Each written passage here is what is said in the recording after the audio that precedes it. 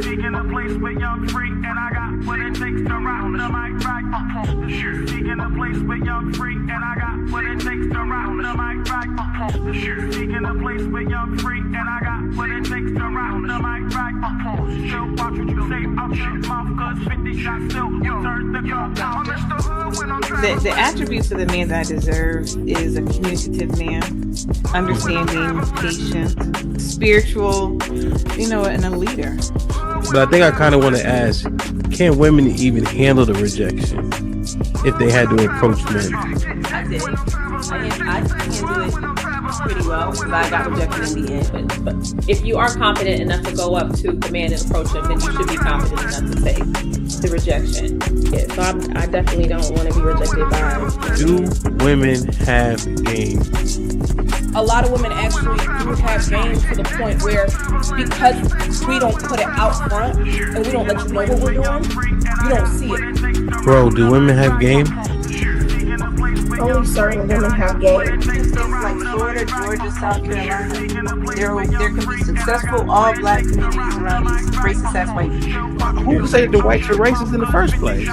I don't think that you've experienced racism in your life. If that's your opinion, we'll be able to be millionaires, have Maseratis and all this shit. I said that, right?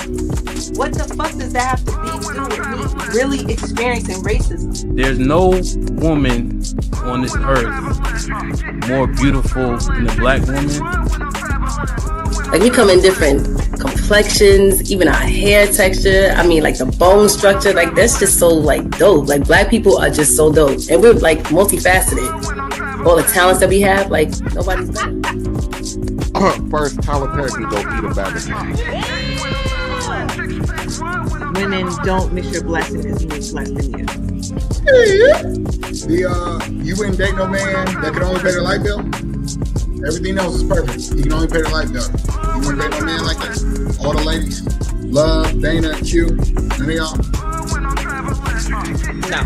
No. How difficult is it dating modern women? I'm not going to say it's difficult.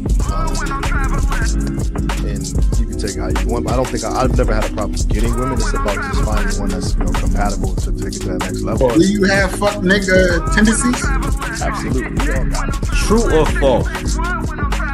Your value is objective based on standards set by society. Intrinsic value only matters to you. All right, so break that down. I'm a little slow. But if you know you dumb, then aren't you acknowledging that value isn't subjective?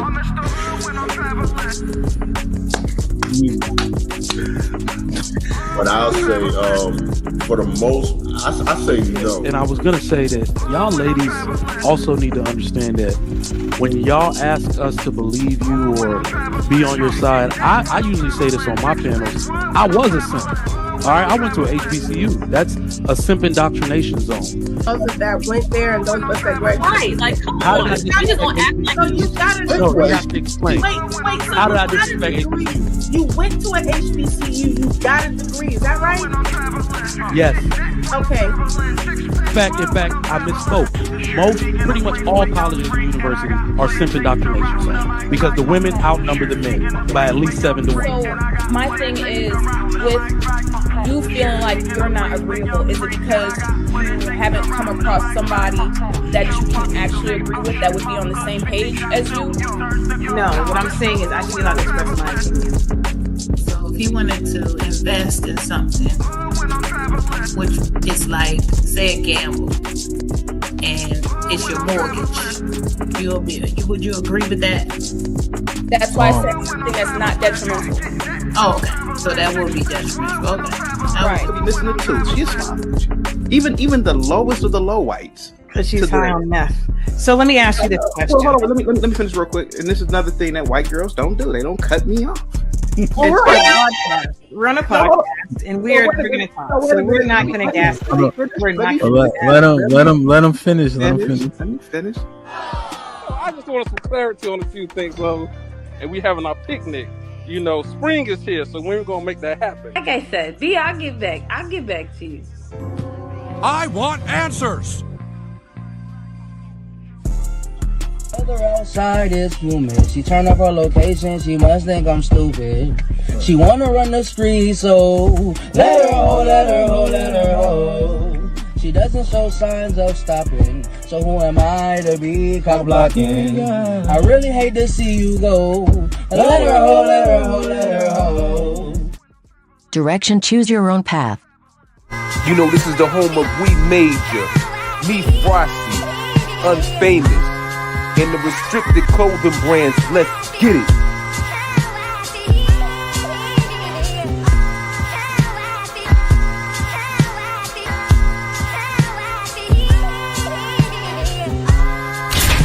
The message is always in the cloth, the colors, the designs, the fit. Basic. Pay attention. Stay alert. And remember, choose your own path. Direction, choose your own path. Don't just wear anything. Wear garments that mean something. We got hats. We got sweatshirts. We got jackets.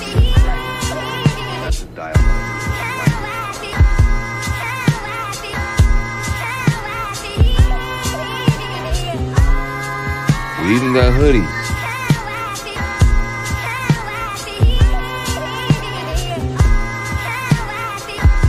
Let's not forget our classic tees.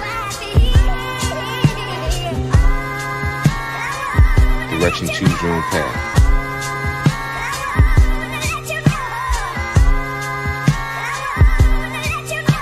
The message is always in the cloth, the colors, the designs, the fit. Basic. Pay attention. Stay alert. And remember, choose your own path.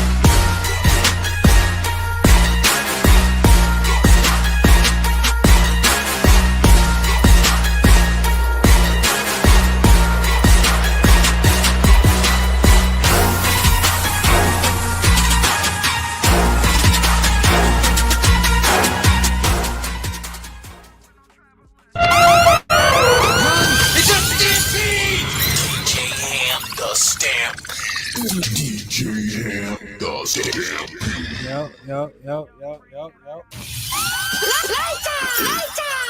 Girl, you can hear me? Yeah, you loud. Wow. Shit like that. Goddamn right. Goddamn right. What's up with you though? You all right? Huh? They can't hear you nodding. Sometimes. I don't know. Yo, man, peep my fit, man. Salute the direction, CYOP.com. This one Stand of up the to that latest. thing. Huh? With a mic or something. You can't see. You block it. It say restricted minds. You know what I'm saying? How the cloth feel? How the material feel? Yo, this material, I try to call Gucci to tell them to get in touch with Bub so they can work on their material, feel me? Because this material is top notch. Perfect. You know what I'm saying? Let me see something real quick. Hold on. Direction. So make sure y'all hit this website, man. Let me show y'all this, man. Hit the like button, hit the like button, hit the like button. We got the new arrivals on deck. So this is the one I got right here. Feel me? No. I like the orange is fire. I like the black. That was orange or is it peach? This peach. Yeah, it's peach. You're right. Cause that's orange, right? Mm-hmm. Yeah, man. Make sure y'all click the link.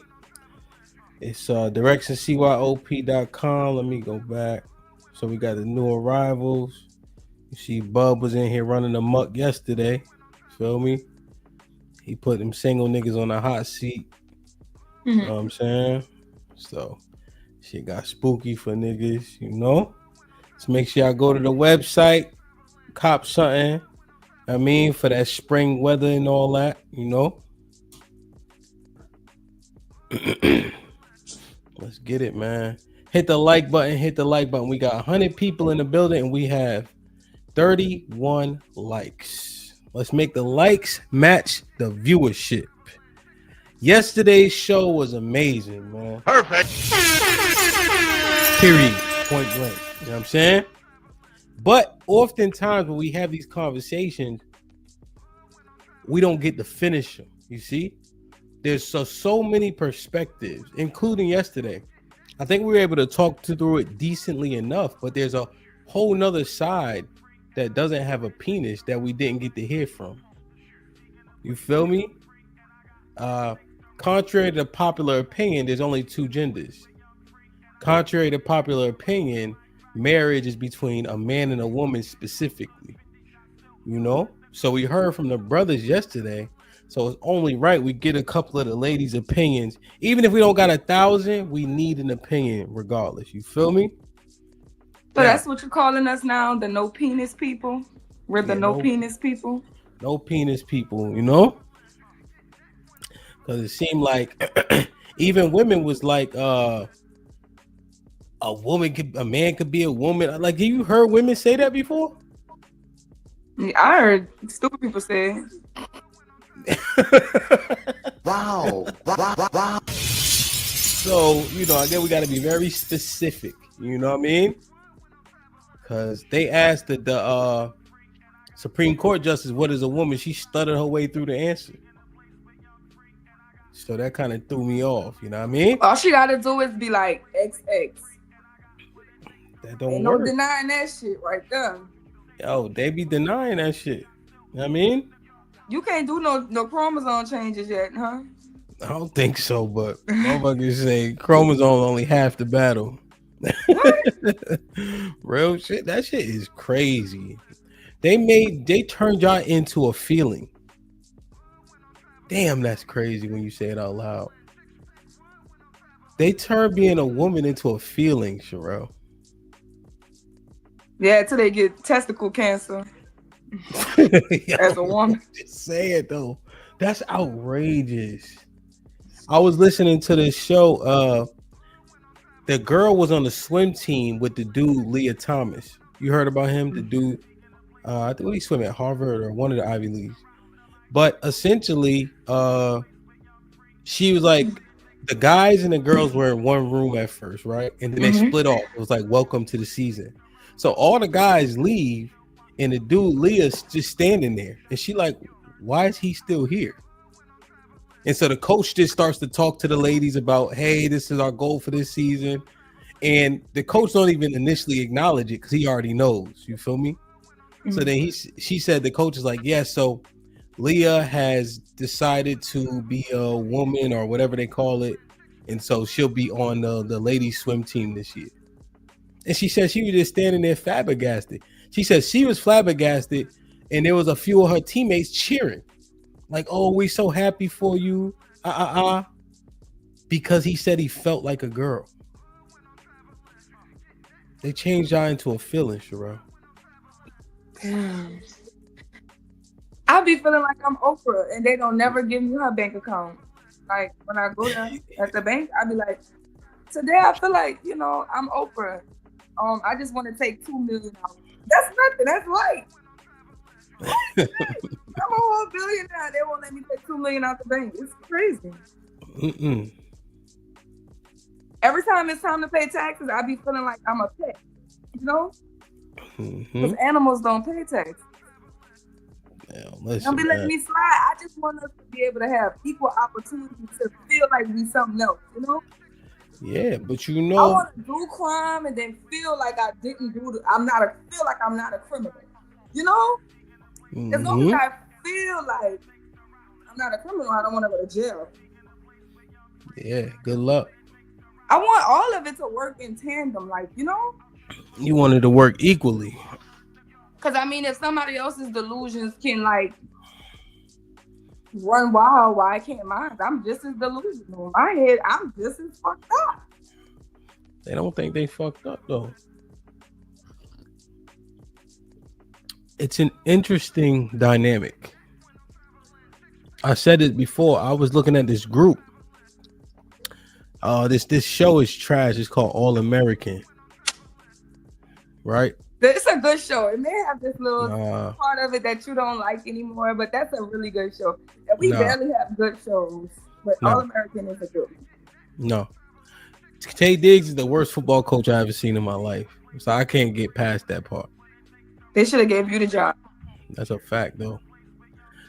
But it got a girl group of 6 girls. But it's not 6 girls. It's 5 girls and a boy. Because they had to replace one of y'all with a transgender.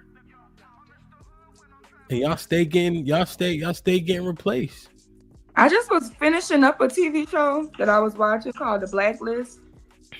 Yeah. And they had an episode on there where they had to break out this doctor. And she was like, the whole episode was about her, but she was really a man. But in the show, they don't say that she's a man, but I know she's a man in real life.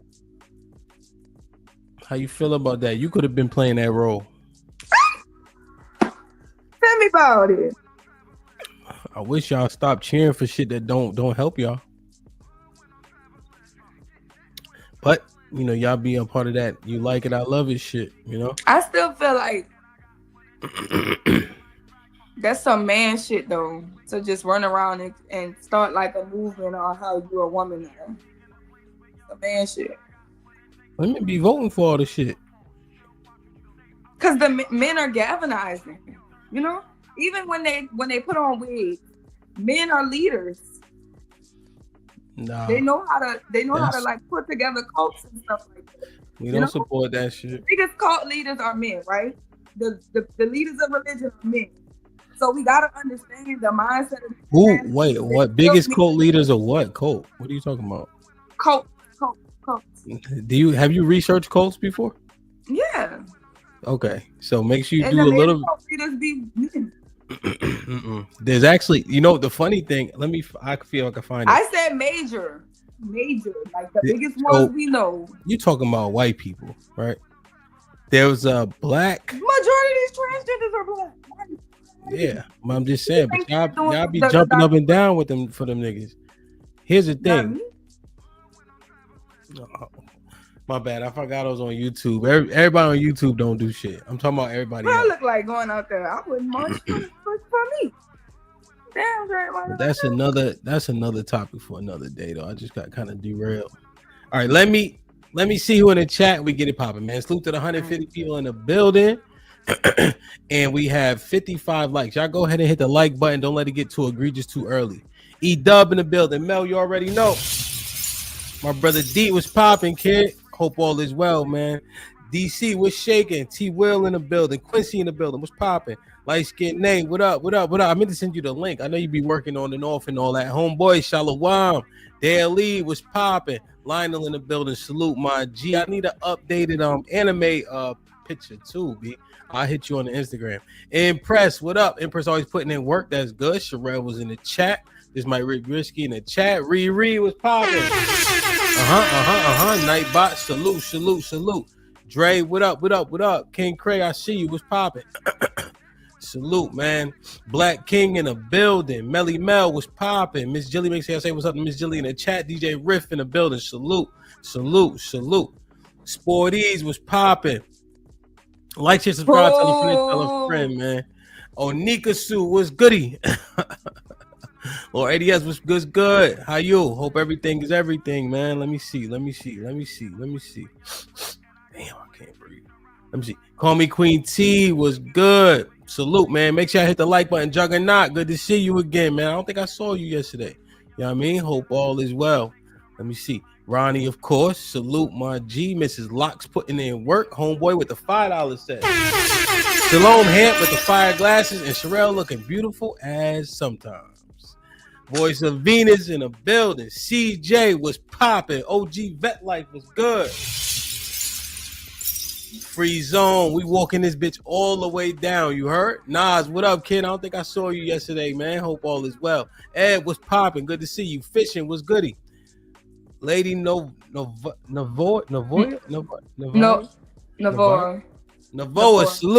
Salute. Welcome. You never seen Lady before? Nah. Have I? No. I'm glad she here though. But no, I never seen the name. You know, maybe the name should, but no, I never seen it. Rebecca, what's up? Yeah. Aaron, salute. Yo, Mufasa in the building. What up, kid? See you in a month. Terrence, what's up? Yep. Lady Novoa said, get the lights up. Shalom.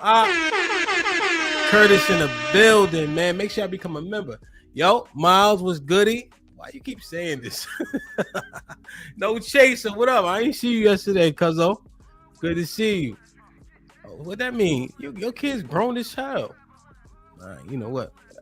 Reaper was good. The second was good. Dion, what up? AC in the building. Yo, so solid in the building. Rainbow Kid was popping. Hope all is well. KG been a member for 14. Perfect. Good. You already. Marcellus, what up, man? I see you in a month for Sundays. Hope everything is everything, man. Tipsy in the building. Okay. I got Juggernaut already. Granny was popping. Shot in the building. Perfect.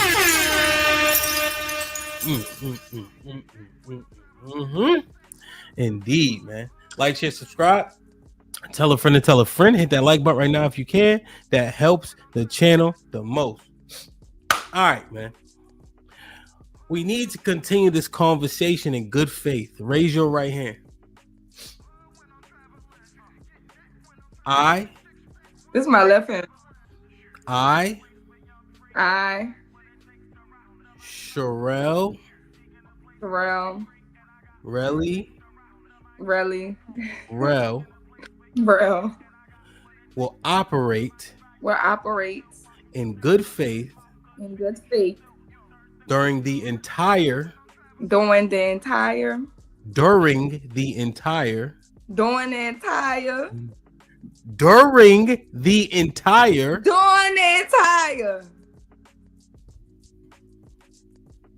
gonna give you one more. Look at me close. I'm giving you one more fucking time to say during, okay? During the entire duration of the conversation.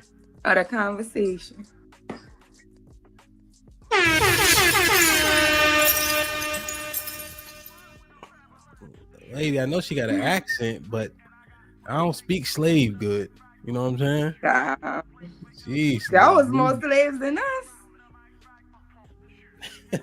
KG with the $5 says, when you coming back to DC?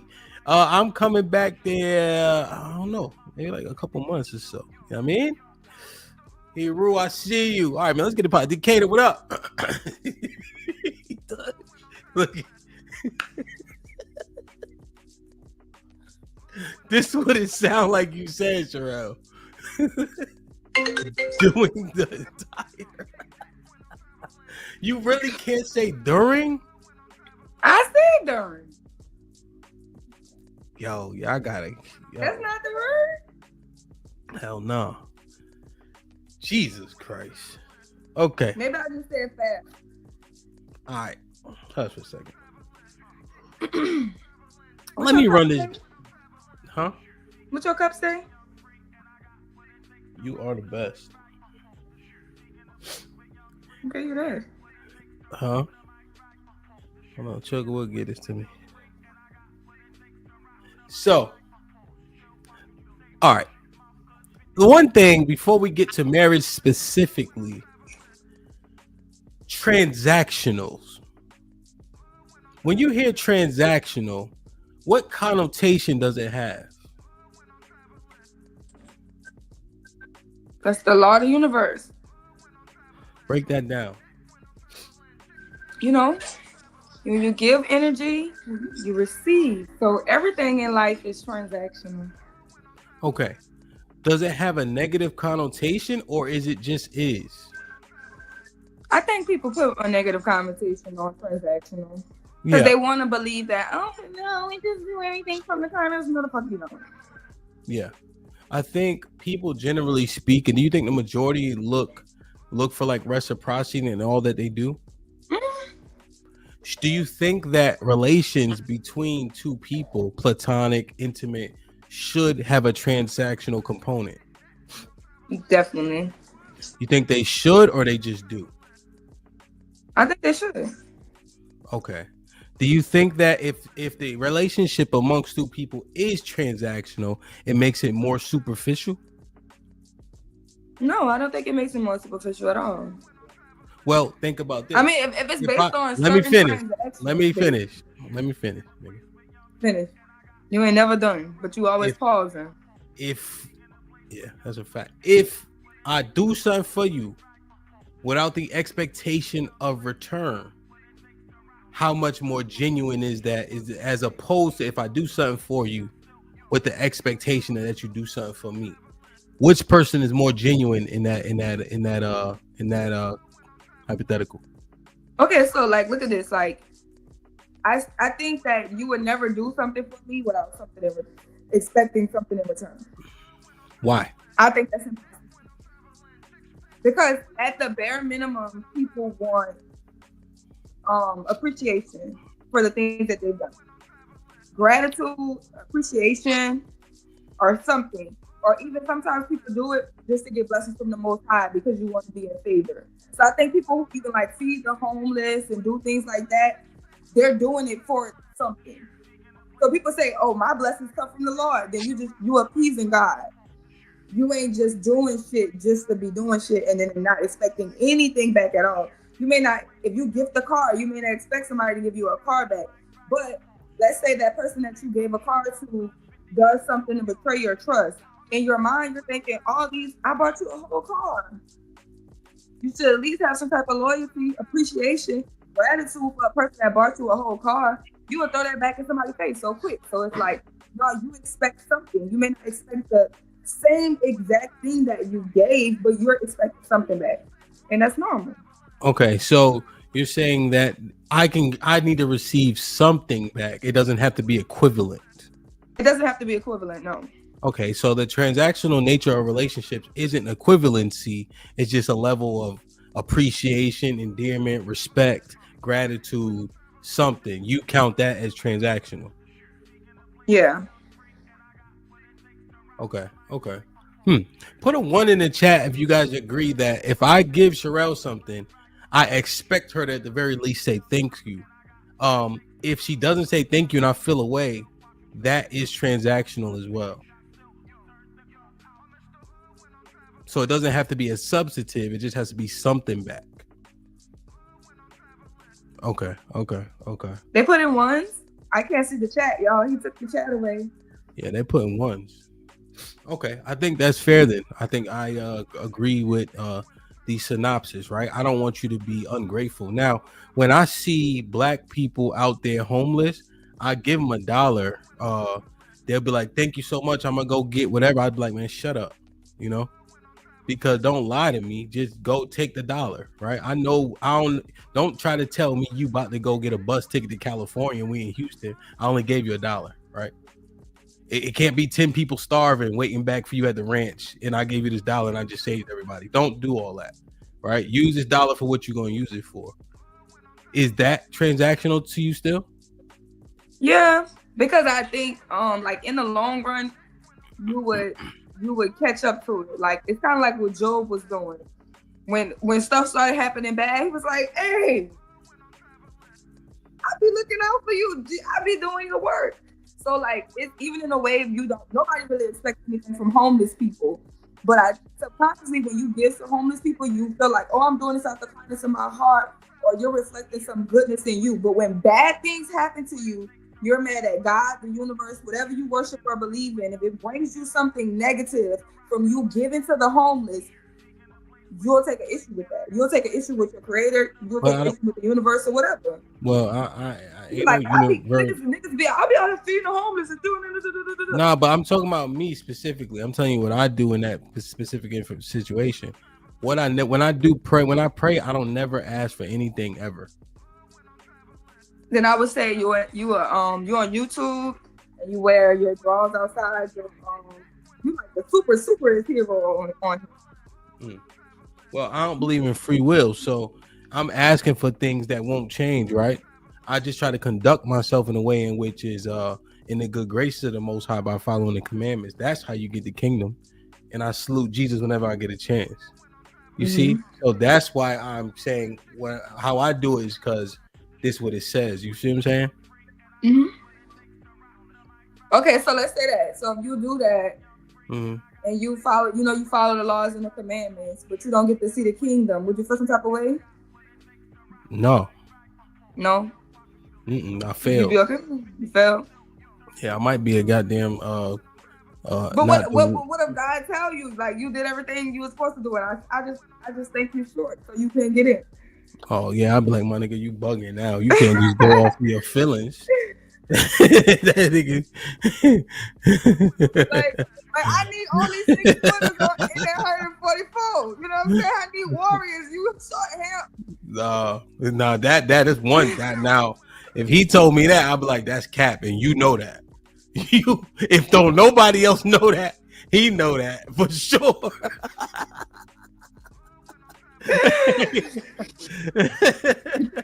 That's one goddamn thing, Sherelle. I don't know about everything else. But a right, nigga so that- it's okay. So you but would it accept work. it, but when you know something, when you feel that unfairness, you'll Yeah. challenge it. So Yeah. that's what I think. When a person gives and gives and continuously gives, and nothing else in return, they'll start to feel drained, and that will cause like some type of bitterness. Okay. Yeah, I think see it that's happen fair. all the time, and people Yo- do yo- like in their mind think that they're not supposed to receive anything, Hey, your and they don't hair- have the expectation. I don't know if that hair got metal in it, but it's messing up your microphone. It's messing up my. It's like your microphone is like you got your hand over it, and then you could like. I did have my hand over it. Okay. All right. Is it better now? Yes. Don't do nothing. I don't know what. I had put my hand under them. All right. I'm holding the thing with my hands. The tablet with my hands. I don't have nothing to sit in because I'm on the sofa. Yeah, it was something like that. So, all right. So, okay, I think that's fair in terms of transaction, because oftentimes it's framed as though things are transactional and therefore there's something wrong with it. However, we often, pretty much everything that happens, people expect a level of return, even if it's not equivalent. Right? Mm-hmm. Now, when you hear that, right, and you hear some of the sentiments that are being shared by men specifically regarding the women that we create bonds with, do you think that men's sentiment is valid, where women seem to underappreciate what men offer? Mm-hmm. Because we'll feel like it's a sometimes when we get stuff, we start to feel like entitlement, right? Like this is a given, like this is what you're supposed to do. So we start to like just feel ungrateful for it. What do you think that men are supposed to protect women? Like, is that something that is just granted as a I think right? that's a global belief. Yes. Okay. Is that taken for granted? Yes. Do you think men should feel obligated to protect women? No, I don't think they should feel, but who cares about how you feel? You hate that word. No, I'm asking. I'm saying, what do you think? What do you think people feel? Like, what's their sentiment? No, globally, yes. Men should protect women and children. That's what Okay. they was created for, I think. Well, it'd be actually kind of opposite, right? You don't endanger. So, like, if you looked at it in a vacuum, right? Let's say you take away, you look at the characteristics of the people, right? So if there's let's say I have to do work, right? I have to build something. I have to create something. I have to protect something. I got a kid, a woman, and a man hanging off the ledge. Who gets saved first? Kid. But why?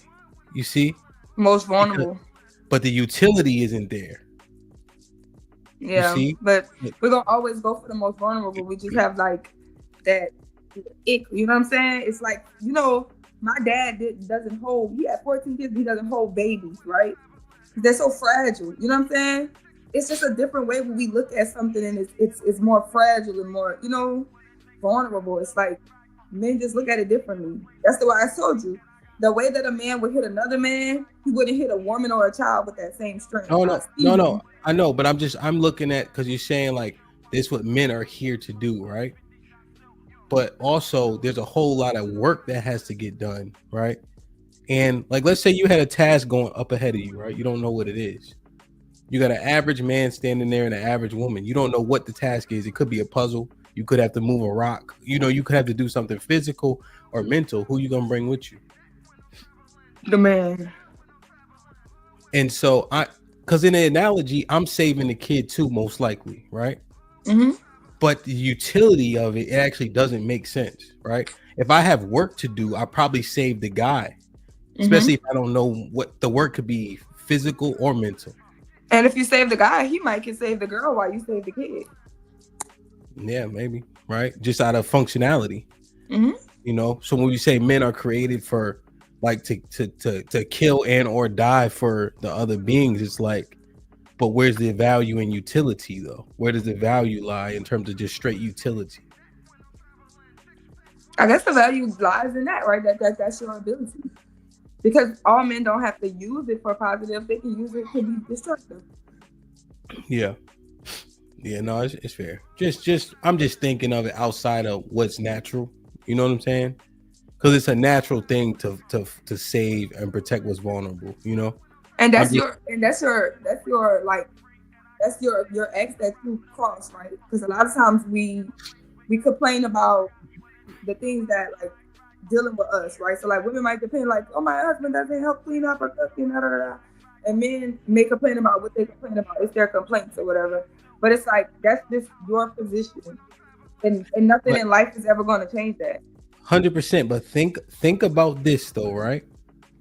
Think about the utility of the man, right? Just how, and you know what I mean by that, how well he can be utilized, what he can be utilized for, right?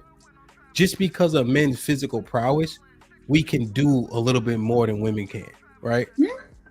And so, and it's no shade at women. It's just what the no, it just is what it is, right? But now, I wonder, are women thinking of it like that though? Like this man is more physical, could be just as intelligent, can do all this stuff, right? Is willing to kill and die for me. I'm gonna make sure he's well fed, well kept, et cetera, et cetera, et cetera, because of his utility. Like, do women? You see it? I'm trying to like mold out, like mind out. Think about that. Like, do you see the man? Like, listen, the utility of this man is great. I'm gonna make sure that all this is taken care of to the utmost. Or is it like if that man don't do for me, like what is the thinking? You see? Yeah, I think that's it. Traditionally, it was like, oh yeah, let me get on my hands and knees and scrub the ground and make sure this man get the first plate with the biggest piece of chicken. Is he out there doing what he got to do? I do feel like there was like a lack of appreciation and respect for men. To be honest, just like in totality, all together. It just like I'm pretty sure they had things where it started, how it happened, but it like you look up. Sometimes you look up. Sometimes you're like you're 21 and you look up, you're 30. You look up, you're 50. So you look up and it's just like the appreciation for men, the value of men in women's eyes have declined. Well, how does that happen though? It happens because women get the opportunities to provide for themselves. And I think being with a man is challenging for women. I think it's so easy to stay mediocre when you don't have anybody that challenges you. The relationships challenge you and it grows you. It may grow the man too, but it also grows the woman. It challenges you, it grows you. You know somebody's gonna complain. So when you're a woman, you in a house full of kids, nobody can check you, boo. There's no accountability. You can keep a dirty house. You can spend however you want to spend. Nobody can tell you about a budget. Nobody's there to tell you no. Nobody's there to put no structure or no order into your life. So you basically can do what you want to do with that freedom. So it's challenging being with a man. So if you can find a way to substantiate your income high enough to be able to have that freedom, and then you use men for whatever use you find them useful. Sometimes that's just sex or attention. Sex and attention. You know what I'm saying? So now you get sex and attention, and you may get some money too, because niggas be tricking. As much as they lie on the internet, they be tricking in real life. It creates a simpler life where you can stay mediocre and you don't necessarily have to challenge yourself. Okay, I understand that. I don't want to go down that road just yet. I was just thinking about mindset, but I understand you mind out the mindset. I'm gonna let it marinate for just a second, and then we're gonna go all the way back to where we started with the fellas yesterday. All right. Like, share, subscribe, tell a friend to tell a friend. Hit that like button right now if you can. That helps the channel the most.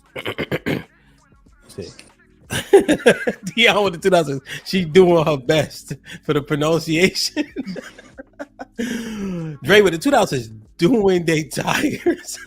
Yo, you got Dre. That's what you said. Doing they tires? Yeah. with duration or something. I was asking you to say. Reese with the 2000. Sherelle be looking cute sometimes. Can she do a 360? Mr. Awesome. Been a member for 7 months. Salute, my G. Mr. Awesome with the 10 ounces. What you mean you don't ask the Almighty for nothing? I always give thanks. I ask for continued wisdom, health, strength, covering, guidance, and opportunity. Never possessions, though, if that's what you mean. No, I mean all of that shit. I say thank you. Harrison with the $5 says salute. We on lock. What's popping, kid? With the $5 says salute, DJ Hamp and Sherelle on lock in the building. The value of marriage, Sherelle. I want to say one thing before we close. Go to the next thing. Go ahead. Even the Most High is transactional. Huh? Even the Most High is transactional. Not that everything that the Most High does for us, we would ever be able to actually give him the exact thing he gives us, right? Because we can't give the Most High life. You know what I'm saying? Or the world, or all this stuff that we get from the Most High. It'll never be equal what we give, but we're supposed to give thanks, praise. We're supposed to follow the commandments, do these different things. He has expectations too. So even with that, it's still reciprocity in that. And consequences when you're not reciprocal. Yeah. No, I get it. Yeah, 100%. That's why I wanted to talk about the transaction thing, because it's always made to seem so negative, right? But generally speaking, the overwhelming majority of everything we do for one another, or even the God we serve, has a transactional component to it. Mm-hmm. You know what I'm saying? So, yeah, things get framed so poorly. You know, when we was having a conversation yesterday, it's like people weren't quite staying where we were. You know, like it just went to boom. Okay, this is what I want to talk about because it's adjacent to the topic, right? Mm-hmm. Regardless of the pros and cons, essentially. You know. But no, 100%, right? So like if you go to like Ecclesiastes 12 and 13, right? You keep the commandments, that's the whole duty of man, right? That's the conclusion of the whole matter. Keep the commandments. All right. And it's the thing, right? I think they think that I don't know all the verses in the Bible, right? So, but yeah, so we'll get back to it once we bring everybody up and drop the link, you know? So, marriage itself, when you hear the term marriage, what happens in your head? I just immediately want to go to sleep forever. Sleep? It's a nice way of saying die. Why you okay? Sleep forever, like no waking up. Okay. Why? I don't know. I guess I've been here too long, but the marriage conversation is just so cringy to me. It's so draining. It gets so ugly that I just be like, I'm just gonna take a nap and not wake up for to have this conversation. Mm-hmm. Especially as a woman who doesn't necessarily have this overly desire for marriage and probably won't ever get married in this lifetime. You know, it's even more tyrannical. You letting it marinate? No, what? Well, I'm still caught on you want to sleep forever. I explained. Huh? Yeah. Tiresome. Why does it sound so bad again? It's just draining. You mean like the conversation on marriage in totality? When you hear marriage is draining? Yeah, of course. Yeah, it's draining. Like the conversation, marriage, everything is just all seem like a ball of confusion that I want nothing to do with. Married people don't seem to be happy. People trying to get married don't seem to be happy. People who used to be married don't seem to be happy. Every marriage conversation is is turned up and twisted and it just bring a lot of negativity. I just don't see a lot of positive shit coming from the word marriage. It's a ball of negativity. So you don't fuck with it. You recommend people don't get married? I recommend people do what they want to do. And do me, yeah, go get married. Save the community. I think they should all get married. To each other, all the baby mamas, all the baby daddies. Okay, so you don't have no real thoughts about marriage except for that it's bad. No, I don't think marriage is bad. I never said that. You think it's confusing? Yeah, I think it's confusing. To me. Why? Like I just said, don't seem like nobody who be married be happy or having nothing positive to say about it. Or the people that used to be married, the divorced people, they say even worse shit. You know, I saw a person, right? Because this the problem, right? I don't know if we know what value is. We don't know what leadership is. We don't know what value is. This person died in their bed, right? Not much older than me. Because they didn't have that home, they didn't share that home with nobody. If they would have had kids, if they would have had a spouse, they wouldn't have died there. This was in the morning time, like, you know, where everybody's in the house, not like on no weird shit. I talked to someone who don't have no kids, don't have no man. She knows about a similar situation. You know what she said? What? I got to get a lockbox. I got to get cameras in my house. I got to get a life alert. Because people say, I just get a dog. I'm happy. I'm free. I'm this. I'm that. Until Father Time come and call him. Father Time coming either way it goes. We just cleared out this house, right?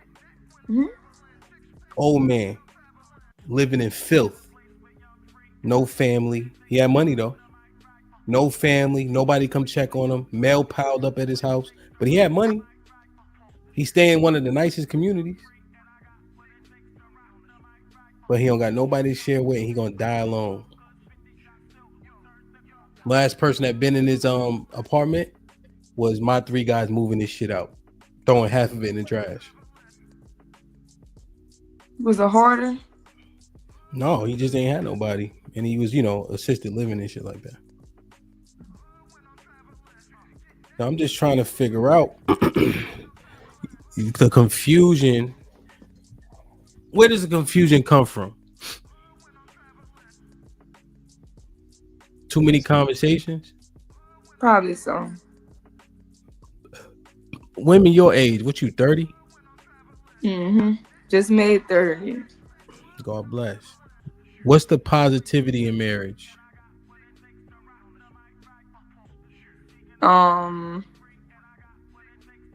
You got somebody help you with the bills, companionship, somebody help you with the kids, protector, hopefully a leader.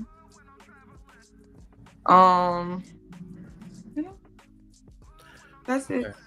Okay. So do you think that there are more positives in marriage for men than women, or women than men? More positives for women than men? Women than men for marriage.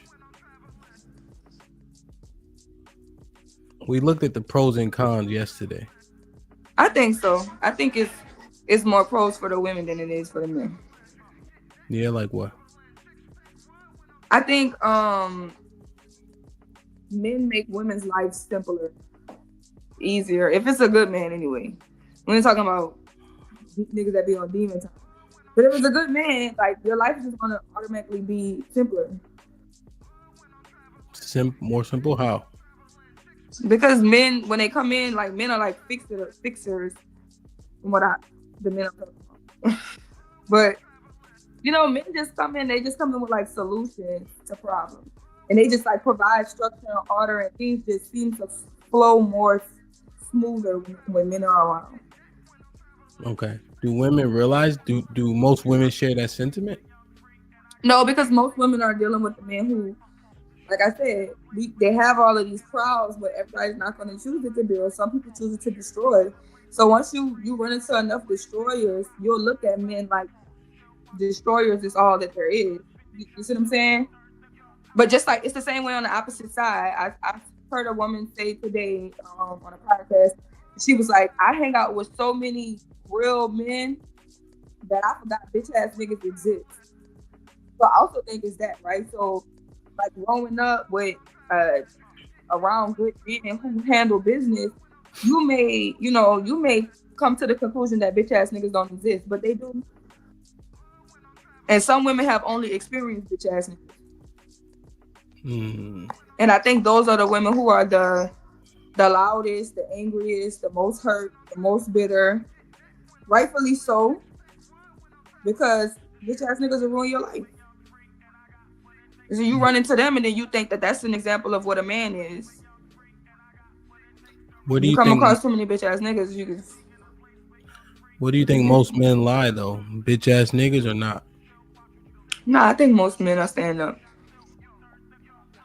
And they all so got what, everybody got some shit with them. But I don't think they bitch ass.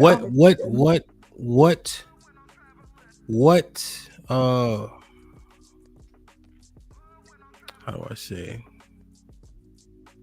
What do you think is louder? Do you think the bitch ass nigga sentiment is louder, or the fact that most men are just pretty regular, average, cool? I think the bitch ass nigga syndrome is sentiment is louder. But do you think it's wrong? I still think it's wrong.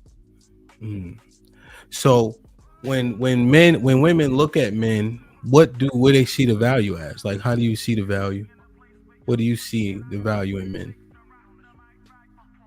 Oh, me personally, I think men are amazing. They build the world. Like, they just keep everything together. Okay. So when you look at this is what men say regarding the risks of marriage. It's not so much about marriage, it's more so about divorce, essentially, right? There's a lot of risks assessed when it comes to divorce. Do women assess the same risks regarding divorce? I don't think so, because most women, unless you're like a breadwinner, they're not gonna lose in marriage, really, right? They'll probably still be able to get financial security from that man. They'll most likely get all the assets that he's acquired. So they usually keep the car, the house. Nobody's splitting that down because she's gonna keep the kids.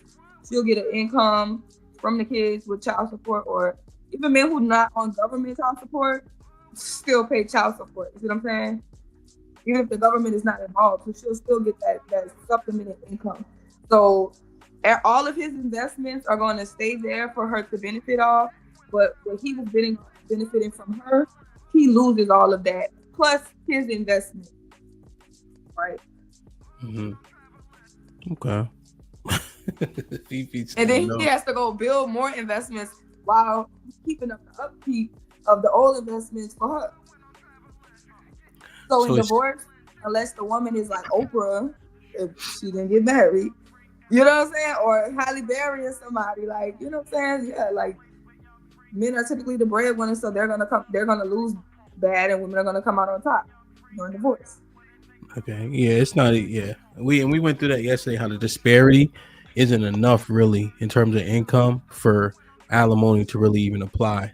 Alimony / spousal support to most relationships. Period. It happens in I never said the spousal support. Most likely there's kids within the marriage, and those men have to provide for those kids.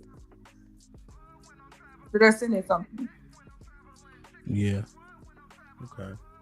So like for instance, right? It seems like if you're saying it makes the woman's life easier, what are these things that women want to maintain and try to hold on to in regards to not getting married or this independence, right?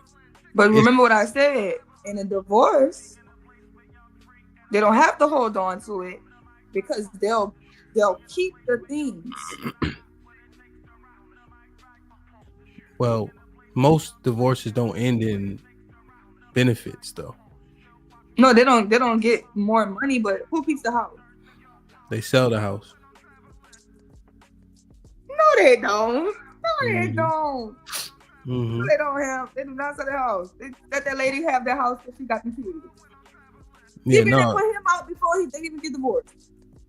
But in terms of marital assets, once you have to dissolve them, people are entitled to the marital assets, right? So Most people don't even fight; they give up.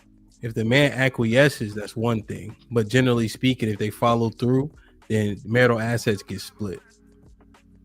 But most men acquiesce, and most women know that. Yeah. That they're going to acquiesce. I understand that sentiment, essentially. I've seen men do it, and then the complaints will come out how much men lose, but that part's often left out, how men will say, take this, take that, take this, right? Try not to make it too stressful. But, you know, I think men, and then what the stats also show is that men actually fare better after divorce than women do. You know, just building up life again and shit like that. Mm-hmm. You know, recovering from it. I guess, like, if you're saying, generally speaking, that the benefits are there, you know, just for women, if they get with the right man to make sure that everything's copacetic. And then you couple that with the expectation of men to protect women. It's like, what is the fight for so-called independence and your own game plan for? That seems to be the crux of an issue. That women want to be independent?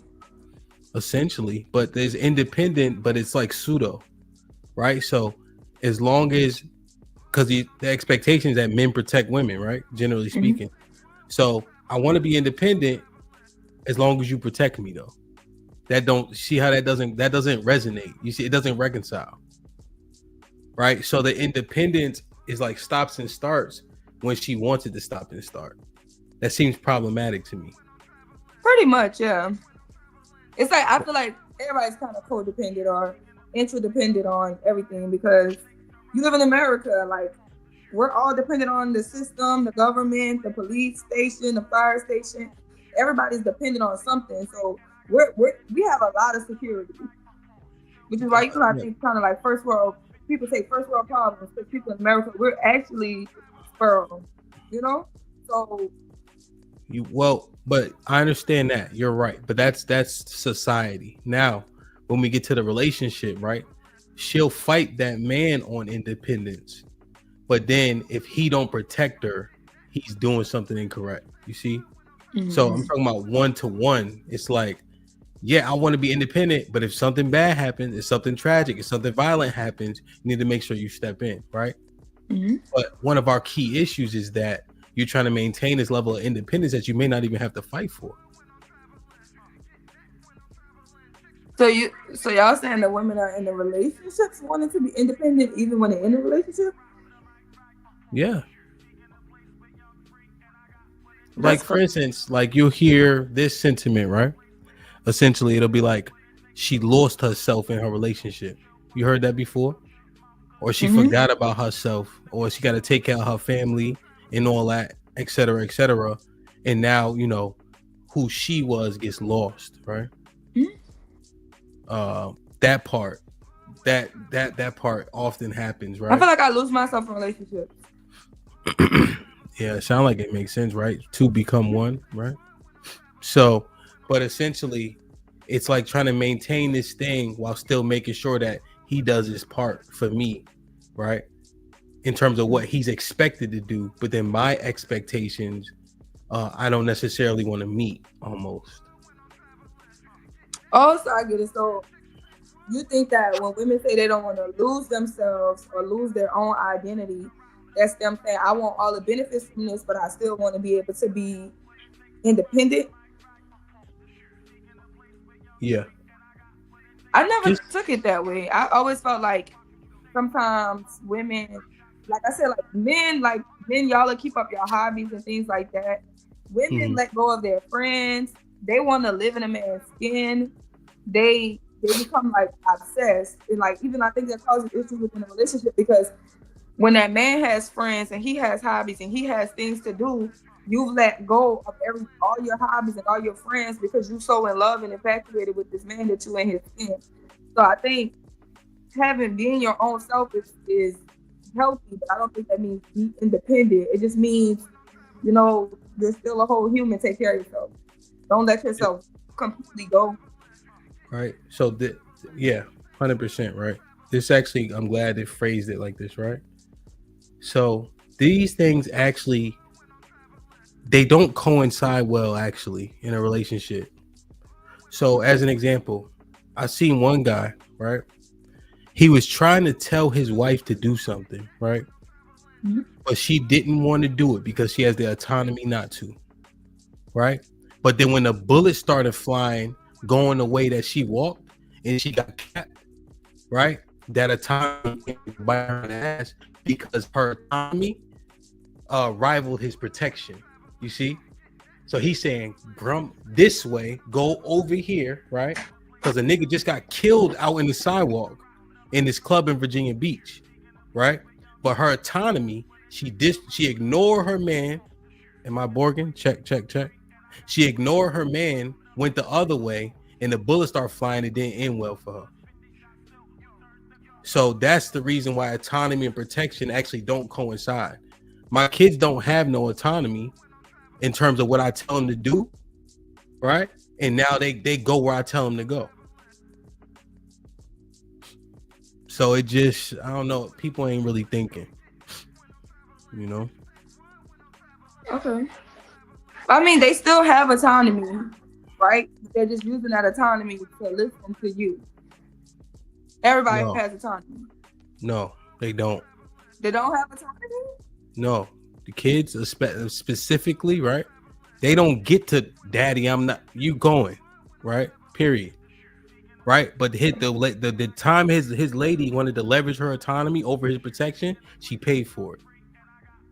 Right? Okay, so let's say one time my brother, he told my nephew he couldn't have snacks, right? Sure. My brother's in his like man cave room and he hears something sliding across the kitchen floor. So my nephew decides to take a wooden chair, slide it up against the cabinet, to climb on top of the cabinet to get the cookie that my brother told him he couldn't have. My brother come in the kitchen and catch him. He like, what is you doing? He bit the cookie because he's like, I did too much work. He heard him bit the cookie so he could at least take the cookie and he was just going to take the whooping. That was him totally disobeying my brother, using his autonomy to do so. You see what I'm saying? These kids don't listen. Yeah, I don't know. Me and your brother gotta have a sit down, I guess. But I'm just saying, right, as it pertains to protection, right? And see, here's where what you say, you gotta stay to where what you said, right? Right? Because you're looking at measures, right? But then you're talking about protection in the earth. If a man has to protect you from anything in any way, it's a drastic situation. Ain't nobody out here fighting. Ain't nobody out here getting shot. Ain't nobody out here jumping in front of cars. So when we're talking about protection, oftentimes it is situations that become dire, right? And see, that understanding isn't there, you know? So if I tell my wife, don't stop at the gas station, don't do this, don't do that, because the situation that's going to come from the reason why I'm saying it is a drastic situation, right? I got finished DJing, parked my car in front of the gas station, went into the gas station, right? I left the car running, but it was running, right? I locked it. Niggas trying to break in my shit. They end up getting the door open. I got to get over there. Shit get hectic, right? But what if that's her, though? You see? So for her saying, no, you can't stop at the gas station. Yeah, it sounds so, I'm trying to take away from her autonomy. No, it's about protection, because when the situation gets drastic, it ain't going to be no, that's extreme. No, that's what we talking about. Okay, yeah, I understand that. Right, but this is the problem that I'm continuing to see. Essentially, is people get caught up in what they think is being talked about, and then they just stay on that train. What we're talking about specifically is autonomy and protection. We're not talking about a woman's autonomy in totality. You see? So when he's trying to protect you, right, that autonomy needs to go away. There shouldn't be no questions asked because you have an expectation. Because as soon as he doesn't protect you, now he a bitch ass nigga. So what I'm saying is the autonomy going away, or is she using that autonomy to be underneath your protection? It goes away. I look at it as the autonomy is there, and she's using that autonomy to be underneath your protection. No, that's the thing. It ain't no thought process in it. You don't got room to be questioning whether or not you should listen when it comes to protection time. See, one time me and my wife was in this restaurant and shit was kind of getting a little bit crazy. So when I look her straight in the eye and say, go outside and sit in the car, right? So I could get out. She don't say, oh, I wonder if no, she go outside and sit in the car. But it's not a thought process, but it's still like what do you know the definition of autonomy? Yeah. Okay. Yeah, I do. And that's what I'm talking about specifically, right? And so there's things that you don't see or do see based on life experience, right? And so if we in New Orleans, right, Sherelle, and we walking down a particular street, right, regardless of what I've been through, if you say, Hamp, walk on this side at 3 paces a minute and then crawl under here, you know what I'm gonna do? Walk on this side at 3 paces a minute and crawl under here, right? All that me trying to make a decision to say, no, this your wheelhouse. You have the experience here. You see? That's what we trying to say. And people always try to make it seem like you're trying to take something away from somebody. No, we're trying to operate and function and be successful. You know, so basically the last decision that you give up, you just basically saying like give up your once you're underneath somebody else's protection or their leadership or their guidance or whatever, you give up this independence, this I'm governing myself. You know? Yeah, and I'm talking about in specific instances, right? When we're talking about as it correlates to protection, right? You can't have an expectation of somebody to protect you, then get to question their judgment when they're trying to do so, right? That's what, yeah, and that's what we discussing. We're not talking about women should just be robot, right? That's not what happens. Some of them say women should be robot. Well, it's unrealistic, right? You know? Interesting. Perfect. And I want y'all to be careful, right? Everybody, salute to everybody here. You guys are saying that what we're discussing is extreme, right? But when you're talking about protection, if somebody has to protect you from something else, that is an extreme situation, right? I think y'all need to understand that. You only need to be through one extreme situation. Don't start walking around here like this ain't gonna happen to me. That's the people it happens to. Every single person who left their house today assumed they was making it back home. Every single person. But a whole lot of people haven't. So don't go in this mindset, oh, what happened to you at the gas station? If they pick me, you don't think they're gonna pick you? I ain't small. If they pick me, you don't think they're gonna pick you? So I just don't that's how people get into trouble, man. You know? Let me see. Let me read it real quick. Daily, what's up with the 2000s? The most high framework. If you, then I. Harris saying with the $5. What happened in VA Beach? Somebody got their head knocked off over there. That's all. You know? It's interesting, man. Just at the gas station. They try to rob me at the gas station, that's all. That's all it was. Perfect. Let's see, man. Des, what up? Perfect. Hi. What's goody? How are you? How are you? I'm good. Everything? Yeah. How are you doing, Cheryl? I'm doing all right. How you doing? Good. Cheryl. Is that wrong? It's Sherelle. Sherelle, I'm sorry. Sherelle. She got an old face though, Des. So Cheryl. No, that's not why I said that. It's because that's how my cousin spells it. I mean, well, to your point, my cousin's about 40. Wow. Damn, I'm about 40. my bad. My mama named Cheryl. See? She did a play on her name. So your name is actually Cheryl. You just told us. You just say Sherelle. No. People used to call my mama Sherelle when they saw her name. She named me Sherelle. Cheryl look good on you though. You look like a Cheryl though. I look like a Sherelle. Sherelle. Des, what's up, man? How you though? I'm good. So we just talking through this thing, man. We looked up a bunch of different things in terms of marriage, the pros and cons, right? And the sentiment is shared. Miss Jilly was saying it. We had a show previously just saying that, women don't see the value in marriage anymore. I would say either, right? From the sentiments of most of the brothers is that men don't see the value in it. The juice isn't worth the squeeze. The perks you get from marriage, you can get outside of it without having to pay such a hefty burden. Mm-hmm. Okay.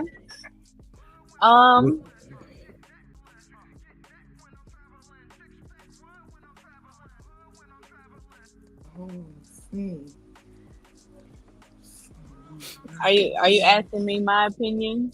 Yeah. My opinion is that women don't respect the role of marriage that their man plays, because the responsibility of it is taken in a sense of accountability for who you are, and your role is who you are. We've grown up in a world right now where women have this sense of independence, so they think they're the big dog in the show. I can attest, because that's what I was in my previous marriage.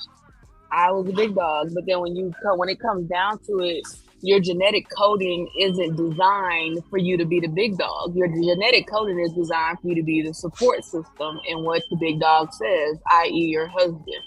So I can agree that women want the notion of marriage, but they don't really respect what marriage is as in accordance to what their role is designed to be.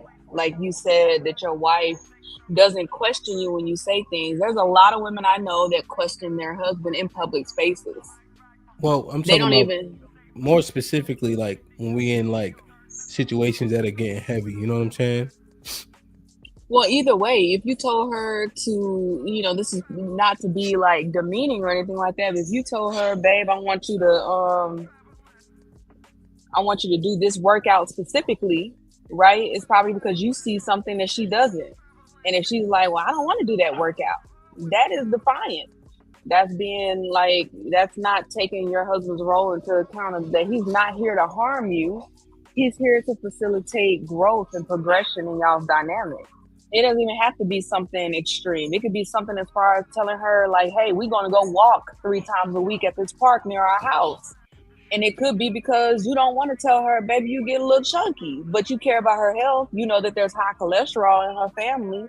You know that diabetes running her family. And to offset that is like, oh, well, I think as the leader of this home, that as a family, we're going to go out 3-4 times a week to the park, and we're going to get some fresh air and some exercise.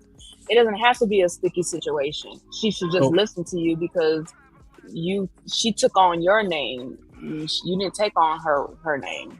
Well, let me ask you. So yesterday I was going because I started doing 2-a-days, right? Mm-hmm. So I was going to. So I went to the boxing gym in the morning. Tiff ain't here, is she? All right, good. I went to the boxing gym in the morning, right? Which I probably shouldn't have been, but I couldn't help it. And then I went to go to Planet Fitness to do the stair climber. So my wife was like, okay, I want to go. And then I'm like, all right, come on, you ready? She's like, I don't want to go no more. I'm like, are you sure you don't want to go? Because I had asked her initially. She's like, all right. And she's like, nah, I don't want to go. I'm like, all right, fuck it then. Was that defiant? No, I mean, because you didn't ask her to go. You didn't request her to go. She told you she wanted to go. So you gave her the room to make that decision. Yeah. But if you told your wife, like, hey, babe, I signed us up for these classes, and she's like, no, I think that's a bit defiant on her part, because a husband, I don't know the exact definition of husbandry or the word where it originated, but it's to tend to, to the upkeep, right? And I think that when women get married, they feel like they are going to be able, because men are so lenient these days in a modern society where they're going to be able to pick and choose what they do or do not want to do. But I mean, ultimately, your husband bears the responsibility of the wife's actions, and what they're a direct reflection of who your husband is. So they don't ever say like, oh, well, the house went up for foreclosure and you're married. They don't ever say, well, what did the wife do? They say, well, where the hell is your husband? They don't ever say like, oh, little Timmy is acting bad in school. They don't ever say, well, where the mama at? They say, well, why he don't have a daddy or a father in his life? You know what I mean? Like, there's so much responsibility that falls on a man's shoulder that even if the woman was to mess up, it still falls on the husband's shoulder. So I think, in my personal opinion, it's just best to allow the husband to delegate duties and to delegate responsibilities, because it's just easier, because it's all going to fall back on him regardless. Now, what do you say regarding that, right? Because we're looking at it, we're going to fine tooth it, right? So essentially now, though, right? Because we look at contribution, and I think people weigh their contribution. And so what I mean by contribution is contributing to the home. So Black women pretty much has always worked, but now the money is much more substantial. And the majority of Americans live paycheck to paycheck, and both people have to contribute, right? So what happens now to that hierarchy when everybody's putting in 50% of the earnings, or 50% of the cost in that home? It still should be delegated by the husband. Like, it just still should be. It doesn't matter if he makes $1 and you make $100 million. The respect is of his role, of her husband. Like, just the title in itself, husbandry. He's to tend to. He's to take charge of that role. Like, a wife is here to support. She's a support figure in the marriage.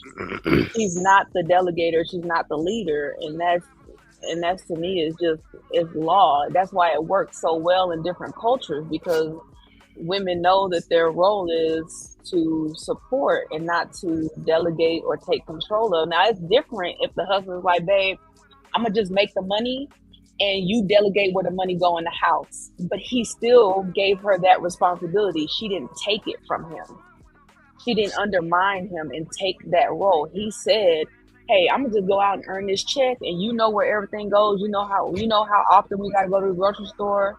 You know what the kids need, so I'm gonna just put it in our joint account, and you delegate it efficiently. You know what I mean? Now let me ask you, a woman that was able to amass great wealth, right, in this earth, right, as independently as possible, to Sherelle's point, given society does a lot of things that people don't have to do anymore for themselves, right? But let's say she went to school, she got a good job, whatever the case, she started making money, she been leading herself for a decent amount of time, because the average marriage rate for our people is 32 years old, right? So she's been out of college 6 or 7 years. Most women buy houses first, right? You say go get married and become a helpmeet, right? And be led and be delegated to.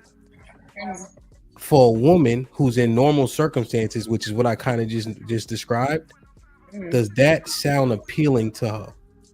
No, because she done made it out on her own. Like, and you have to be a special type of woman, or it has to be taught kind of early on that no matter what you acquire in life, if you're seeking out a husband, he's going to require you to adjust some of those accomplishments that you've made, like a home.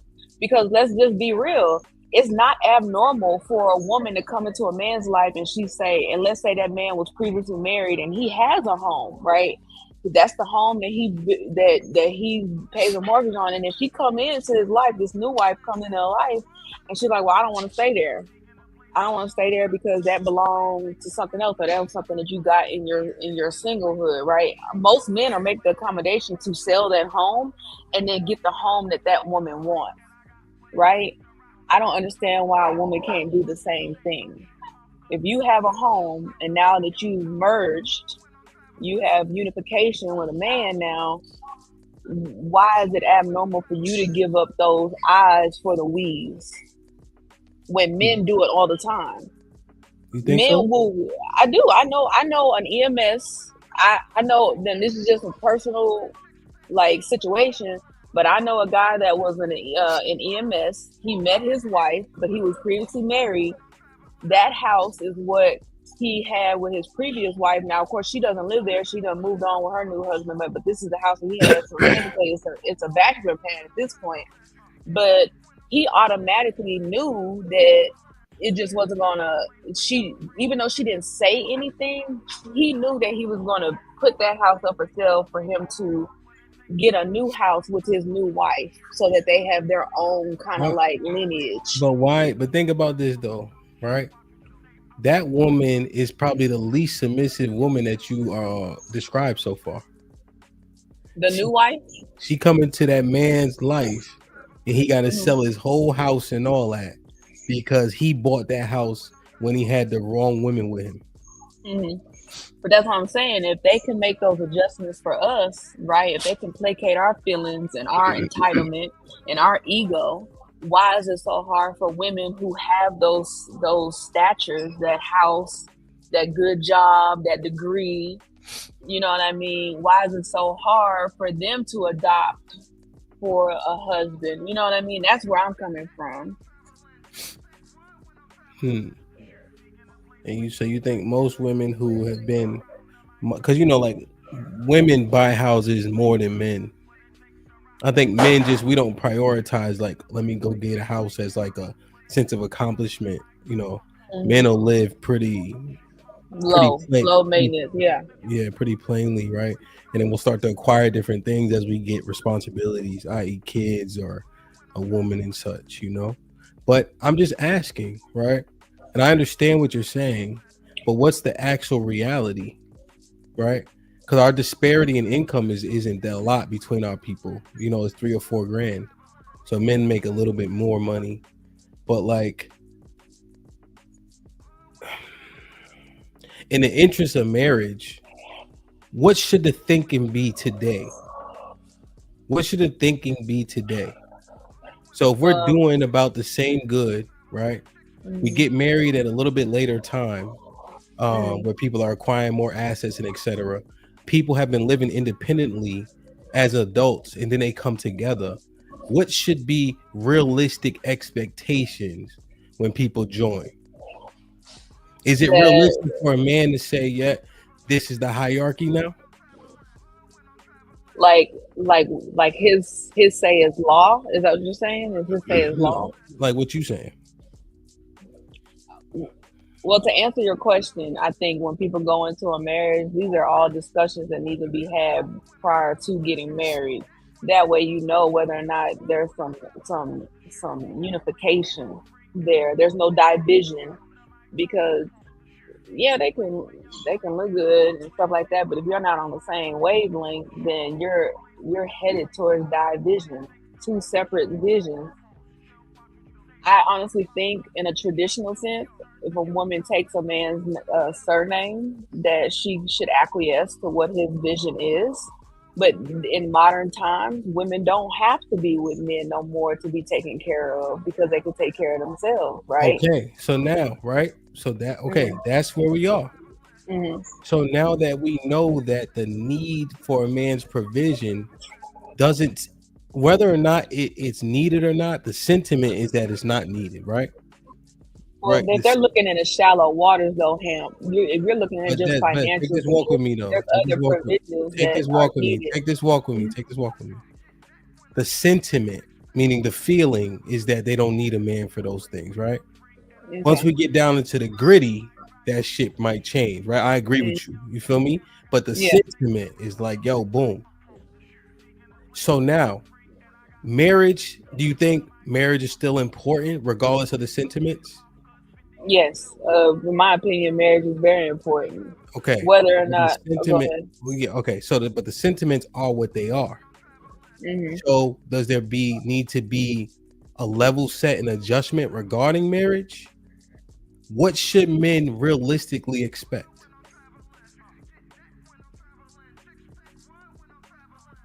I think they should respect some pushback from women, but if that woman is going into marriage for the right reasons, then it would only take a small adjustment period versus a forever adjustment period. Like there has to be a sense of respect before you even like that man has to know this woman respects me. She respects my authority. She respects my judgment. She respects my knowledge on certain things, and that all happens in the dating and courting phase, I believe. That way, in courting phases, you can walk away unscathed before getting to a very like legal and permanent situation as far as marriage goes. I know that there will be pushback with modern women. There will be pushback because you're adjusting from being a single woman to now a married woman. But I don't think the adjustment period should last 3, 4, 5 years. At that point, you should have never married this gentleman. You should have never accepted his proposal if you were never going to adjust or acquiesce to what his actual role is for you. Because at the end of the day, you can get a bag. I can get a bag just standing here. But do you think that most women are saying, yo, it's time for me to give up my game plan. It's time for me to give up a level of autonomy. It's time for me to acquiesce to what this man wants, needs, and desires because his goals are now our goals. Yeah. So I had to go through life to get to that point, that thought process. I don't think there's many human beings that will take another person's experience and learn from it, right? I got on here and was very vulnerable. Like I still get flack for it in the Discord. I outrightly said that I belittle grown big men. But is a woman that's going to watch this podcast going to be like, damn, I don't want to go through those trials that Des went through, right? Or is she going to be like, nah, I can do it differently so I can get a better result than Des. Life is your best teacher to me. I had to go through life and understand that I was not equipped to be a wife. I was not equipped to love a man unconditionally, and that means respect him unconditionally. But what I know now at my big age of 33 versus 21, 20, I would have told my younger self, you're not ready to be a wife. You don't even know what it means to be a wife. So this is not your calling right now. This is not your ministry right now. But a wise woman would be like, damn, I heard Des' story. If I really want to be with this man, I really love this man, I'm going to have to unconditionally respect him. Okay.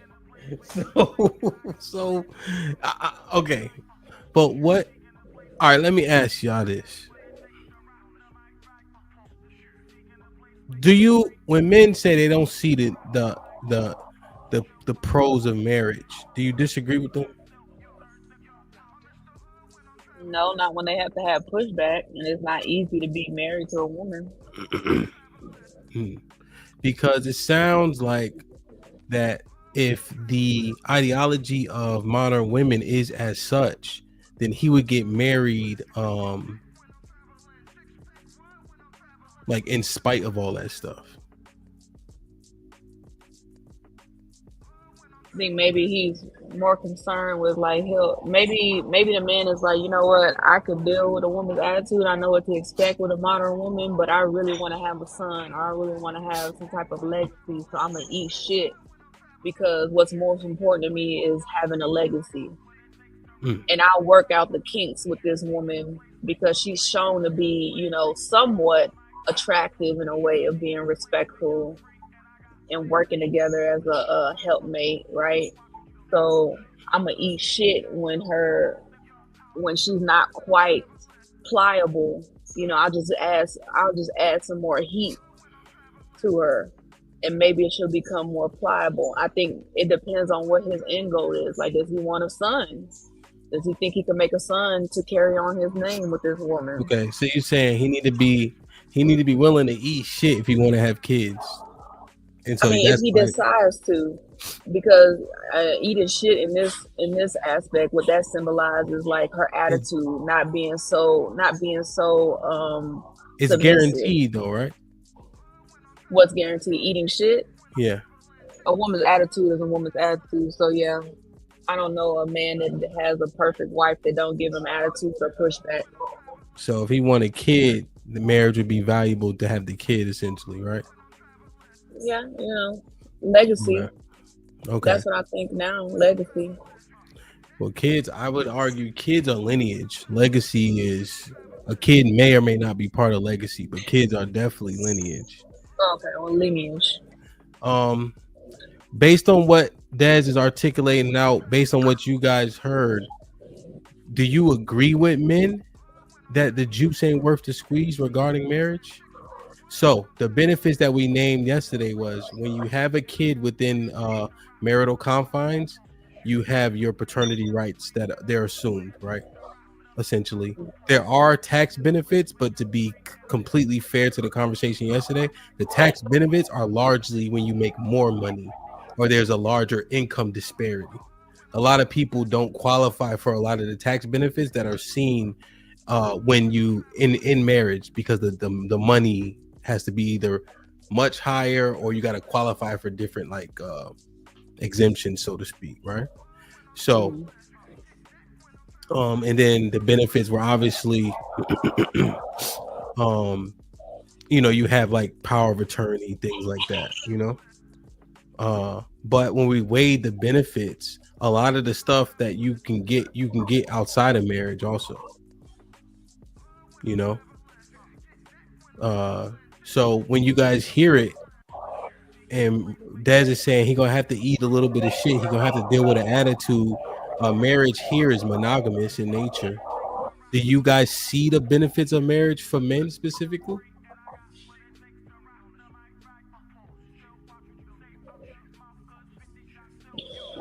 If you have the right partner, yeah.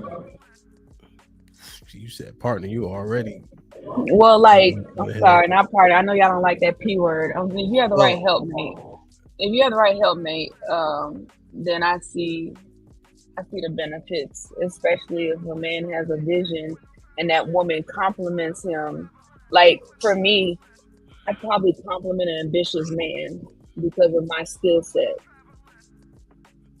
Okay. So I don't think I compliment a blue collar type of guy.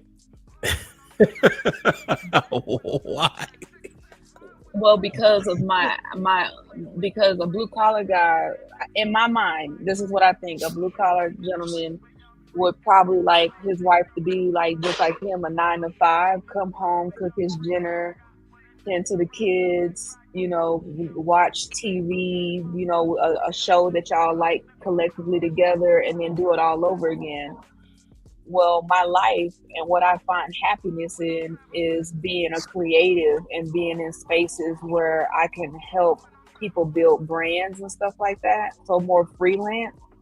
So a gentleman who probably has his own business or has his own ambitions and doesn't want to work for someone, essentially, I compliment that man. And the reason why I know I compliment that man is because most of my clients are men who are high up in society, and I add to their brand. I've been able to propel their brand further. Yes. That's what I'm saying. Yes, you telling Why me. are you living like that? I mean, man? most black men are blue collar. Like blue collar has an entrepreneur. So the most entrepreneurs come from blue collar work, right?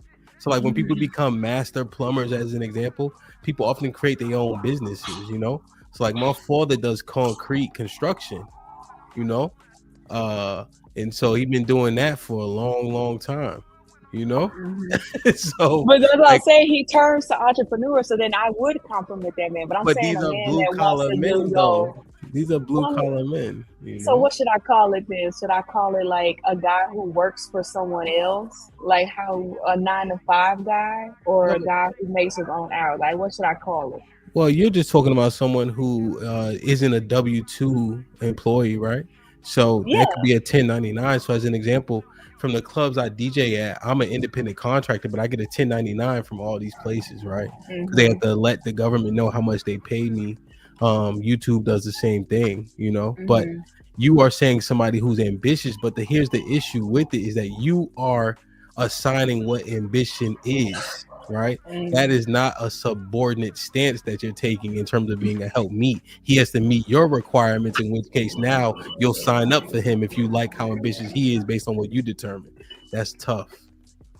So I can't just like an ambitious man. I can't just be like, well, this an ambitious man is what I'm attracted to. I'm being controlling and I'm being a little bit masculine in energy because I like that. I'm just saying, Yanni, what's up? No, I'm just saying, like, just thinking about what all that you're saying. Let me re-ask the question. When y'all look at this, y'all heard what Des was saying. Y'all hear these conversations all the time, right? Do you guys see the benefits of marriage for men? If so, articulate them out to me. That's all. I see the benefit because as much as shit that they talk, these men, they don't want to die alone. That's why they're on here.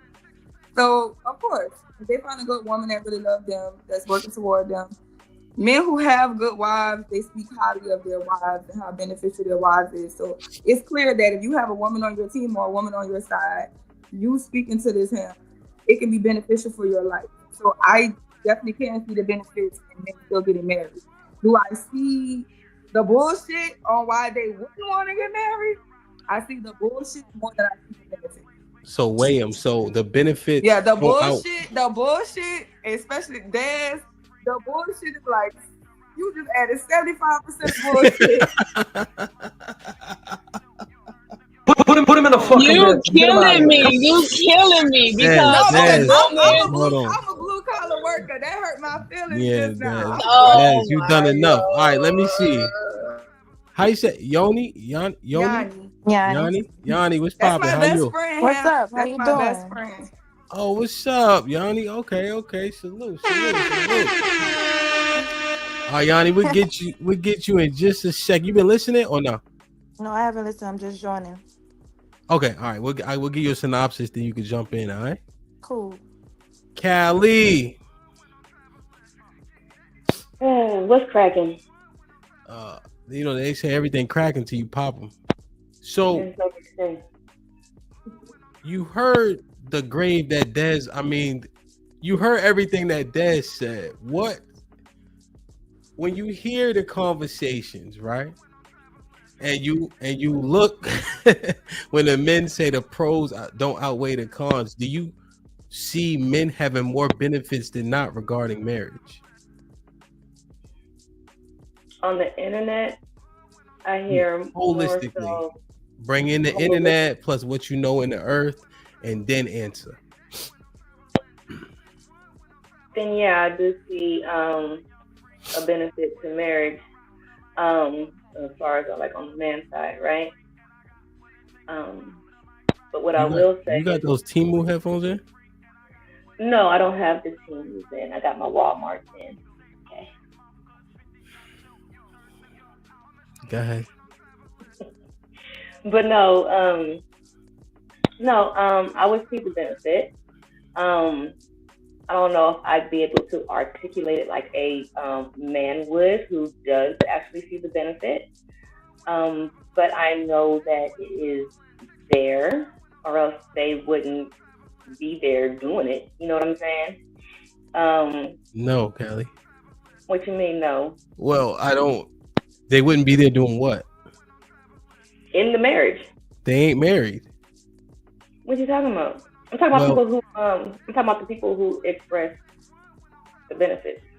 No, I'm saying like what would the benefits be? Do the benefits outweigh the cost?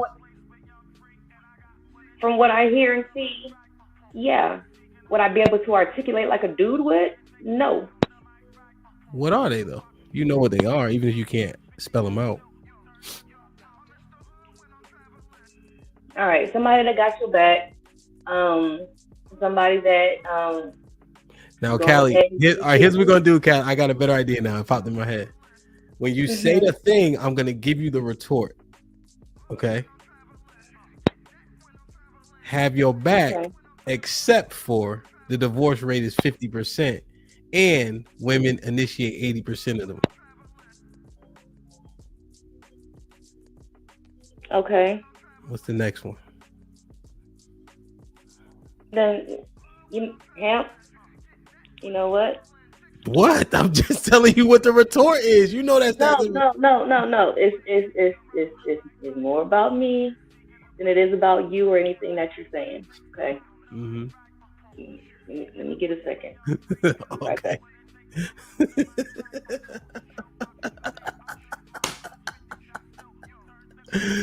Oh, Yanni. Perfect. What's good? What's goody? Are you from New Orleans also? I am from New Orleans.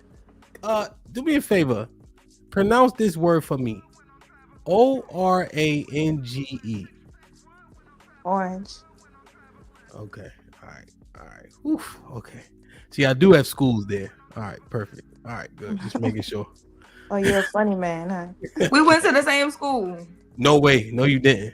Yes, we did. Nah, I don't believe it's nothing y'all can say.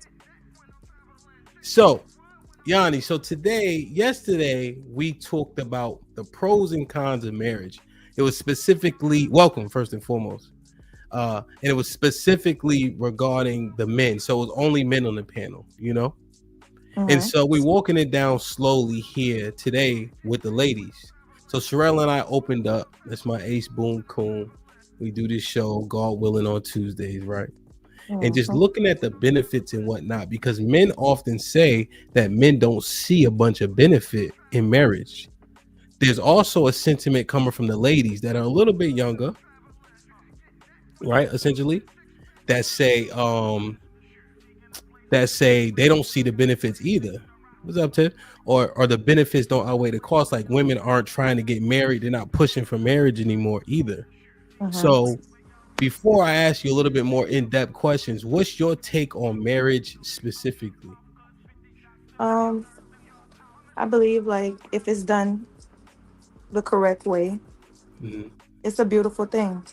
I do feel like it's a lot of failed marriages. It's a lot of rushed marriages, but I do feel like there are also equally as many good marriages or, stable ones. Okay. Now, when we have conversation here specifically, Yanni, we talking about black people probably 99.9% of the time, right?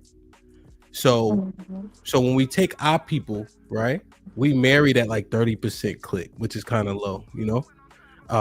And then our divorce rate is 50%, you know? So unfortunately, we have a lot of people that aren't married, and then we have a lot of failures as well.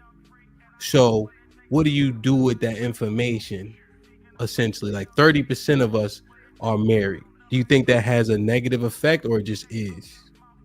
I mean, from somebody who looking at it just about numbers, then I guess it would have a negative effect. But somebody who not even worried about that and living to be married or to stay married, they're gonna stay married. Okay. Now, if you thinking I'm gonna be a statistic or I could be a statistic and them numbers is constantly popping in your head, then that's what you're gonna be. So you think that people make their own bed with negative or positive outlook? Definitely. We all have free will. Okay. So around you, let's say in your anecdotal experience, have you seen a lot of good marriages? I have. I've seen more good marriages than I've seen bad, actually. Is that right? So your experience, you guys correct me if I'm wrong, would be different than most people. Or Sherelle, maybe, because we do this more than most people. Would you agree, Sherelle, that most people say they seen bad than good? Yeah, most people say they seen bad than good. Okay. So, Yanni, you have a positive outlook on marriage. I mean, I guess. I guess, but if done the right way, I believe marriage can soar, can elevate, can be beneficial on both ends. I seen you asking her like, what are some of the benefits for men? And I feel Mhm. like it should be the same for your partner. So if your wife have those same things that she feel like she's benefiting from the marriage, it should be equally for you as well. So you should feel the same thing. So it shouldn't be a man feeling a different way than a woman when it comes to marriage when you getting into a marriage. Now I understand people do have their difference in opinions, which everybody should, but when it comes to the people that are married or getting married, I feel like they should find the benefits and they should all both have those same benefits. It shouldn't be one person having a benefit over another person.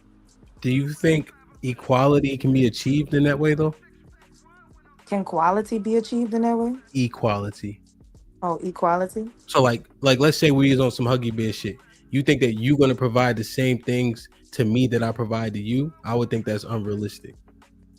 Mm, I would think that even if it's not the exact same thing, it should give you the exact same feeling. So maybe if it's something as simple as um you pay something, she pays something, or you know what I'm saying, even if it's not paying something, because usually marriage is about money.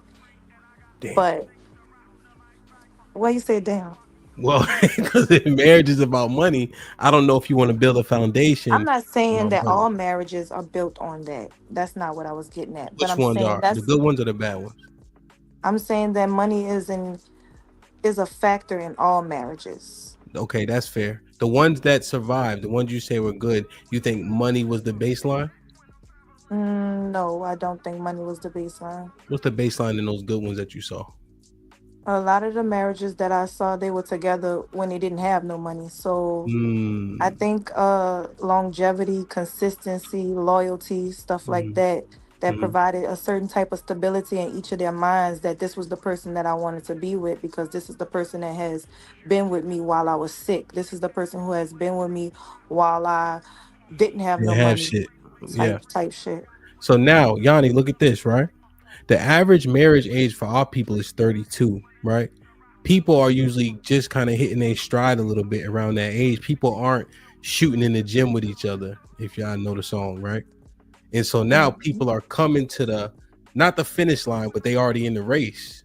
And so now that bonding isn't there, you know? And so now traditionally it's like the man has a plan, the woman gets under that plan, but now they've been developing in the earth separate. And now the men are saying it's not going well. She's not willing to get under my covering. What you think? I don't know if I think anything about that. Why? I don't have no opinion on that. So you don't think that what they're saying is real, valid, or you just never heard it before? I believe that, look, I don't try to take no validity out of nobody's statement. If that's how you feel, I feel like that's how you feel. At the end of the day, people have their own minds to do what they want to do.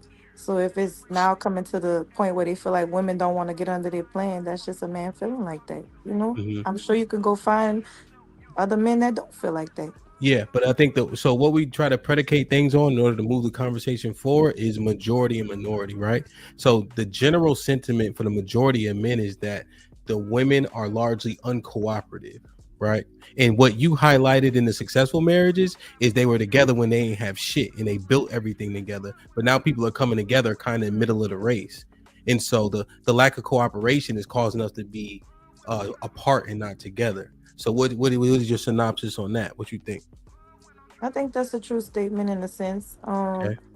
I do think that you can don't look at it as a race you gotta win or Okay. you in the middle of the race. If you're just getting to know this person and you're just getting to know them and take it one day at a time because tomorrow might be the last day of your life at the end of the day. You never know if you was at the end of your race. Talking about the middle of the race for marriage, but you don't know if you're about to be gone. So if you're trying to really genuinely get to know somebody, that's how you build those connections to be like, okay, I'm ready to get married with this person.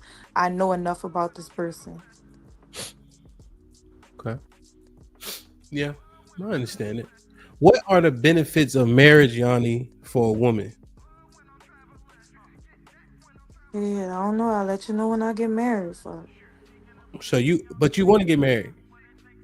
I mean, at this point in life, I'm kind of if I do, I do. If I don't, I don't.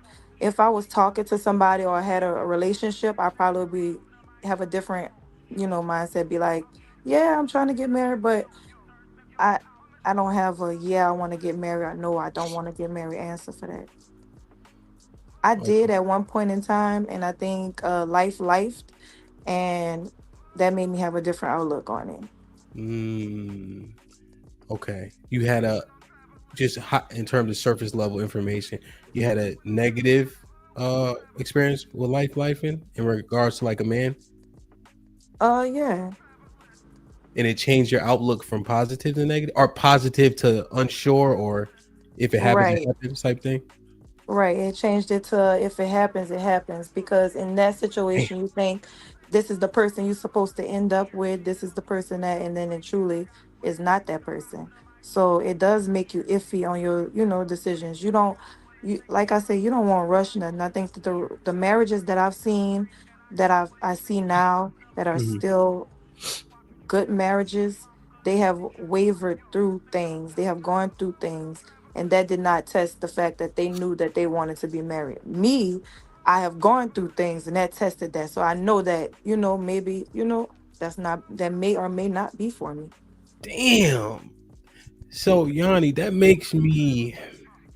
that's disheartening, right? You think so? I'm cool Kinda. either way, me. No, I know you're good, right? Because I think we often get into a space where we don't got no choice but to be good. You know what I'm saying? Like majority of the time, if I'm in the earth and people ask me how I'm doing, I'm like, I'm regular. Like even if I didn't sleep, if I got a cold, if I'm feeling great, because we usually are in a mindset to just push, push, push. You feel me? Right, So because what you gonna do if I ain't good? I yeah, understand. nothing, right? So, but the fact that you wanted marriage and now you're apathetic in a way, towards marriage, but you still see the value in it though. Yeah, I feel like it could be beneficial to both parties that want to be married, like that, have that genuine, that same, I don't know how to put it, but that who has that same outlook, like they both see the same things for one another. I got you. And so one thing I just want you to reconcile this, right? So I know that your anecdotal experience will trump what you see outside, but even with the influence of all the great marriages around you, you're still in a point of just feeling apathetic about it, Yeah, I'm feeling like if it happens, it happens. If it doesn't, it doesn't. regardless of all the good ones around you, Right, because the impact of your personal experience outweighs that shit. right. Yanni, true or false? Men ain't shit. True. God damn it.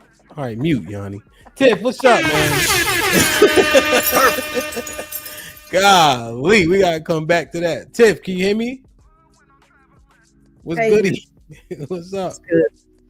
First of all, I was literally in a nice old lady nap, and I heard 2 days. Chief not here, right? Yo, Bro, for real? Be for real, right? Anyway, ladies, hey Sherelle, hey Des, Miss Callie, Hey, and y'all. What up? Yo. So, go ahead and pose the question. Give me time, like you tell me, to think about it. I've heard a piece of the conversation. Ask me the question, and then we can go from the pros of marriage for women. What are they?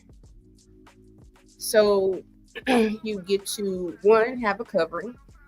2, you're there to help, be a helpmeet, which I believe that's a part of, as a woman, you get to have a different type of role.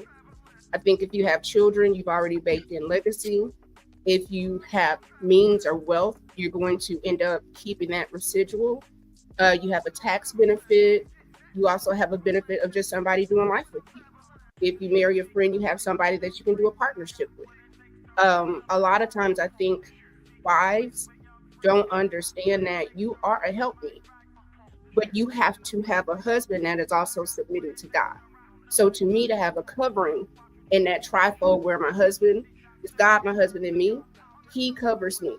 And what I thought was hilarious is I was like, you asked what are the benefits of a wife? So this is something, and you can see me reach for it every day. Prayers for my husband. My husband has a prayer partner. My husband has a business partner. My husband has a cook, a chef. You want to say a mattress, mule, maid, whatever. I enjoy taking care of my husband, and in kind, he takes very good care of me. Beyond the financial aspect, it's just communication. Learning how to like share space with somebody else. Learning how to not be selfish. Learning how to not have your immediate benefit. Like the way that people are explaining transactions is a bit weird. Okay. Just the quote unquote state of marriage is for some people very challenging. I do believe if you have examples around you, your expectation is different because there's so many married people in our family. I never needed an outside example. And I saw marriages that were successful and I saw marriages that suffered. The people that were in community with their husband, they had good communication skills, they make shit pop. I've never seen single people, unless they are highly successful, be able to do what a married couple can do. Because if you take those two educated people, we'll even take Callie as a great example. Callie's a mom, she works from home, she's able to hop on, she dances, she has a great time. She's a whole, fully realized woman with a fantastic, supportive man and beautiful children. That's the benefit of marriage, wholeness. It to me amplifies what God wants from us. Okay, so you went down a different path. You think I want to emphasize one point. Single person don't got a chance in hell when it comes to two educated single person is at a deficit compared to two educated married people. Absolutely. And for Black men, they make more money in marriage. All married men tend to make more money. The benefits, married men live longer. There's just stats are stats. I mean, I don't like to talk rude, but it is something different when you ain't gotta send no "what's up, big head." It's one of those, what you doing? That in-house hit different. And I'm just real with it. When you married and nothing in the marital bed is defiled, baby, let me tell you, the fun that you can have. Shit. Look out of here. What you say the other day? You feel horrible. You said I'm finna clap some cheeks and go to sleep. Because you don't have to send no text. Where you at, big head? Hey, what you got going on? Nah. It's right there. And she understands what the job is. She went ahead, hey, you got to bend, turn, whatever. Yeah. Okay. Tiff, don't ever repeat nothing Hamp said. Okay. Shit, a lot of people repeat what I say. So okay, Tiff. Now, do you see Tiff, so you think that the benefits for a man far outweigh the cost of marriage? Absolutely. And I would assume that the things that you named obviously go for men too, right? Those things seem to be pretty interchangeable, right? But what about the risks that are often assessed? Do you think that men have more risk in marriage than women? It depends. It really depends. Majority, and I agree. Circumstances matter, right? And so if we go with real circumstances, I'm just saying this, Tiff, because I saw you in the chat, but I don't know if I saw you the whole time, right? So essentially, okay. I heard you say 2 days. No, yesterday. I'm saying, like for a split second. Yes, for a little, yeah. So essentially, we were talking about alimony and spousal support, right? Which are the same thing. And so the overwhelming minority of marriages end in spousal support. So it's like 10% of marriages actually end with somebody paying alimony, So that argument that's being made, I said that's not really an argument that's substantive enough because it's a small population that actually have to deal in alimony, right? So that's not a realistic risk. Now, marital assets being split is what happens, right? So I know that can be a risk in terms of that. But do you think that the benefits of marriage for men, in regards to the risk, what do you think? I think it definitely outweighs it. And what I find funny is the alimony and spousal support conversation is quite funny because a lot of states don't do it. You have to be extremely affluent. Most people that get divorced, they separate property and estates that they built together within the marriage. If you are that concerned about your assets, get a prenup and keep it pushing, because we've seen Bill Gates get married and divorced, and the first thing that he said, maybe about a month ago, I hate that I divorced my wife. Jeff Bezos, one of the richest people in the world, he gave that woman half.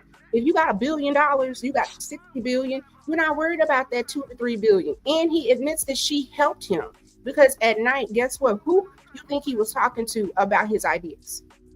Who you think was kind of interjecting on certain things? Where do you think wisdom, discernment was coming from? Because he's already he's got to be here, like focused on the goal. I have to be like, who is this? No, block. Wives block things. We see shit way before y'all do. And just in that, how many successful men are married? The majority. And let's just do this real quick. The benefits of marriage: health insurance benefits, it's reduced, cheaper car insurance, a better loan for married people. You get consumer benefits. You get to file taxes jointly. There's an inheritance benefit. You can get a prenuptial agreement. You are able to do tax exchanges. Social Security. So if I work and then I die, my husband gets my Social Security. The living spouse gets what you work for. So you're not losing money. You get a lower income tax. The sex is better because you actually get to learn each other. Estate preservation, when we talked about like having assets and protecting them, you get a gift tax. There's IRA. You have spousal contributions. So like for me, when you talked about being a 1099 and owning your own business, if my husband buys something that I can use for my business, that's a tax write-off. They normally save more money and they have a higher level of satisfaction. Like there are for real benefits of making a person beyond romantic love. That is a piece. That's like the chef's kiss. But those that want to build with, they say, if you want to go far, go alone. If you want to go far, wait. If you want to go quick, go alone. If you want to go far, go together. Two people together on task that you can follow, you're going to fucking win. All right, Tim. You better say that. Yo, Tim, damn, Tim. Who the fuck? What you reading off of, Tim? Right, Tim. Because who taught you that? What you looking at? Married? It's the hat. It's my what he called me, my gas station Under hat. Armour. Yeah, it's your gas station hat. That's the Marshall's table hat. You know they got the massage chairs, the hats, and the socks on that table. You got that hat. Damn. And that's them glasses from the gas station. Yo, that's the magnifying boys. Damn. Just cook off. I just never looked at marriage like that. I'm talking about your glasses. Oh, thanks. What'd you say, Callie? Sorry. I said I never looked at marriage like that, so I don't know any of that stuff. Is he like outside of feeling shit? Just to list off like money shit? I don't know. What you mean? No, like I never would have been able to say any of that stuff because I don't know about any of that stuff. That Tiff named? Yeah. Really? Like what? Which one specific? Like go ahead, the tax shit and the Social Security shit and all that other stuff. I don't know. I never thought about it. Really? Your tax preparer should be able to give that to you. You don't have to actually know about it. Because you're married, you file that way. It's not even that, Callie. Like your husband works super hard. So if something happens and you work super hard, you get to absolve that benefit as long as that person is alive. So a lot of times when people are not together and they're like not married, when that person transitions or does something different, the wife is typically at a deficit, especially if she's like a trad wife where she's not kept up with, let's just say, the environment. But even in that, homemaking is to me a gift and a blessing. I don't look down at it. I love being a domestic engineer. I love creating a place of harmony and peace for my husband. When we first met, the first thing that he said was, I want somebody to be my fortress of solitude.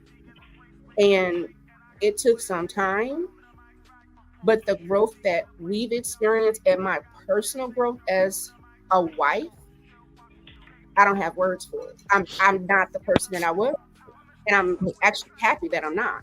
But Tiff, go around. You want to say something? Oh, no. All right. Well, see, Tiff, one thing that jumped out to me when Callie said what she said is something that we talked about yesterday, right? And I want all y'all to chime in on this too. Essentially, how we look at, so marriage gets a bad rap, right? But the vetting doesn't happen, right? So if something isn't vetted out properly, then we get married, right? And then the marriage ends in divorce. And then people say, don't get married. You're going to get divorced. But what happens before you do all that, right? The vetting process, right? Understanding what your benefits are, what your risk versus reward, the contract you signing. That's not all happening. And then marriage gets a bad rap. I agree. Yeah, I think it's the preparation, because even with Kelly got a long, successful marriage, but you know what I'm saying? She never went into her marriage thinking, look at all these benefits. I never was like taught as a little girl. Oh, I'm thinking, okay, you find a guy, you fall in love, y'all want to have kids, happy ever after. First come love, then come marriage, then come you with the baby carriage. That's what we looked at marriage as. It's like, you know what I'm saying? You grow old together with the person that you love is forever. But of course, we bump our heads along the way with that. Yeah. But yeah. I didn't start hearing benefits about tax breaks and all this extra shit until I got on the internet. And people wanted to sell marriage. So they started breaking down more of the, you get these tax benefits, this and this and this. What I will say is, when you pass away, the person you're married to has all law.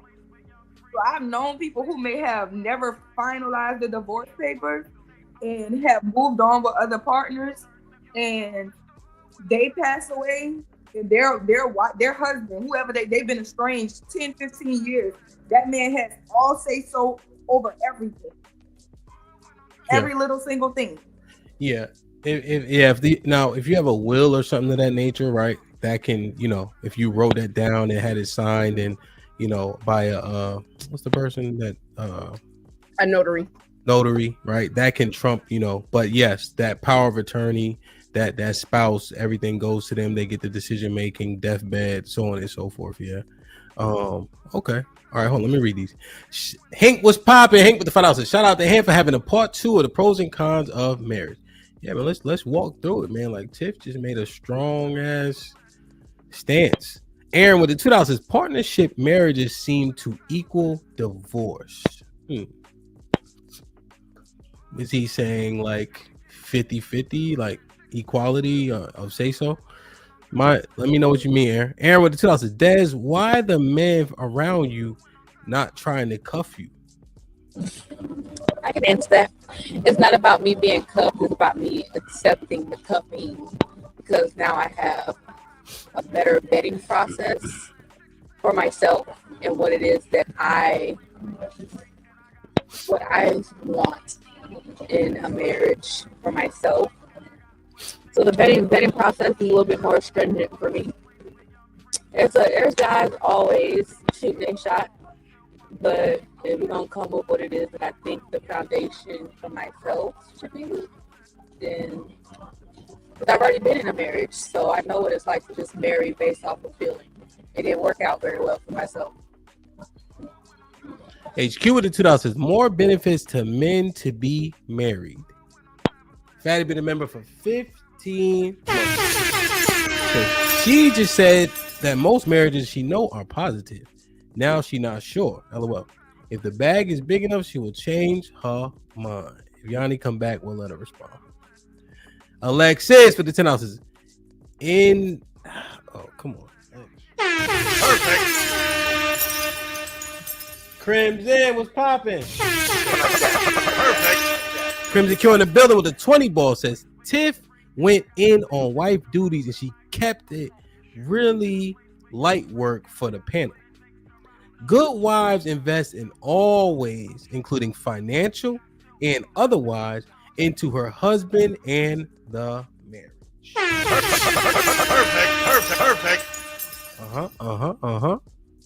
That life with the 20 ball says, salute the hip and the ladies. Shit like that. This for Tiff. Hell of a way to break it down, sis. Perfect. This your bag. I want to see anyone disagree with that statement. All fact.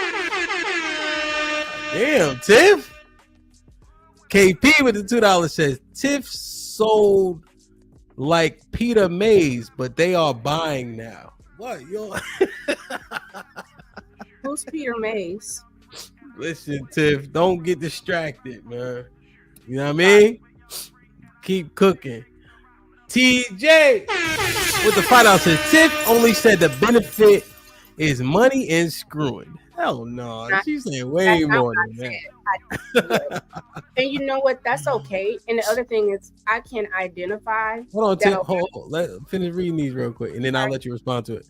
Alexis with the $10 says, amen, finger up for the collection plate. Bravo! What's good, man? He said, Hamp, I'm disappointed. You're supposed to ask Yanni to use orange in a sentence and ask her to pronounce the word baby. Great show, lady. Bravo. What's up, OG? Good to see you, man. You're right, man. I made it easy on her. Aaron with the $2 says, people who say they are partners usually divorce. Curtis with the $5. What up, Kurt? Says the majority of divorcees get remarried. There must be some benefit for them to do it a second time. Like, share, subscribe, tell a friend and tell a friend. Hit that like button right now if you can. That helps the channel the most. Go ahead, take your response.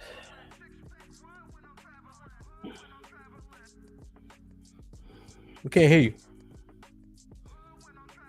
Oh, I was saying, if I didn't express it, I wanted to just say, like, the friendship that I have with my husband is something I never had.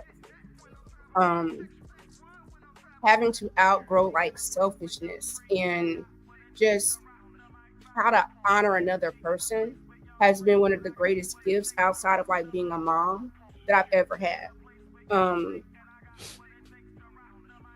I can honestly say I've never probably felt more safe, supported, and secure. And I think because I'm there, then the people that I attract do the same thing. So like when we all went to Houston, there were a number of wives that were there without their husbands, but they were still safe, supported, and protected because you know how to act under that covering.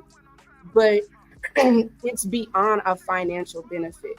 There's some things that you just simply can't put words to. I can just say I've grown more in a marriage than I knew was possible.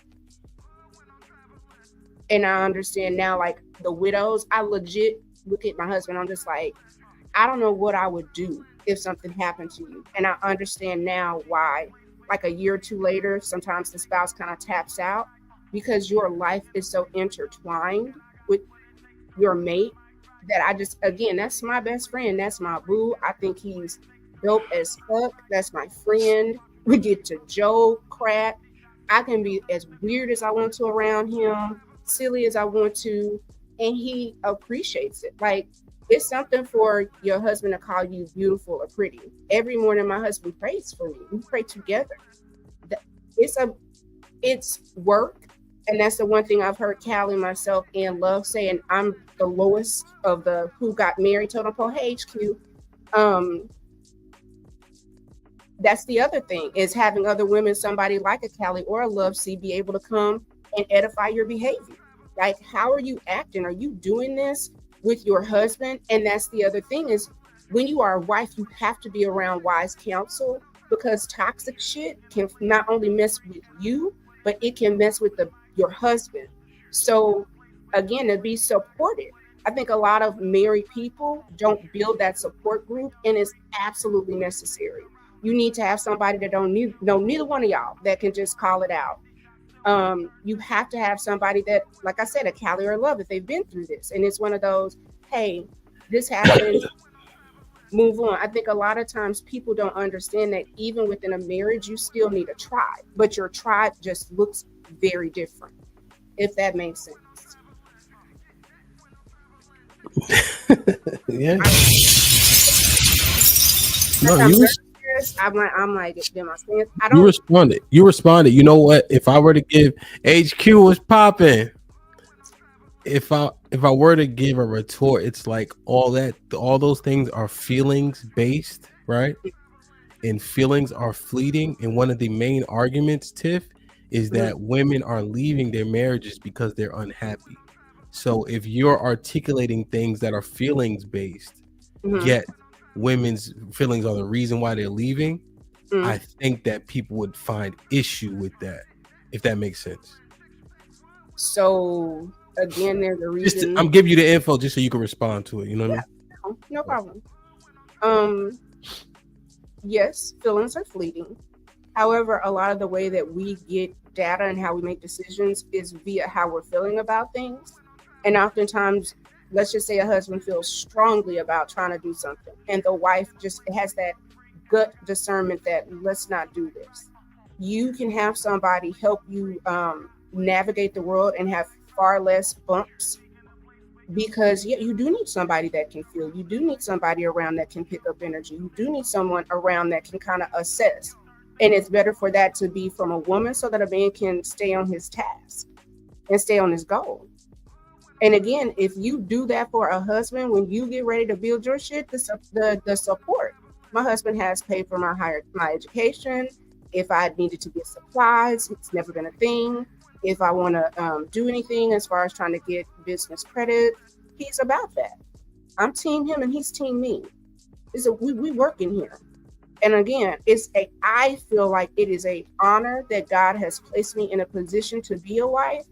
And as long as we stay prayerful, we really don't have time for the outside, especially from people that have never been married. A lot of people like to talk and they've never been in that particular frame. And it's not that you can't have an opinion, it's just different because the data, because your life experiences is very different. I'm a person that all of my family, except for my mom and two of my aunts, everybody's married. So it's different. And what I notice is when you have a different scope of married people, I think you're far more realistic than somebody that's kind of like idolized the idea and they've never seen it practiced.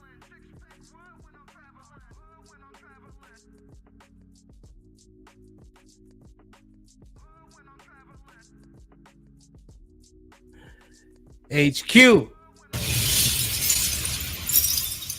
Hello, panel. I miss you. I ain't seen you in a month for Sundays. Hope all is well. You know what I mean? Busy. Thank you all. Indeed, man. I don't even want to preface anything for you. I just want to give you the floor. Go ahead, man. Put him in the. You gotta ask me direct questions. You said there's way more benefits for men. Then I heard you yelling about the link in the chat. So, you know what I mean? Benefits for men. You said there's way more benefits for men. Right. Than women, or just more benefits? I think it's more benefits for men simply because women take on the burden of the worry. She has more to think about, worry about, do. Men do the protecting and the providing, and they strictly go by that. But women always seem to catch all of the nuances of the relationship, the nuances of if this doesn't happen or if that doesn't happen.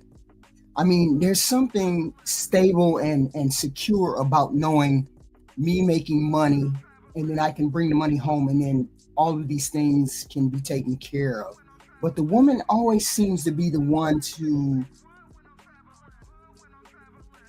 have the burden of worrying. And my experience is if he brings home the money and that kind of thing, he's not going to worry so much because you have a strong woman who will take on that other burden, those other stresses, those other things to worry about.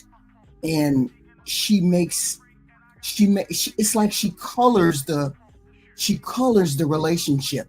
I mean, he does too, to a certain extent, but he gives an outline of that life, and then she colors that life, and that color takes more thought or more care, or I don't know whether I'm explaining it right. It's like I worried more after I got married than before I got married. And he seemed to just go to work and come home and expect this and expect that. And I didn't do so much of the expecting as opposed to being the one who had to make sure that nobody had to worry. Does that make sense? I don't know. We have the burden of carrying the actual relationship part of the marriage. Mm-hmm. I mean, I just didn't feel as though he worried as much as I worried. Whoa. Or, Can I interject real quick? And I think that this is when we start talking about men and not feeling the validation. What I realized is a lot of times men have the same worry. They don't express it to their wives because they don't want the wife to like flip out. There are sometimes situations where, say, a man is he's going to make a very risky decision. And 9 to 10 times he knows the wife is like, nah, I ain't going to be with that. He makes the decision, he worries with it, and then he's got to be able to explain the result. But I think men in marriages worry just as much as wives. They just don't express it. And the burden that my husband has is far heavier than mine because I'm called to submit to him. He's called to submit to God and to love me like Christ loves the church. The charge on marriage in a Christian marriage is different for the husband and the wife. But again, that's if you're married under like a covenant. But I honestly believe most men don't express a lot of what they worry about. I think they worry about their wives just as much as we do. I think they worry about their children just as we do. I think they worry about the state of things. I think they understand that the way that patriarchy works and the way that we are conditioned, men don't share a lot. And them not sharing is one of the reasons why they choke out faster because they have the same stress. They just don't express it. And unlike men, we get to express it, talk about it, have a support system, and keep it pushing. When men complain, like, nigga, stop complaining and move on, right? Versus I can call you HQ and have a 5-hour conversation. So again, when we look at how men are siloed off specifically for something that's not high within the community, they have a very different experience than we do, in my opinion. Yeah, but I'm speaking. Well, maybe I'm just speaking anecdotally. I don't know. That hasn't always been my experience. So I've always found that I've always been the one who worried about the nuances of that relationship or the ins and outs, as opposed to what he had to worry about. Maybe it's different for other people, but that wasn't my experience. HQ, break down what these nuances are, right? Because it may not be anecdotal, right? So, like for instance, the fact that Tiff is recognizing what she's saying, the sentiment generally is that that's not recognized. You see what I'm saying? So when she's saying it, niggas is like, oh, yeah, that's kind of how we look at it, or that's how we feel. And I'm saying feel, right? You got to be careful. Yeah, it might be true.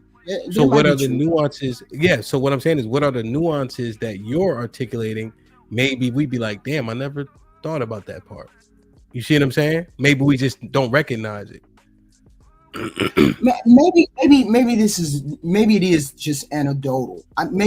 Because I'm an A-type personality, so I worry about all aspects of everything, and regardless of whether he worries about it or not, I'm still going to roll it over in my head, and maybe that's just an anecdotal thing for me.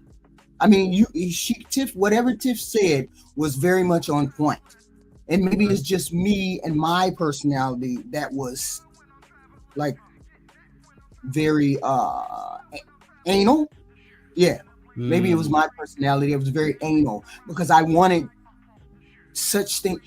When you're an A-type personality, you want everything to work to perfection, and it doesn't work to perfection, but you try to do that every day, all the time, and so you stress yourself out. So maybe I was the person that was stressed because of my personality, and maybe he was stressed as well, but I just never saw his stress. Let's put it that way.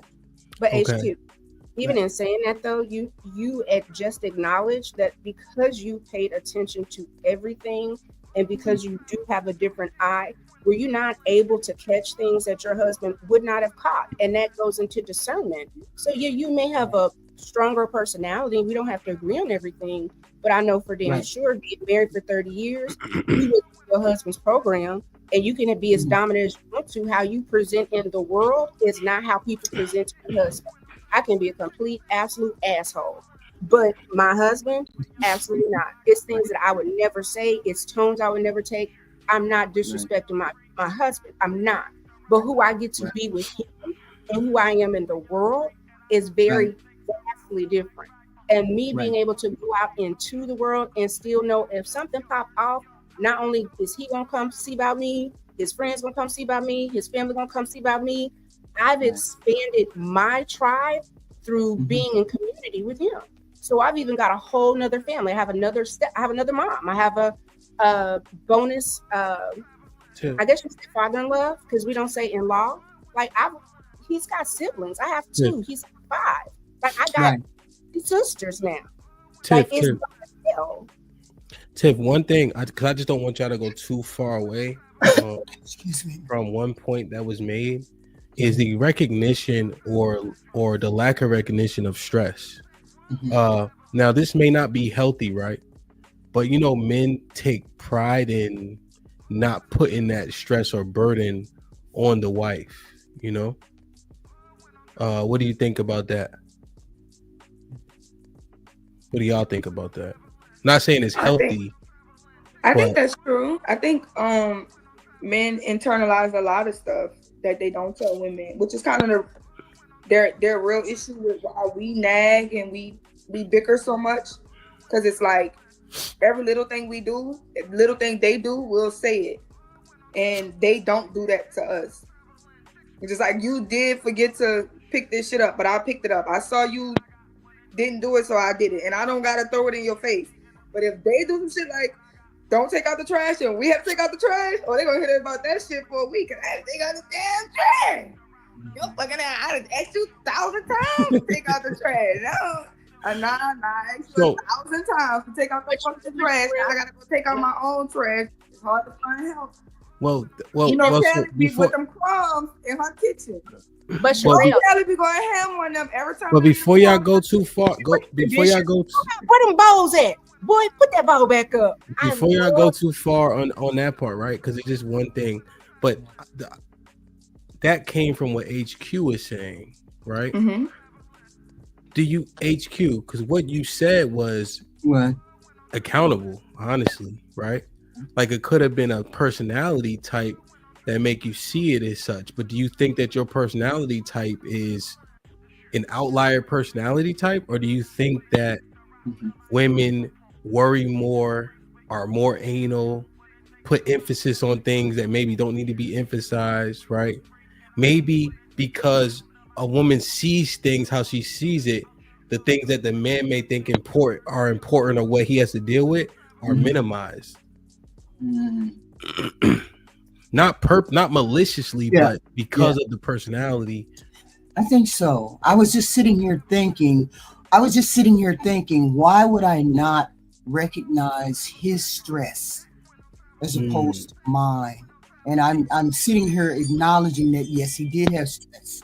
And and the only thing I could think of was I thought of him as a person that could handle everything. I thought of him as a very strong man. He was a very strong man. Mm-hmm. He never broke that frame. So therefore, I never looked at him and said, he's got to be stressed. Maybe I needed that. So I just did my role as the wife. So I would never burden him with the things that I had to do or I thought were just my stressors, right? And I never really looked at him and said, yeah, he has problems too, right? Damn.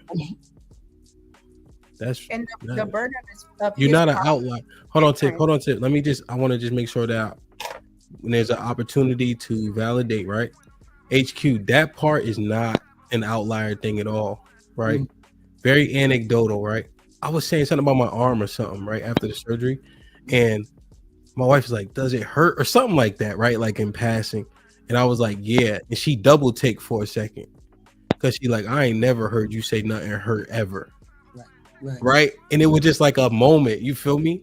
So like what you say, I just want to say that's you not out the norm, you feel me? Go ahead, Tiff.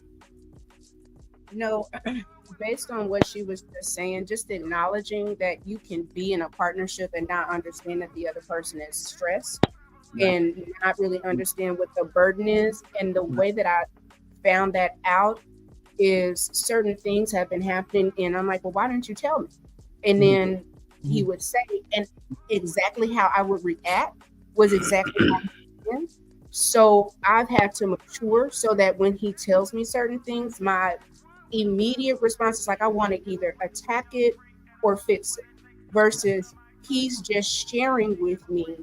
He's already got this, or the reason that you didn't share something with me is not because you were trying to keep me isolated. It was because in reality, you were trying to protect me. And then what I hear you saying is your husband had such a covering that part of him, you never saw it. I think just on the luck of the draw where we had a bunch of losses happen and we got to talk about different things. And one of the things we talked about was like, there are things that he just he's not going to share. And he feels as a man, that's his burden to carry.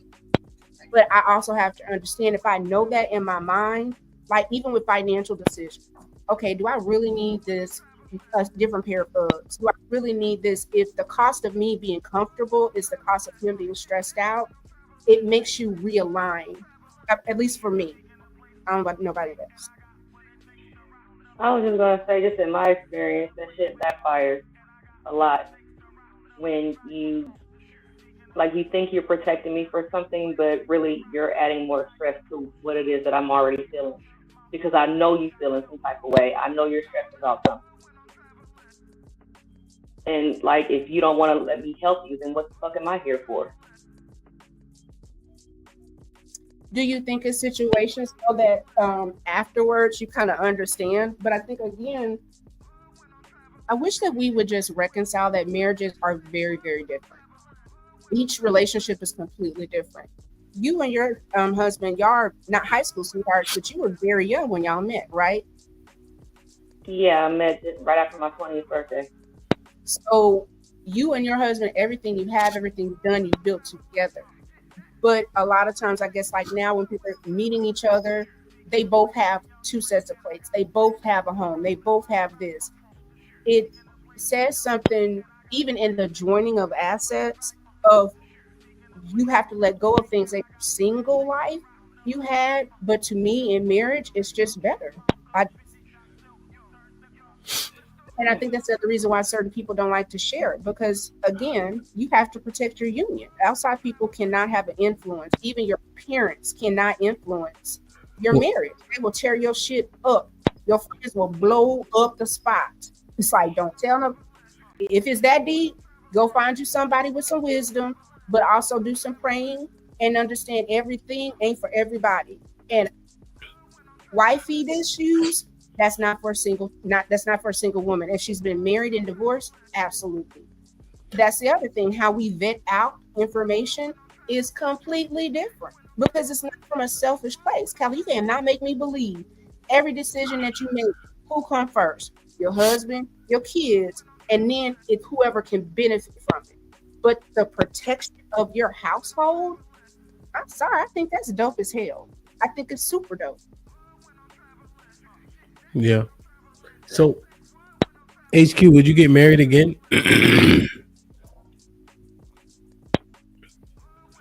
So funny. Yes. Yes, I would. You sure? I'm such a mean old lady. I swear. I mean, I would. I would if he would just leave me alone. Just leave me alone. I don't know. Yeah, I would. I would. I'm more. relaxed than I was when I was a child, a year younger, and all of the things and the adventures and the accomplishments as a married person, I have experienced that. So, and hopefully that person would have experienced those things as well. I mean, we're not flush with young love and we're not doing all the crazy stuff that young people do. Of course I would. So, what's your advice? Okay, you hear how the youngins talk, right? You be on every conversation. What's your advice to young ladies? In terms of specifically, like what? Specifically, should they get married? Should they get married? You mean, or how do I say it? Yes, it's a beautiful experience to be married to the right person, to be married to a person and grow with that person. Okay, it's a beautiful experience. Hamp on the phone. Oh. Can you all hear me? Mm-hmm. Oh, okay. Hamp is on the phone. Oh, okay. Yeah, he must be taking a phone call. Oh yeah, it's a lovely, it's a beautiful experience to be married. I found that I was I found myself more within that marriage than I found myself outside of that marriage, because I was married very young.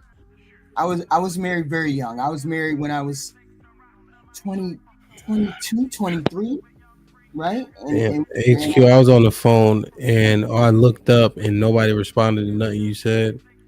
So I apologize. HQ, I apologize. I gotta carry everybody. So HQ, can you say what you said again? We was just talking to her. Did you not hear us? You know what? All right, HQ. Yeah, sorry, HQ. You couldn't get a response, HQ. So go ahead, HQ. Say it again, please. I was still babbling. No, I said being married was I found myself. I found myself more within being married than being outside of being married. I found more of myself as a woman being married, because this human being, he was 25, I was 23, right? 23. And I met this human being, and this human being, walked into my life, and he said, I'm going to accept you for all the dingy, goofy, nutty you. And he never asked me to change. He never said, I don't want you to do that. I don't want you to do it. He never did that. He just said, I'm going to hold this umbrella above your head and you walk around under that umbrella and I will protect you. Okay. That's the value. So what is your recommendation to the young ladies? Oh, absolutely. I recommend you get married. I recommend if you get married young, and you try to look at his flaws not as red flags, but as flaws that can be worked out, that can be amiable and changed and lived with.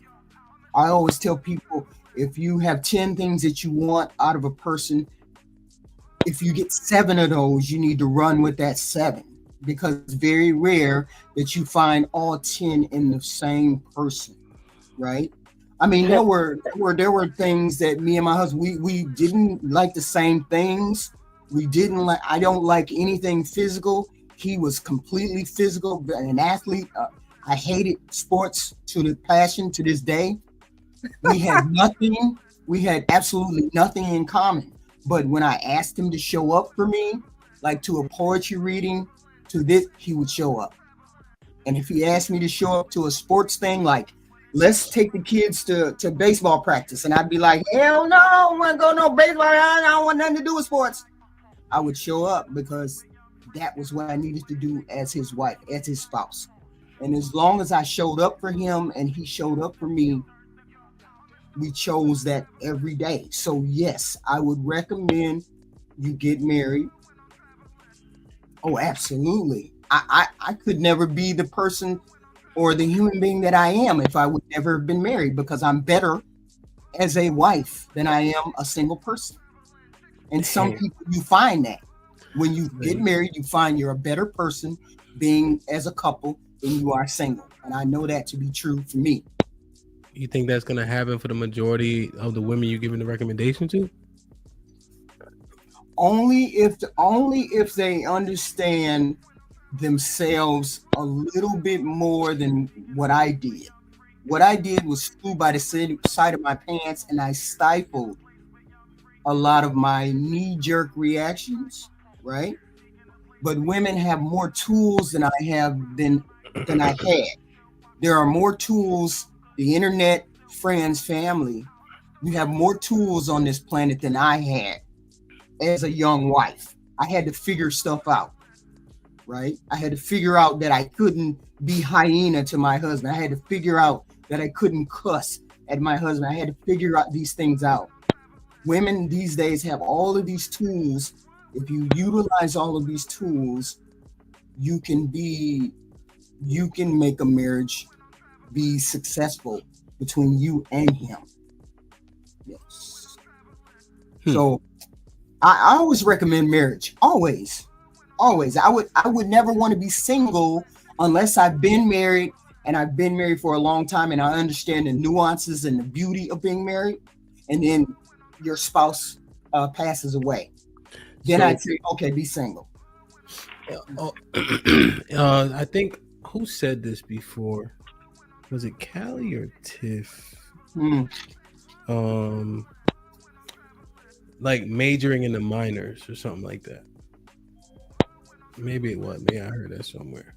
No, what you just said, exactly. I was listening to what H. Oh, I ain't done. That was just me thinking.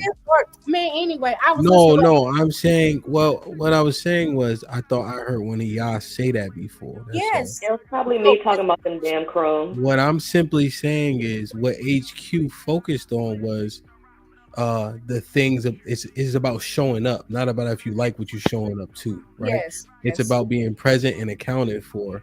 That person wanting you there, so you there regardless of how you feel about it, right? I think that what often happens is people say this best friend shit. That shit don't coincide to me. We don't like the same shit. We don't do the same shit.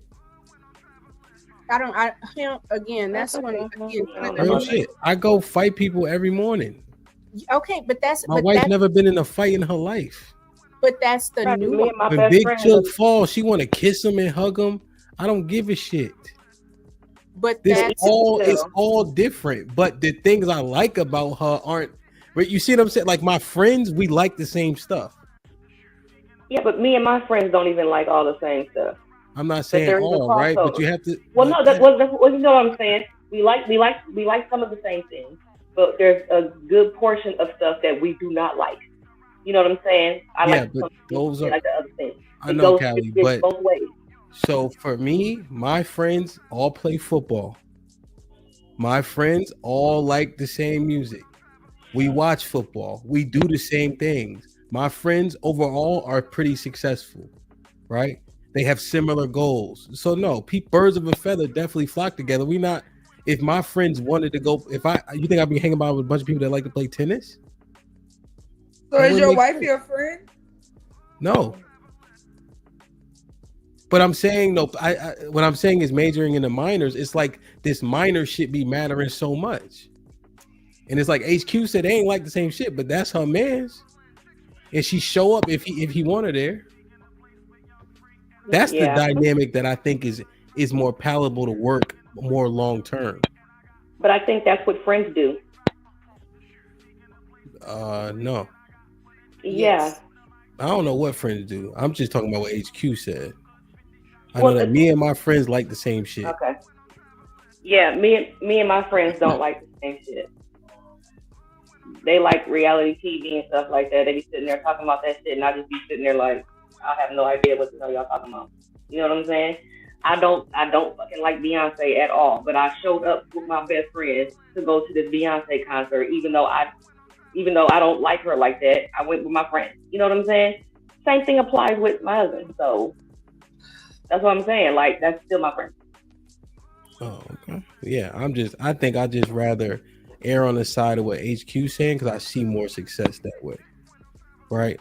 If you do it because the other person wants you to do it or they want you there, right? The support, the showing a level of interest, that's the part that I think is I can grasp. I think majority of people can grasp, right, and hold on to. Are there couples out there that have they like the same shit and yeah, but I think overwhelmingly men and women don't kind of mesh in that way, you know. But my wife will sit there and watch the football game because I'm watching the football. She give a fuck about the football game, you know. So I'm just thinking about what can make us more cohesive. But yeah, I see what you're saying, you know. But and even with that, him, I think that's kind of like the beauty in that. You know, my husband is slightly off because he likes to box too. I think it's a particular kind of brain that wants to get in and let somebody hit them. It ain't for me, but I love yoga and meditation. He will meditate, but yoga, he I'm looking like, man, damn all that. Fuck all that. Mind you, I'm a master trainer. He can have some injuries. I'm like, babe, you need to do this, and this. And he'll be like, don't do what I say. Go to the doctor. Doctor say the same thing. And he'll be like, you know what, babe? Well, you told me to do. And I'm just like, you know what? So when you're saying major minor, you have to, I think as a wife, kind of pull it in. And instead of being like, it's just like, whatever I said, it wasn't in a tone or a vibration that he could hear. The goal is that he gets better and we keep it pushing from there. I can't take some things personal. I'm a partner, but I can't lord over him and he doesn't lord over me. So again, I don't understand a lot of times the way that people look at it, where you are married, you have 6 children, your wife is a PhD, you married somebody that's just as smart as you. You married somebody that was willing to sacrifice. You literally say, I don't give a damn what you niggas say. My wife gave up Christmas for me. That kind of love, that's the only type of love would come from a wife. When she says, this is totally foreign to me, but I love this man that much that I'm going to trust whatever he wants to do. That's the direction he going in. Babe, where we going, to the left, to the right? Okay. Yeah. And you've seen that, the beauty in that. Like nothing makes me happier than when I see you have your wedding band on. I'm like, ooh, he got his band on today. I love it. I'm sorry. I think that Black people need to be in tribe and in community. And a part of that community is your wife or is your husband. Your tribe, again, expands. Your point of view expands. You're going to grow. And if you don't want to grow, then to me, a lot of people, I think, look at divorce as like a failure. I think we should probably re-navigate that in the sense of, you know what, we shared space in a union for 5 years. It doesn't work for either one of us anymore. We're not fulfilled. It's not healthy. We're going to go in different directions. Unless you're willing to fight like hell. But again, don't let fear of bad things stop you from having a full experience, because you are going to be called to do things differently, and that grows you. I don't care what anybody says. If you can't tell me you haven't grown as a husband or a father since being married. And when you look and see, it's just different. That shit just don't hit the same. Yeah, man.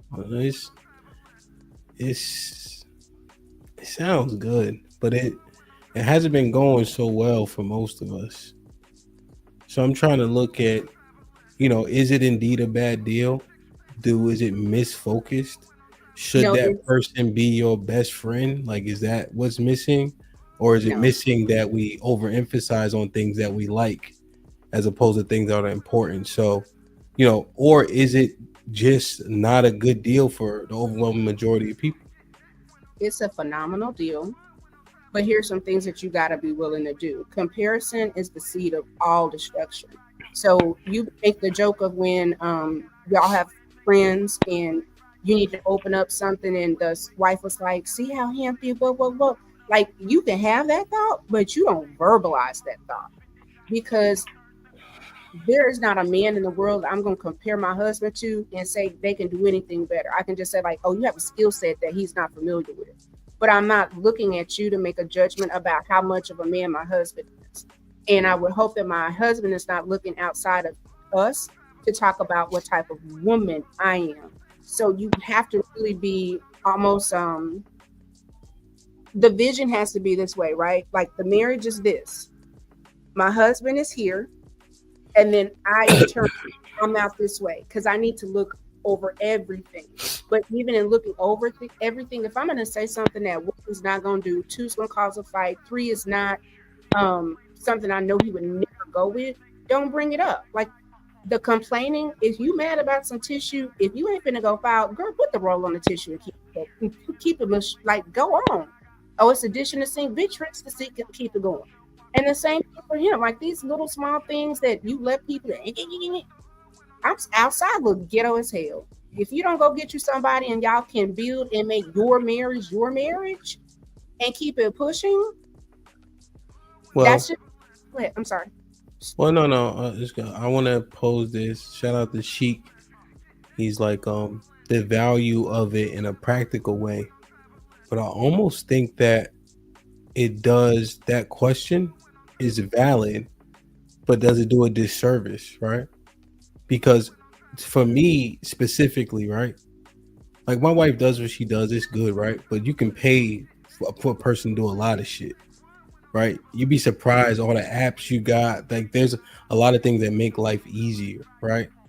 So her practical purpose, right, is probably what I'm least worried about, right? But it's more so all the things that you said, Tiff, that bring the value. You see what I'm saying? Like, I know how to wash clothes, I know how to clean up, I got a phone for Uber Eats. Like, I can do all those things, right? Mm-hmm. And so you can easily say a person can be replaced with this, with that, with this. We got this robot thing. It sweeps the floor. I forget what it's called. Oh yeah, the little circle thing. Yeah, right. Okay. But here's the thing. But no, what I'm emphasizing, the intangible stuff is what brings the most value. Like I think for like a man specifically.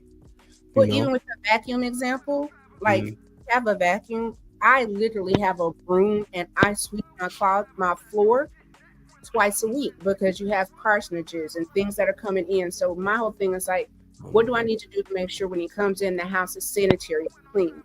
Just like right now where you're not feeling well. Oh, I won't say, I'm gonna say it. A wife that's tuned in and tapped in, I can look at my husband, know when he's gonna be sick. I can tell when he's stressed. I can tell when I need to like fall the fuck back. You learn your person. And the other thing is, even if you don't, like a perfect example, again, is Callie.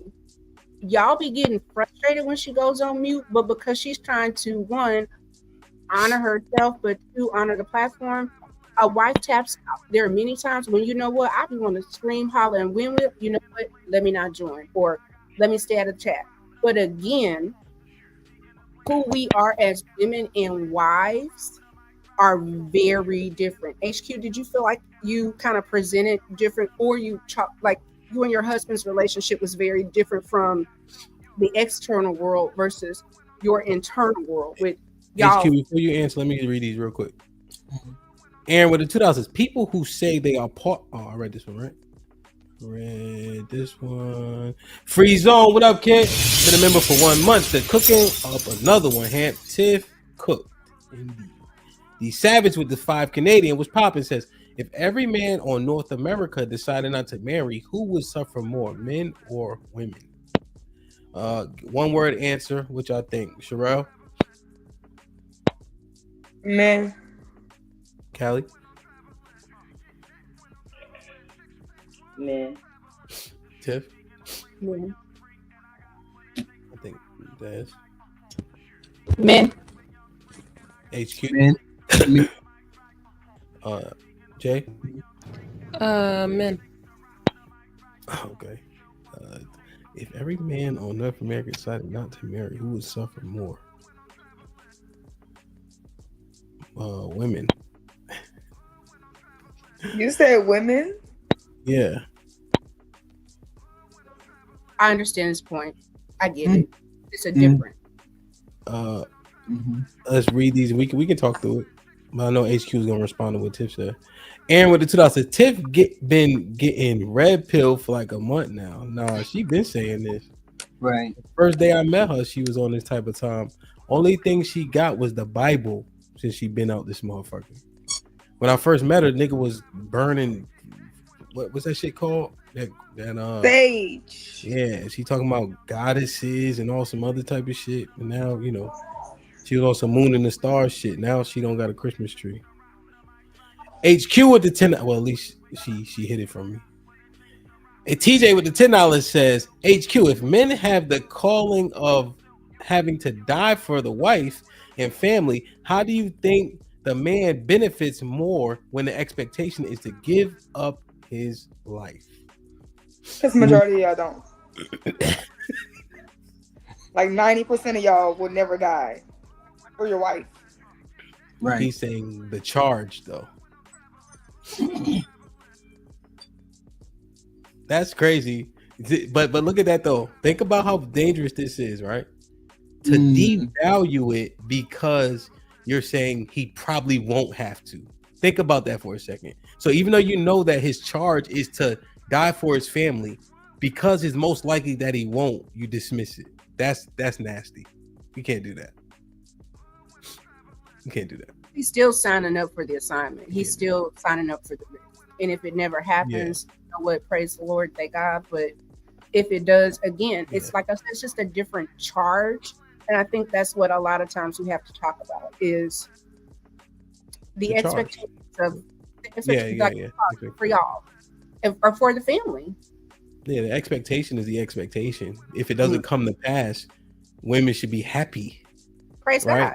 But it don't mean you say that's you can't dismiss it though. That's not how that should work. But even in that, as a woman and as a wife, it makes you be kind of like very aware of how you may be presenting. Because if I'm on here, get upset and be like, this so always doing like my husband's nature is gonna be like, who said that? What's that nigga name? If I don't silo out what I think is offensive, it helps him not be put in a bad situation. Because sometimes you got to look at like, what did this person say and where did that shit come from? And if it's something that you can identify that, you know, you said something somebody didn't like you can't go run to your husband like, so-and-so said so-and-so to me. He's not finna have no conversation. That nigga finna cock it up or he finna go get some fisticuffs. So you have to Terrell, you is beautiful. You already know if you call a dude that you dealing with, your little yay, right? You call little yay and be like, yeah, man, this nigga said, woo, woo, woo, woo, woo. What your little yay gonna do? Where the nigga at? Where he at? All right, definitely read it. So solid with the $5. In my opinion, ellipsis, men need women more than women need men. But wives need husbands more than husbands need wives.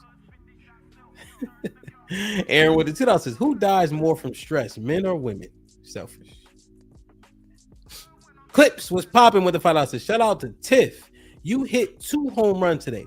Hamp, you're doing great work in 2025. You have cracked the code while still entertaining the fuckery. Clips was popping. I see you in a month. Watch shit. You still in Texas? I'll text you. Cheeky. Been a member for 13 months. So if you have a happy, loving, and healthy relationship where you grow and learn, why do you have to get married? Okay. Because you can legitimize this shit.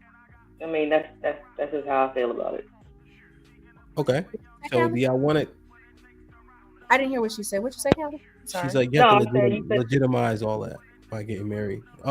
So do y'all want to walk down who would be worse off, men or women, or y'all want to go through Cheeky's question, or do y'all? HQ was about to respond to Tiff. We got 3. Oh, we at the 3-hour mark. If we don't get the extension, we'll be gone in 10 minutes. Dang, 10? Yeah, I'm gonna get on this. I need to get on this stair climber anyway. You need to sit yourself down, sir. You know what I mean? Let me read this real quick. P. Keezy. P. Keezy with the 20 ball says, hi, my 2 cents. Marriage benefits sons and daughters. How it benefits the husband and wife is irrelevant if they make the sacrifices to be good fathers and mothers in the process. The benefits should grow from there. Interesting outlook. Salute to P. Keezy. Baby Sneak was popping with the fellas. Hey, Hamp, and my beautiful lady. That's racing. Shout out to Tiff, Miss C. Brother. Damn. Okay. So, all right, let's do this for Carla. Time with the fellas. Hint. You need a topic about what men do or would sacrifice for their women and children. Okay. Y'all got 10 minutes to extend this show. Y'all should know what time it is. If not, we will see y'all, I think, tomorrow. So, all right, let's respond to this one. Let me just make it. All right, HQ, did you remember what you wanted to say? I can't remember the question. Tiff presented. No, I asked you in the time that you were married, do you feel like you as a person grew a lot? And then also in the sense of when you talk about duty, do you feel like that duty was a burden or a blessing? Was duty a burden or a blessing? And then you talked about maturing, and you know a lot of people say it's not beneficial. How do you think you added wealth to your husband? So how did you add value to him?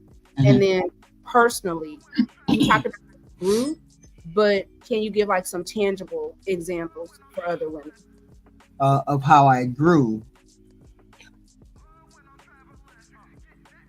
This person actually taught me how to be less selfish, because as a single person, I never really had to think about another human being, their actual day in and day out things. And when I married this person, he was such a independent person. I had to figure out I had to figure out the things that were important to him when he wouldn't speak. And that made me become a better wife, because I had to search. I had to search for the sharp edges of him, even though he never wanted to present those to me. And so that made me a better wife, because I thought more and more every day of how can I be better for this person? How can I be less? How can I think of myself less as opposed to him? Because I was a fully functioning adult when I married him. I was a fully functioning adult. I knew how to pay bills, live on my own, do all of those things. And so I had to figure out how it would be important to incorporate this human being into my life. I had to figure out a way and make it valid, because you can add people to your life and it's not really, they're just there. But I had to look at that person and say, this person brings validity to this relationship, just like I bring validity to this relationship. And so it made me more of a woman. I can't explain it. I felt like I was walking on air when I was single. Like I had really no serious purpose for it. Although I had a purpose, I went to college, did all of those things, and that was a purpose, right? But it was like my world became more when I added this human being into my life, and I said, this is a we, and this is not just a me. So I felt better. I felt more beautiful. I felt more wanted. I felt more purposeful. I felt more like I had found what I was supposed to do and be to another human being. Fulfilled. Right? Damn. Fulfilled.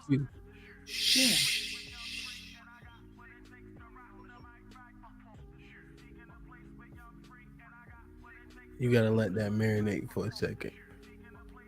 God damn. HQ, you said you write poetry?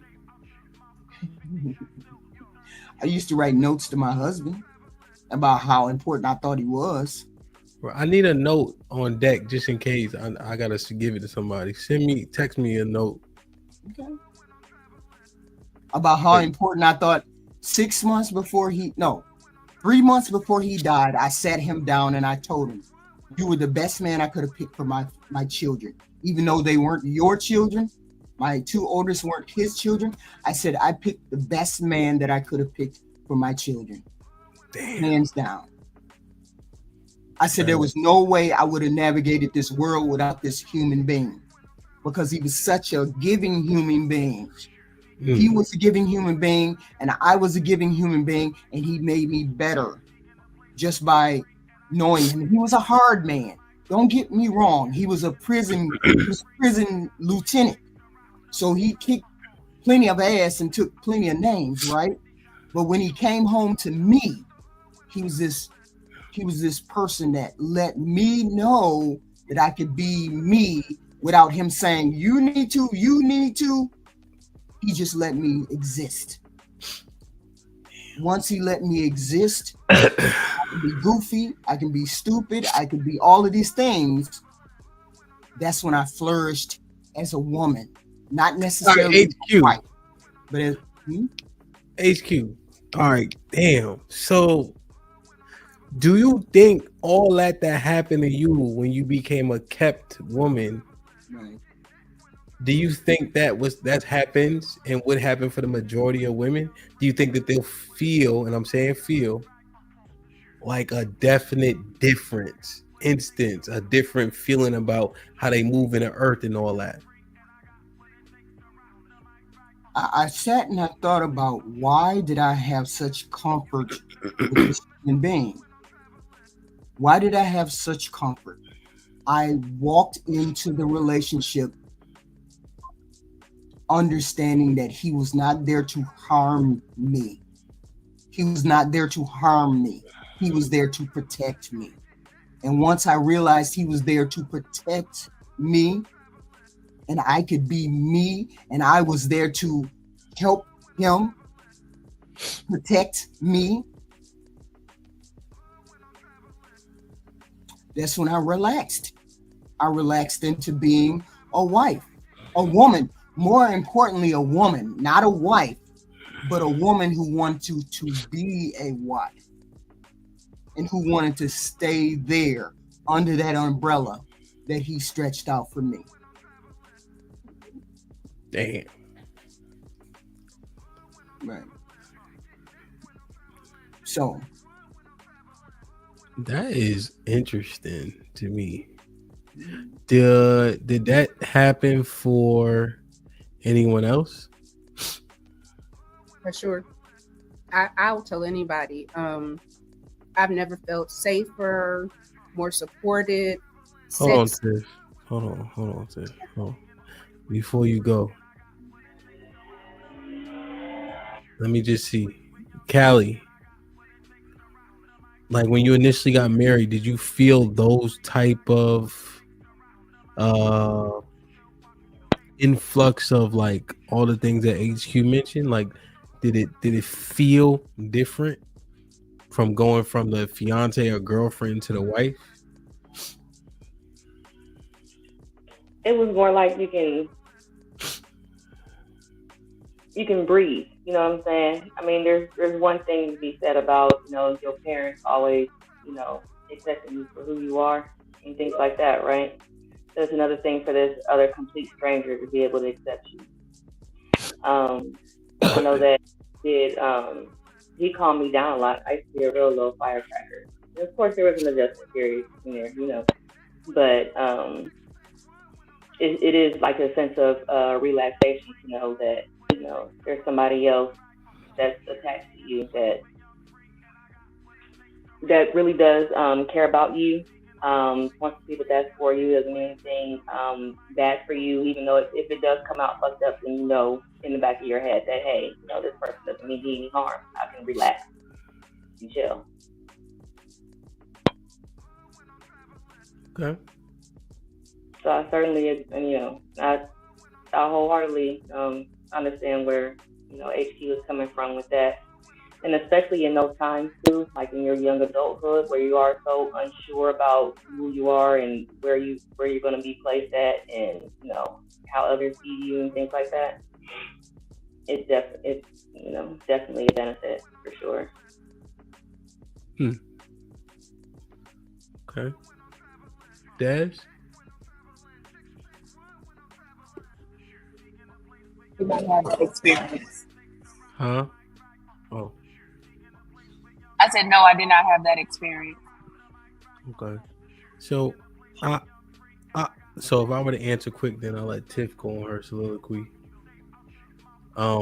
So, Chris, what up? I was in the truth, but I was new to it, right? So I was studying, learning, etc. When we went to the courthouse to get the paperwork, I thought this is a format, whatever. But you have to leave the courthouse and then go back in to validate it. Like you can't sign the paperwork in the actual courthouse, right? So you got to go out. I walked to like Subway or some shit, signed and came back. Word on my seed. Once we got the paperwork and the lady's like, well, congratulate, whatever, like that. On my dad, it was like a totally different feeling that I wasn't expecting. It's like you got all these, not even like emotional, but just like responsibilities type shit. Like for a man, maybe.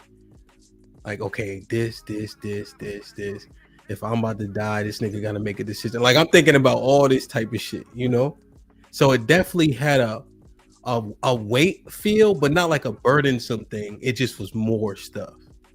Surprisingly, even though I had I know the truth or my belief system for sake of conversation, when I signed that paperwork, that shit hit different. Just to be 100% honest. Go ahead, Tiff. Well, and I think that's the difference, just for me personally, when you hear people say like, "Oh, it's a paper," and it's like, okay, tell me you've never been married. Because when you go down there and when you start realizing every decision I make impacts another person, if I go into debt, I affect him. If I'm not responsible, I affect him. The way that you have got to say it is not just team me anymore, and I have to be very aware of how I'm moving in the earth, because not only can I affect him, but also I'm a representation. So if I'm acting unbecoming, it's very easy for people like, see that, why get married? Look at it. Again, I think a lot of times we don't necessarily show the sides of who we are, the softer side with the world, but I also feel like intimacy is also a part of marriage. My husband gets the best of me. I want to give him my best. It's not a lack, right? But again, being around people like yourself, you're successful, you have businesses, you have children, you have a lot of things going on. And part of the reason that you can have so many things going on is because you have an awesome life. What you mean? Meaning it takes a hellified woman to have 6 children, have a husband that DJs, have a husband that's on social media, have a husband that takes care of elderly people, have a husband that's the baby of the family, but also needs to ensure that his parents are taken care of. All of the things that are weighted. I ain't the baby. Sure that that's the wrong nigga. The same thing. We were saying the same thing. I was like, I ain't the baby. I'm the oldest. I got. Well, my brother is 12 years older than me, so he like, yeah, but sis and all them are younger than me. And you feel the responsibility of showing a good example? What I'm saying is though, see, for me, what I latched on to is the shit that y'all was actually saying. See, when Cheek pointed out the practical stuff, that stuff is not like a huge like benefit to me. You know what I mean? Did he say? Can you show what he said? Because I didn't see yesterday at all. Well, he just like the practicality of it, because what you guys were talking about was more like emotional, feeling based things that the women provide, right? Like the nurture aspect, the loving aspect, right? The inspirational aspect of the things that I benefit most from, not really the practicality of things. You see, like because the argument to practicality is that I can pay somebody to clean up. I could pay somebody to do just about everything. You see, so as a breadwinner, you're like, okay, well, you can pay somebody to do that, but the things that are intangible have that value, and you guys articulated that, which is what I wanted to highlight. DC says this is full of shit. But it's interesting, man. Did we meet the extension? I think so. But all the fellas telling me I need to go and get on the Stairmaster. No, you don't. You need to lay down. I've been hiding from you, but fuck, I'm going back to the gym. Fuck, I'm going back to the boxing gym. Fuck it, Tiff. I had to tell you, I've been ducking you, but fuck it. I'm going when I get out of here. Why? I don't do nothing though. I spar a little bit yesterday, but it was very light. But I got punched in my arm. It didn't feel great. But I'll get there. You know what I mean? The Jalen.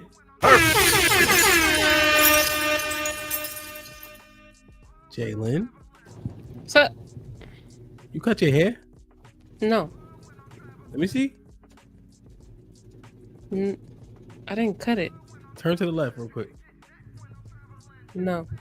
I ain't seen you. Let me see. Turn to the left, bro. No. Okay, it's still there. Okay. What you think, man? The old geezers done told you that getting married changed their life. That's beautiful. Did you just call y'all old geezers? Why do you sound? You call us old geezers? Why do you sound facetious, Jalen? I don't sound facetious. That's beautiful. I But- heard what HQ said the most. That really resonates to what I've heard. So. Are you inspired? Is my question. No. Yo, at least hesitate. Act like you was contemplating it. Don't just yell out no. I'm standing my ground on what. I'm not just gonna get married to anybody. So.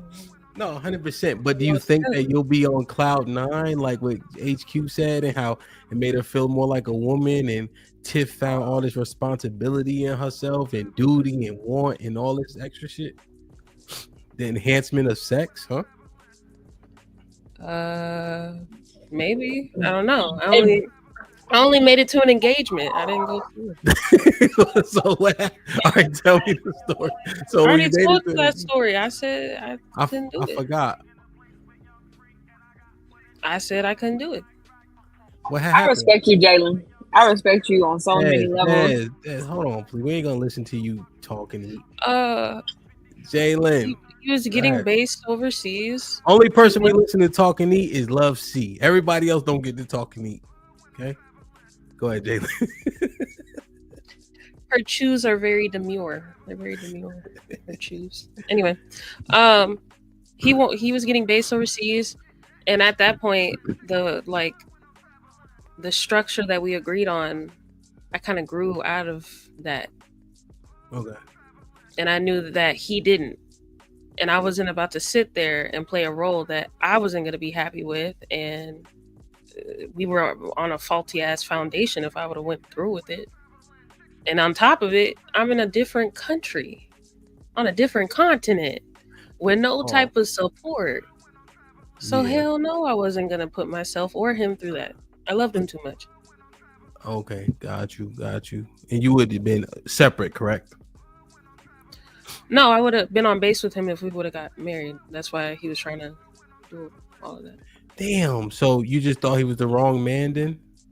No, he was the right man. It was just in the time period of my life and his, it just didn't match.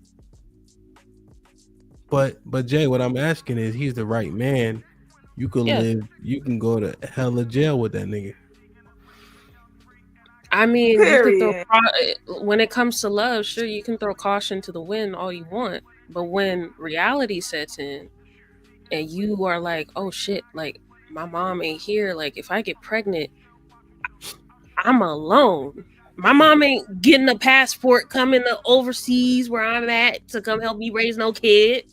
But she don't even like though. airplanes. But you with him though. I know my mom like the back of my hand. She don't like no airplane. She can't get there by car. She ain't going. We've been trying to get her on a flight to Hawaii. Me and my brother, we gonna pay for it. No, I'm not getting on no plane. So No, Pam. Realistically, it wasn't a good option. See, this is what I need. This is what I need for all my brothers right here, bro. Listen to this.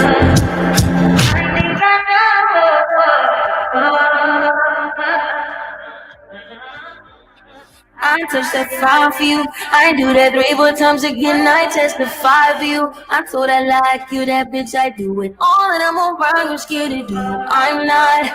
Long as you joking, now here for me. I ain't got it. I've been scheming, doing. Hide your body. As long as you dreaming about me, ain't no problem. I don't got nobody just with you right now. Tell the truth, I look better under you. I can't lose. Yo, do you hear what she's saying in that song, bro? Great song. Yeah. But what? I touched You're that not going to 5 minimize the support needed for a new mother and a new baby. Like, we're not doing that. Me? Yeah. Well, you'll lose that battle with me, right? You know that, right? Did it.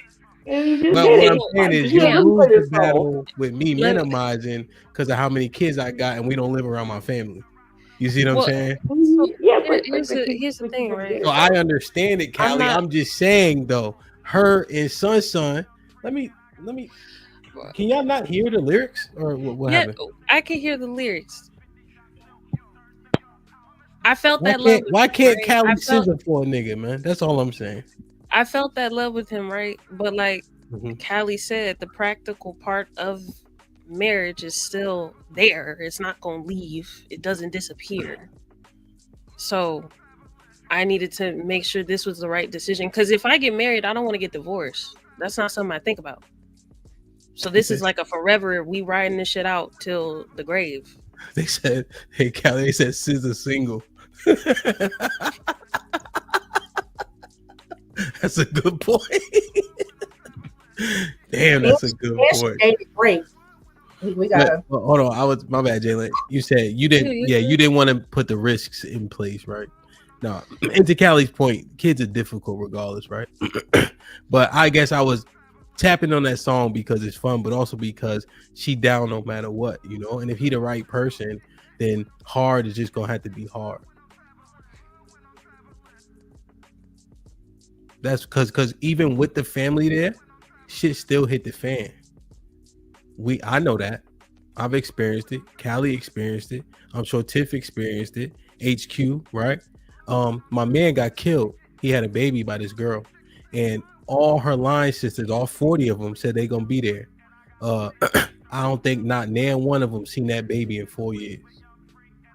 My man's still dead. She's still raising that baby. A lot of people say they're gonna be there for you, but you'd be surprised. And oftentimes it's the people that live in your house that's really there for you.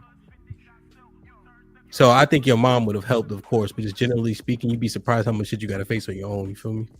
That was just one aspect. No, I got you. Everything. So that's the big deal because that's what it is. Like, people are too fickle. People swear they love you, they're gonna be there for you. And in the middle of the night, when you need them, you can't call them. They ain't coming. They don't love you for real.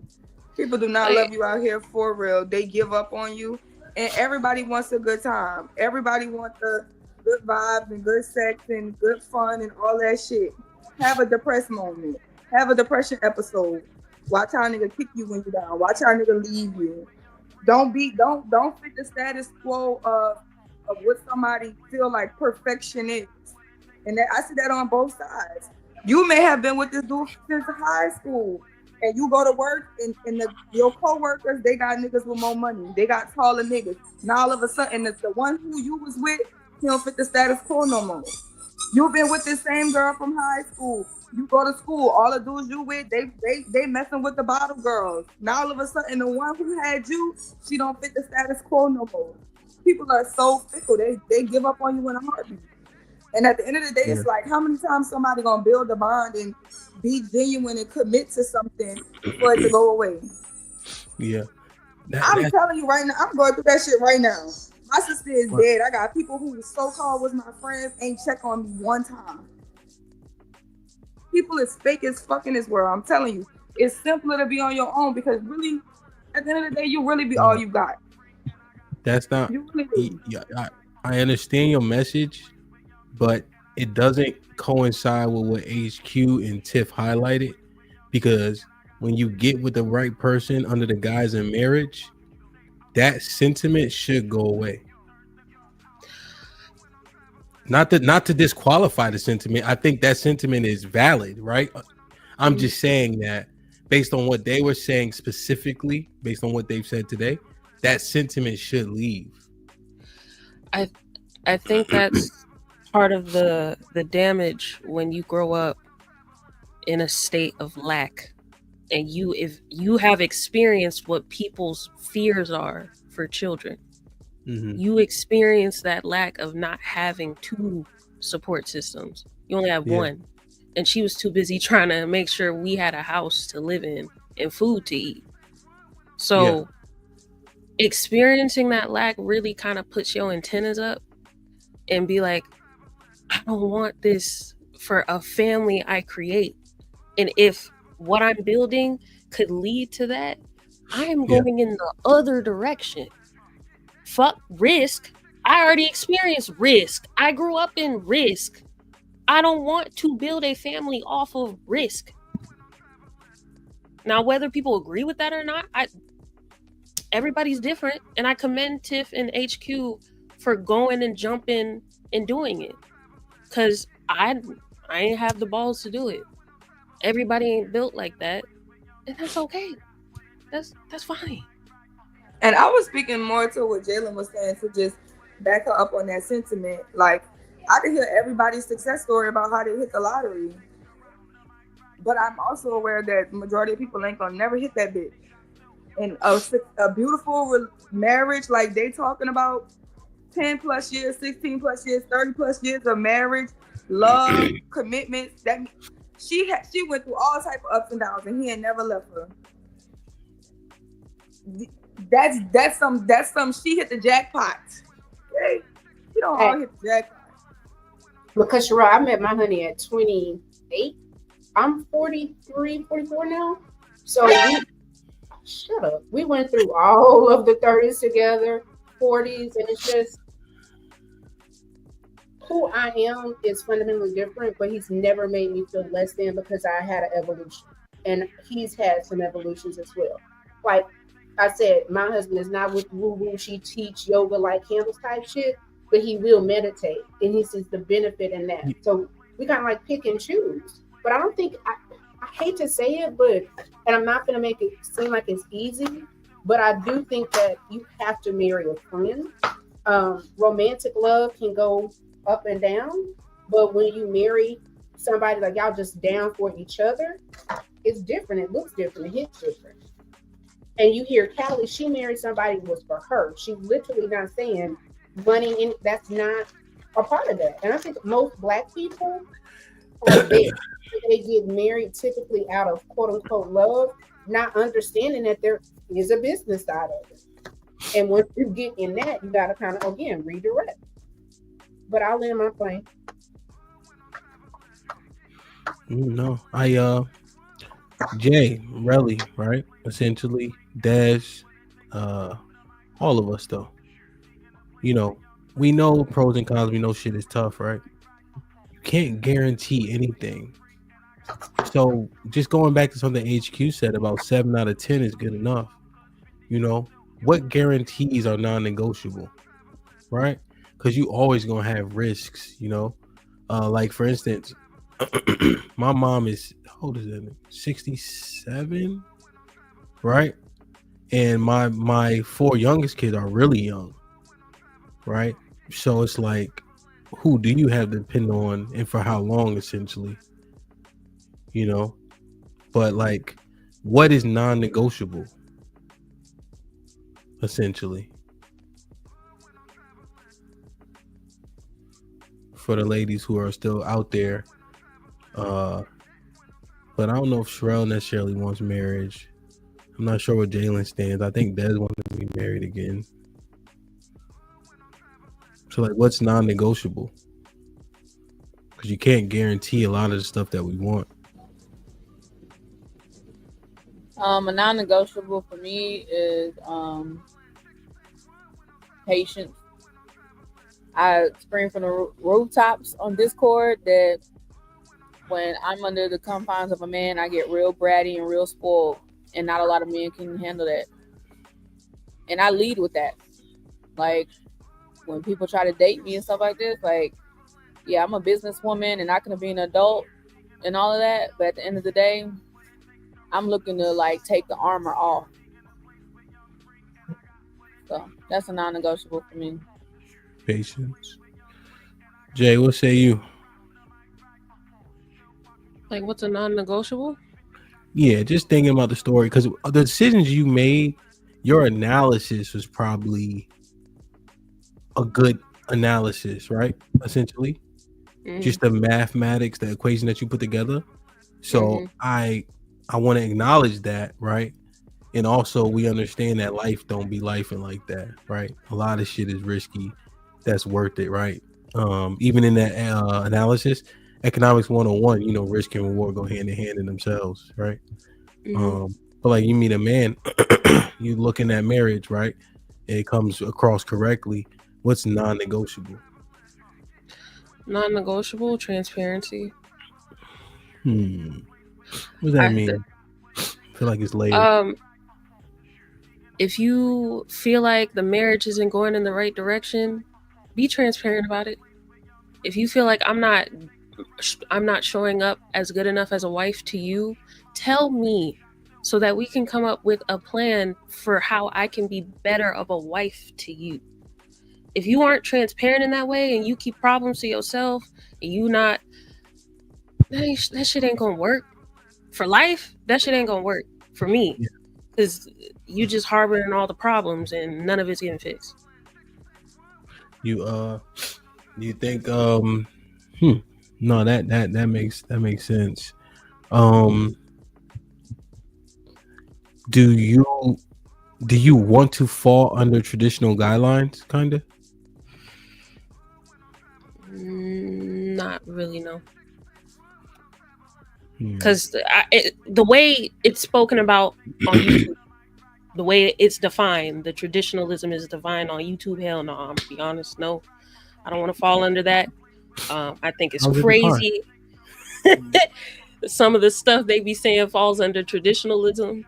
Not what you say, because yours is kind of more of a like religious, biblical, contextual standard. That makes sense. I'm talking about when they say, you know, you're not supposed to tell your woman stuff. You know, she ain't supposed to have input. That type of traditionalism, no. I don't want to fall under that. Okay. Okay. Hold on to that one. Okay. Des, there's one thing. My patience shouldn't be, I shouldn't have to have patience because you're a brat, though. That sounds ridiculous. Think about that, right? I think I should be patient, right? Because I think,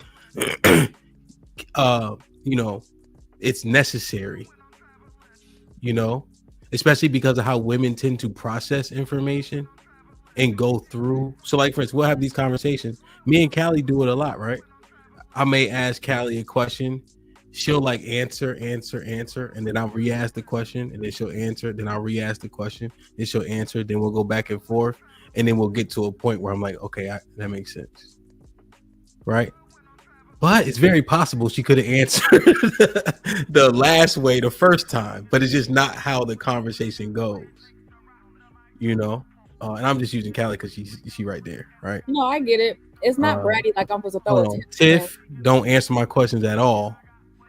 And then I'll basically answer my own question to her, and then she'll be like, okay, I agree with that. You see?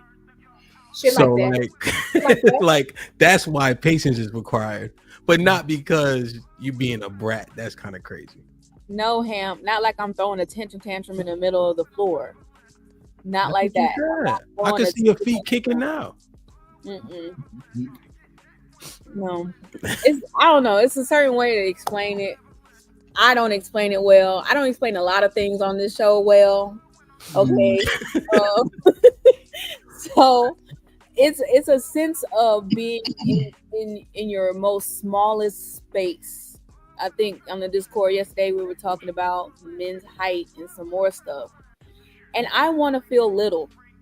I want to feel like the weaker vessel. Okay.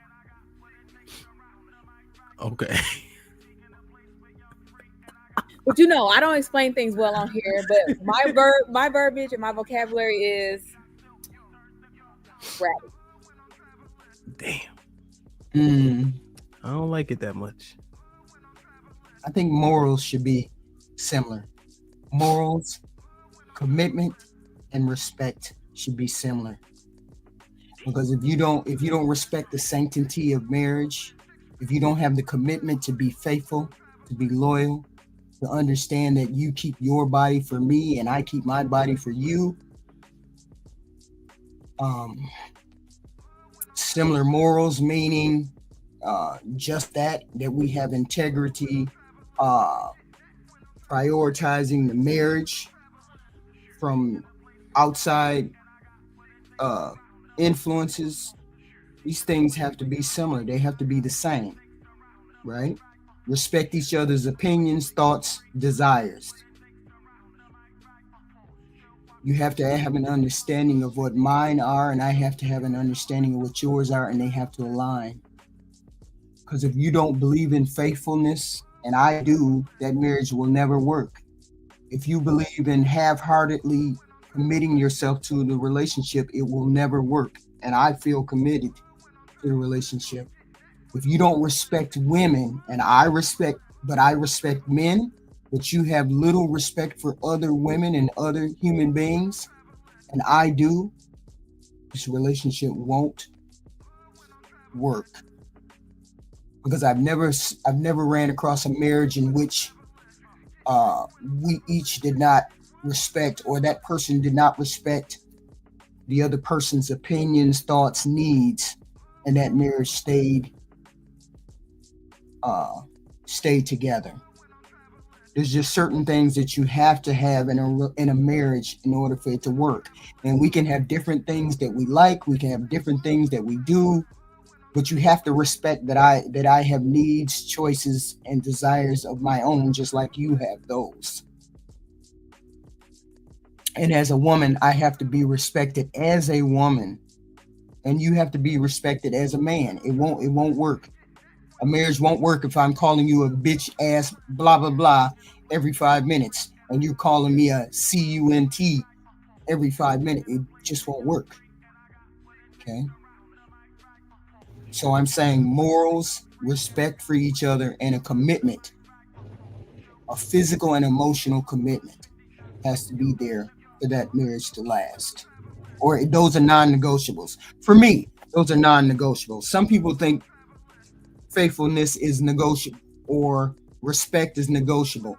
My husband never called me out of my name, not once, not one time since I knew him. He never called me the B word, the C word, the T word. He never called me out of my name ever, because I made that very clear from the beginning. I won't tolerate you disrespecting me, so you have to respect me and this marriage. Otherwise, I will walk away. Do you think that's why a lot of marriages currently that could make it past that 7 to 10 year mark, because that's when a lot of marriages pretty much die. Do you think that's why they aren't lasting that long? Because they may have built a strong foundation, but they don't adhere to it? Yes, because in a marriage, we're always on the same street. We're always looking and going in the same direction. And when we don't do that, and we start to look for external things to explore, to do, then it doesn't work. And a lot of people grow out of each other because they don't involve that other human being in the daily aspects of their life. And taking a person for granted is easy. I see you every day. I don't look at you. You've changed. You've gained weight. You've done all of these things. All of a sudden, 7 years down the road, she's gained 20 pounds, and you're like, now I don't want her. But why weren't you there looking at me 2 months ago? Why weren't you there looking at me a year ago? Because you weren't looking at me. There's a lot of human beings that go to bed at night married, and the person is not looked at. The person is not wanted.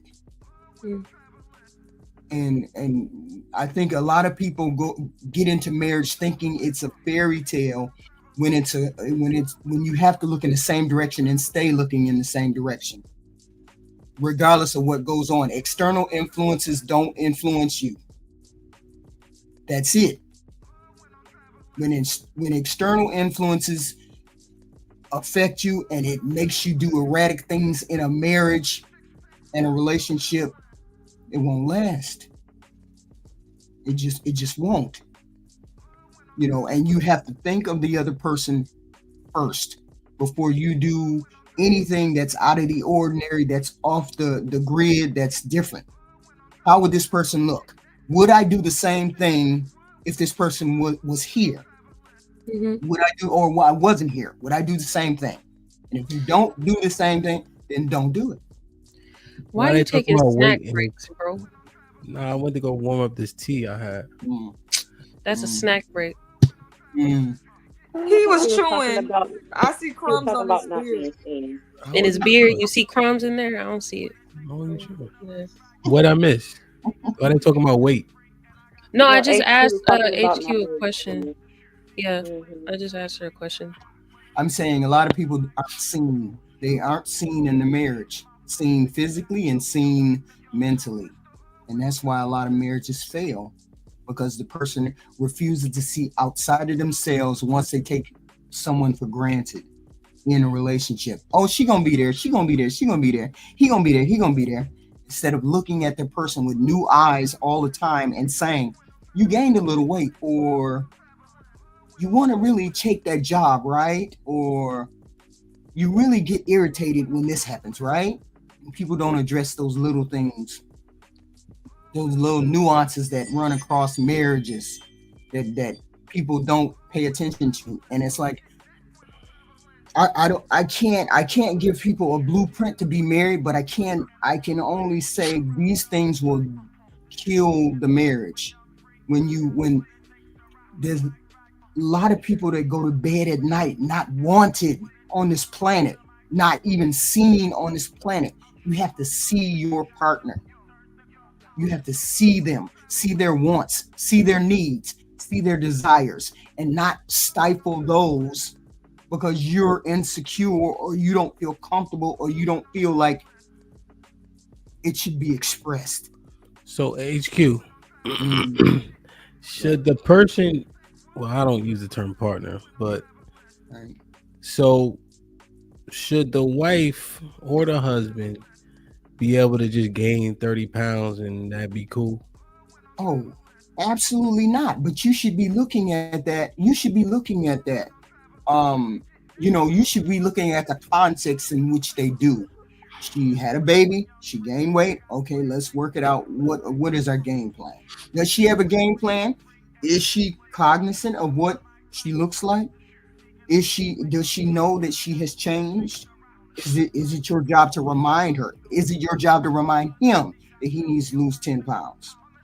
See, these are fully functioning human beings that get into marriage.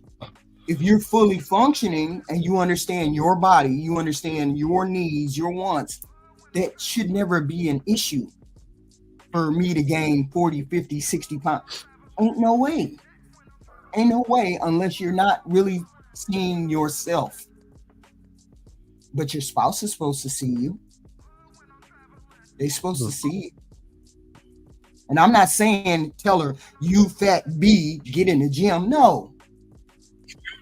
You say, I don't think you're gonna be healthy that way. That's not how you work, What's so funny?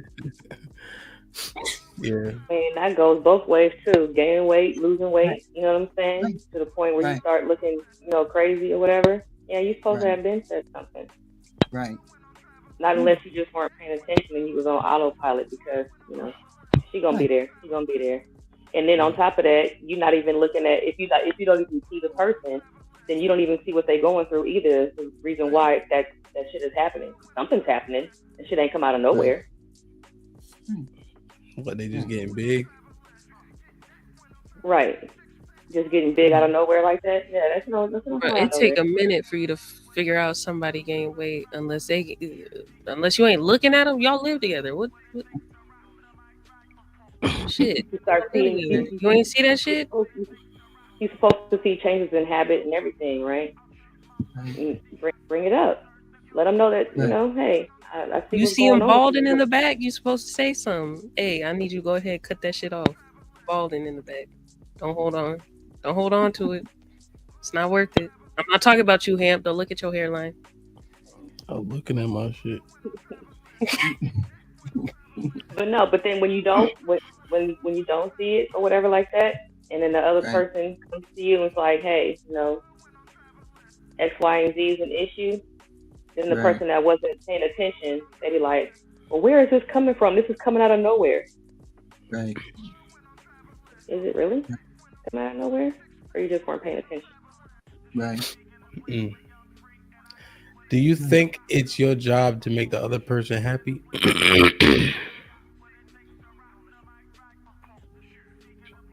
No. No, you're just not supposed to fuck it up. No. Right. Happiness is a personal thing. Again, I think we keep trying to. I want to get an answer before I ask first. Then you can go. Daz, you said no or yes?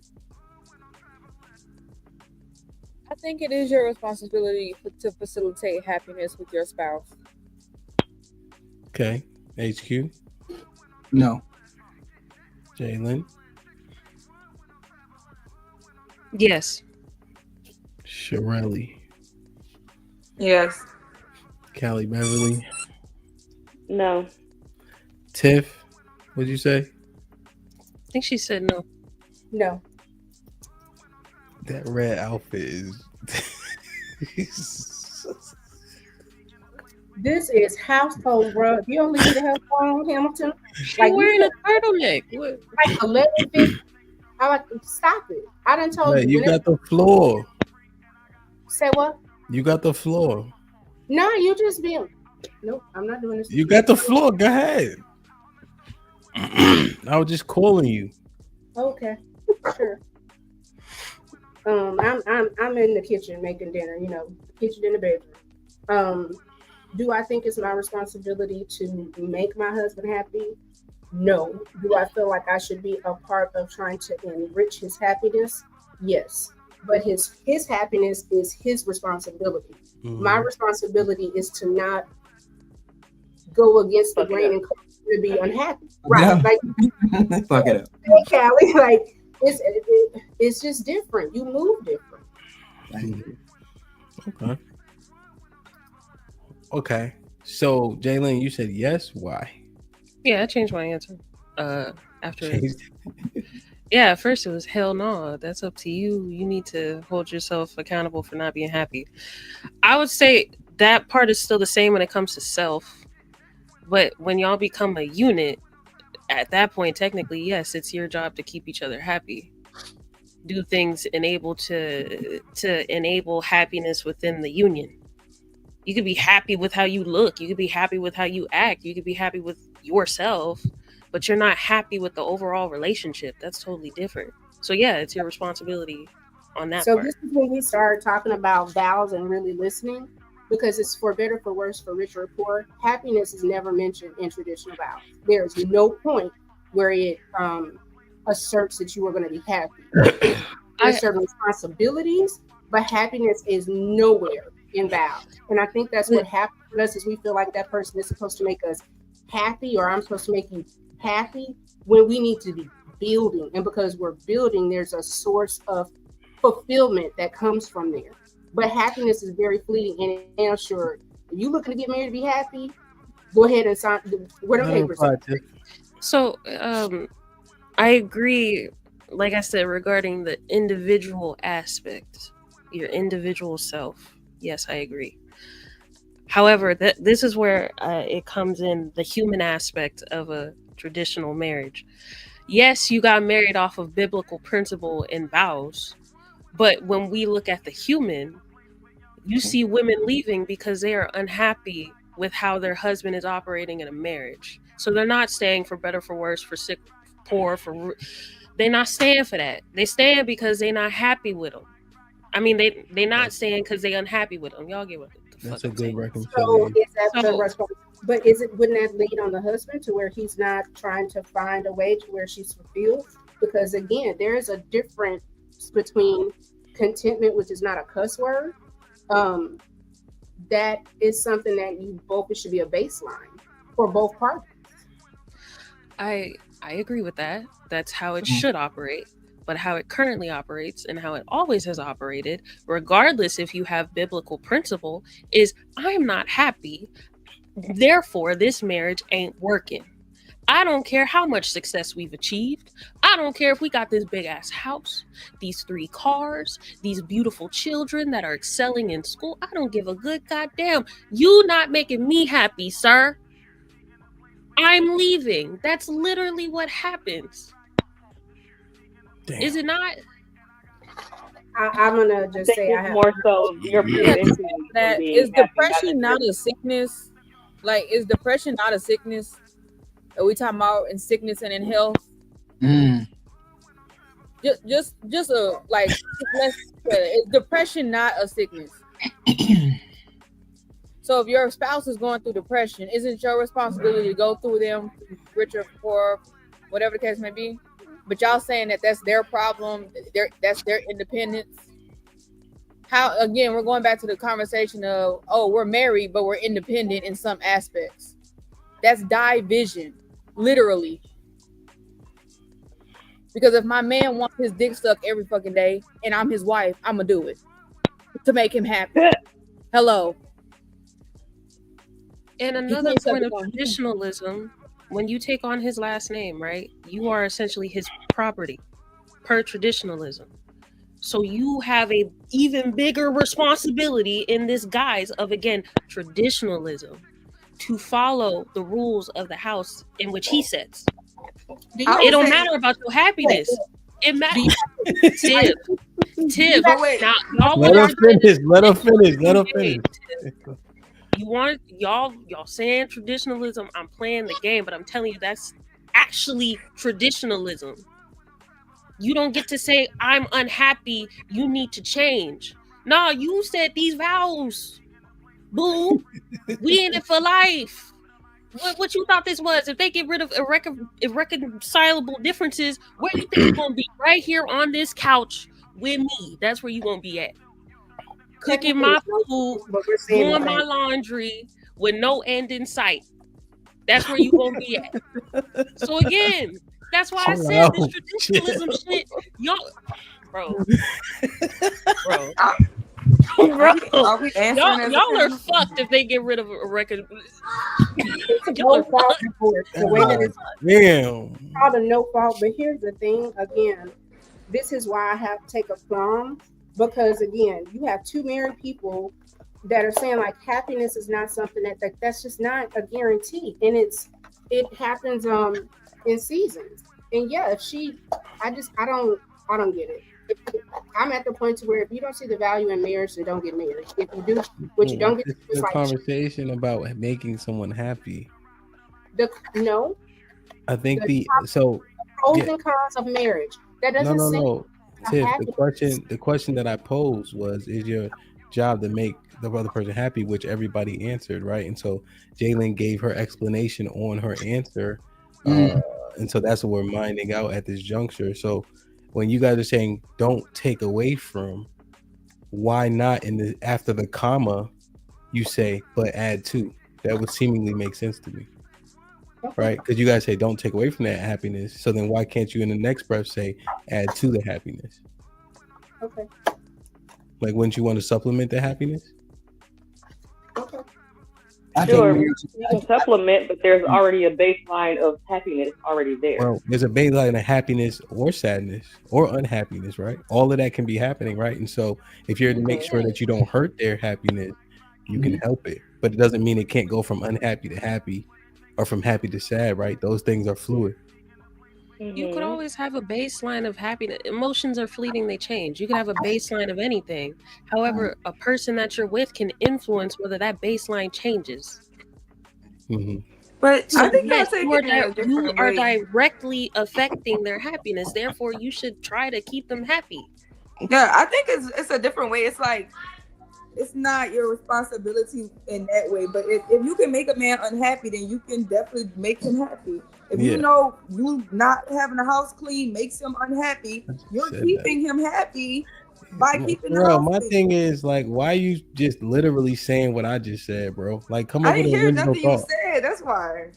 Like, just come up with an original thought. How about that? I didn't hear nothing you said. I literally did not Like, hear literally, bro. I know you co-hosting my nigga, but you don't gotta say exactly what I He said. didn't say what you just said. He said something completely different. Like, yo, like, I mean, he said something different. I know he said something different. He's trying to take credit from my bruh. shit. The other day, I heard him say, "Be kind." Yeah, This is my daughter's I fault. be seeing him. Like, come on, I bro. just think that I think it's cool that we're talking it out, right? Because if you just leave it just at face value, then it could seem like, okay, I'm already, it could seem like, buddy and players club, do something to make me feel better. You know what I'm saying? That type shit. And I don't think that's cool like that. And he my son, so that's your grandchild. Let's get that together. Him and his twin brother Sporties. I think it could become dangerous in that, you could start becoming like a court jester of some sort, or you hear from my entertainment type shit.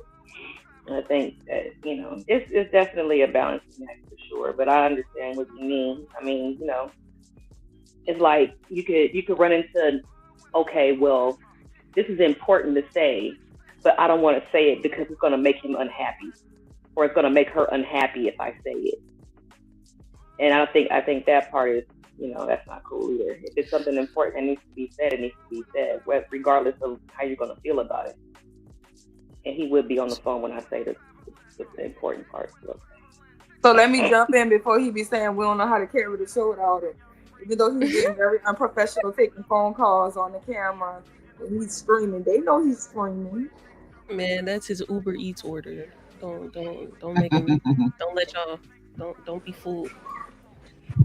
He done ate all them churn fruit snacks. Now he need some chicken nuggets from McDonald's. Bro, he loves chicken nuggets. Bro. He loves chicken nuggets. Be getting up that. Not to the disrespect to McDonald's Happy Meal. Like a Happy Meal as an adult is a fun place to be. You guys. He don't get the Happy Meal. He get a whole McNuggets meal. No, but here I need barbecue sauce. I think I remember that night. He got barbecue sauce. You get barbecue sauce. You got fries. It's hot and fresh. Like not too much on the nuggets, please. Not too much. I'm sorry. What do you think about that, Jalen? Though, it's like, you know what I'm saying? Like, I understand the concept, and I happen to agree with it that it's his feelings are my responsibility, my feelings are his responsibility, right? To a certain extent. But what do you think about, if taken too far, if not fleshed out, then someone could adopt the whole thing of, well, I don't want to say this to this person because it's going to make them unhappy, even though that it's needed. Yeah, because I think that like within relationships, you have like an emotional tax. It's like certain things your friend could say to you or a stranger on the streets could say to you that if your husband told you, it would hit different. So when you in love with somebody, the stuff that they say, it just hits different. So you just know it's a way that you have to talk to them.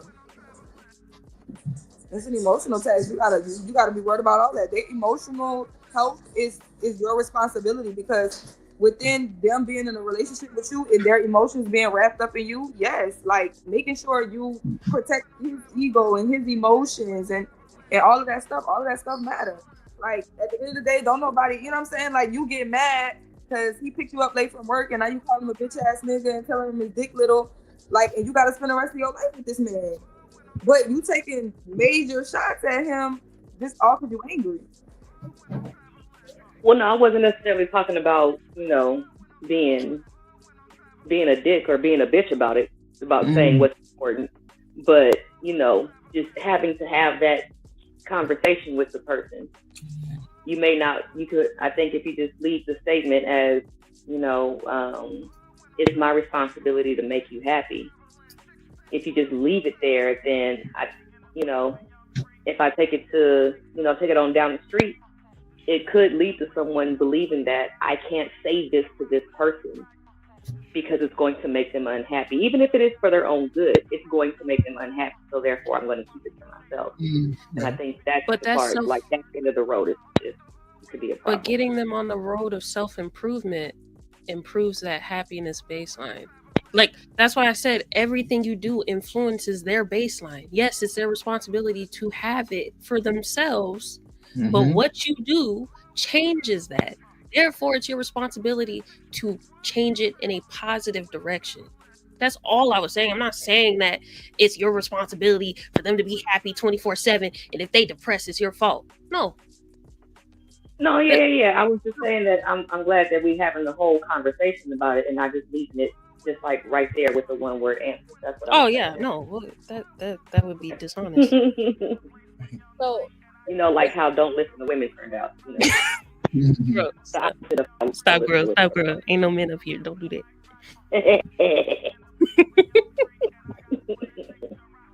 Hamp, I'm gonna assume you're not dropping the link. No, Father God, no.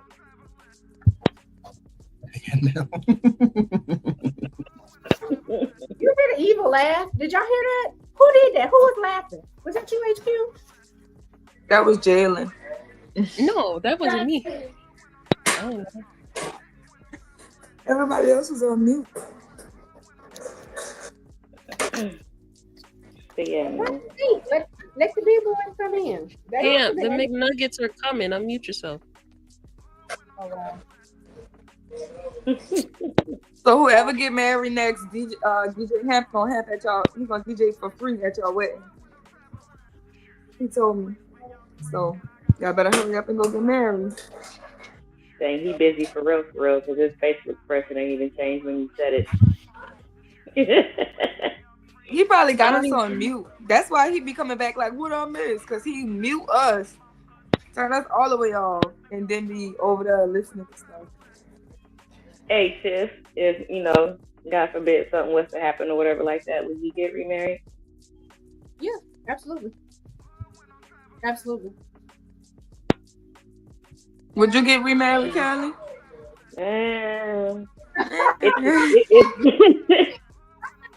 It would take a special someone, a very special someone, in order for that to happen again. So God, basically, God gotta propose. No, I'm not looking for perfection or anything like that, but they would have to be very special. Okay, so Morris Chestnut or Morris Chestnut married? It ain't got nothing to do with looks. I'm just saying it has to be a very special person. Do y'all know what super chat he left off of? If not, I'm gonna just get to the current ones because I think the current ones are very interesting. Okay. Robbie, hi, with $5. Most couples do not know how to disagree. They exist in low blows and lack honesty and transparency. How do y'all feel about that? Yeah, I don't know that life. None of y'all know that life? I don't know that life. Have y'all lived that in a past life? Say it again. Say it again. Most couples don't know how to disagree. They exist in low blows and lack honesty and transparency. Have you ever had a relationship like that? No. Yeah, when I was younger, for sure. I'm not going to sit here and cap. Like, the one thing that I can say is the bitchiness that I got away with a lot of other people, my husband really did not stand for it, and I think that's what endeared me to him. Because he wouldn't accept my lordship.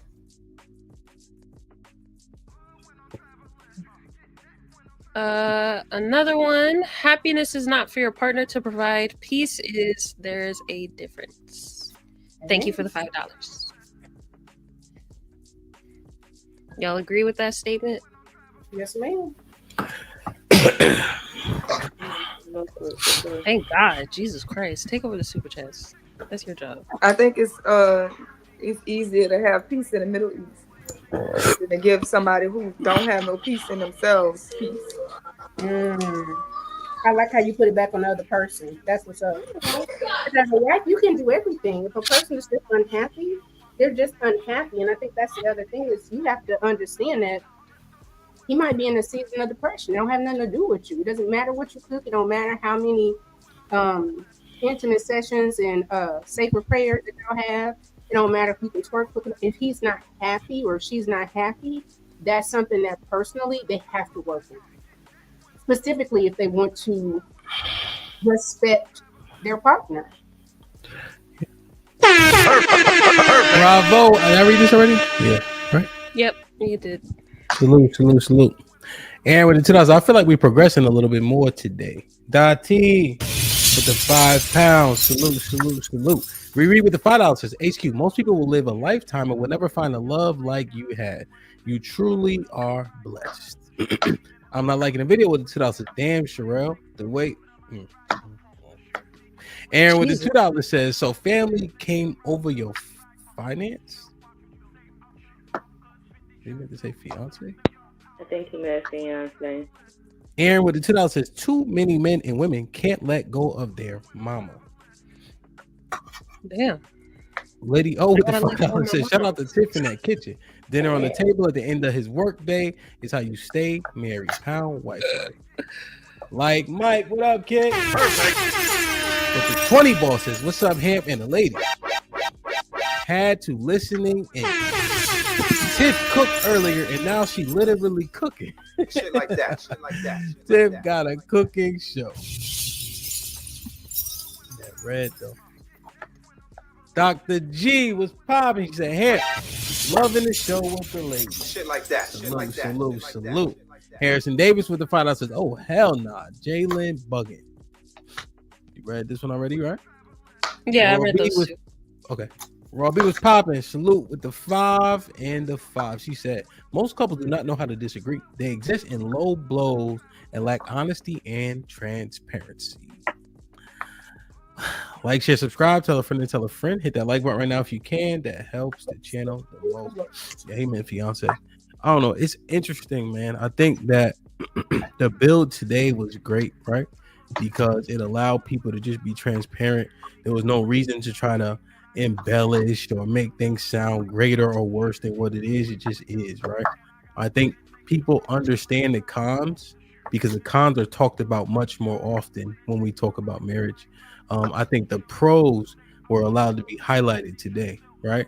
And so I just want to say that I appreciate the information that was provided in the way in which it was, because it allows people to really put it into the pot of the other shit that they heard about marriage as well, right? I remember I was trying to cook like a stew or some shit, and I start adding stuff, and that shit wasn't tasting right. And then I added some more shit, and it started to taste better. Then I added some more shit, it got bad again.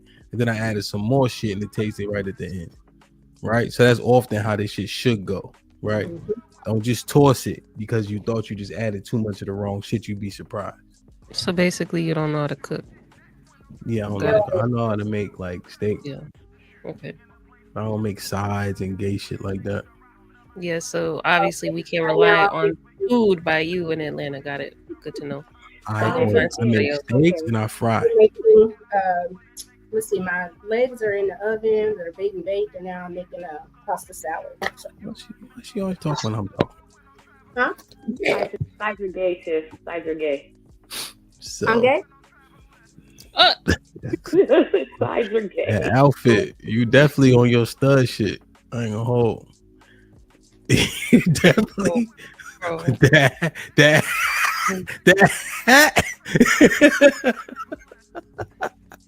You definitely, and you know what I mean? No big deal, Tiff. It's all good. I'm gonna tell you, like I said before, the person that don't see the dyke in me, and I guarantee you will have a sacred prayer session. All right, okay. There you go. Start talking crazy. All right, you ain't gay. You like boys. You like your husband. I'm like Dej. What she say? Dej Loof. Hey man, great conversation, good shit. I think there was a lot of good information for sure. Um, it's interesting to get the different perspectives and the dynamics from all of y'all, because I think it's dope, man. I think marriage is what it is. Well, I'll wait. HQ. Hey. Final thoughts? Marriage is what you make it to be, what you enter into it to be. The first thought when you enter into a marriage is do no harm to the other person, and progressing as a human, a man or a woman, the family, all of these things you want to put in the forefront of your mind when you get married. People say, well, it's not about you and it's not about it is about you, because if I wasn't a whole human being before I married this person, I would be a fractured human being trying to make things work, trying to make things happen, and I did not know how to make my own self happy or happen. Only fully functioning humans be getting married, because therefore you have an opportunity for that longevity to be there when you need. Romance is gone, right? My husband and I happen to have a strong physical attraction, so that helps fuel a lot of things. That helps fuel a lot of arguments, fuel a lot of disagreements.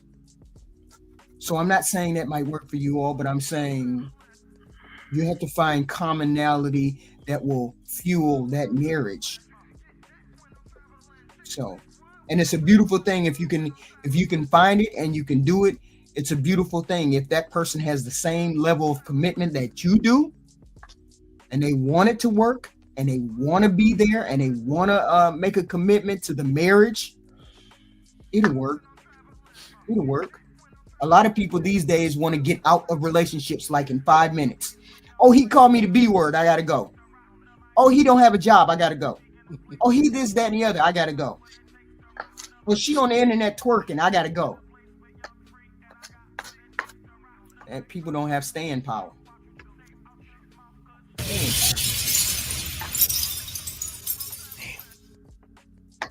Yes. Marriage is a responsibility and a duty, and is not to be entered in lightly.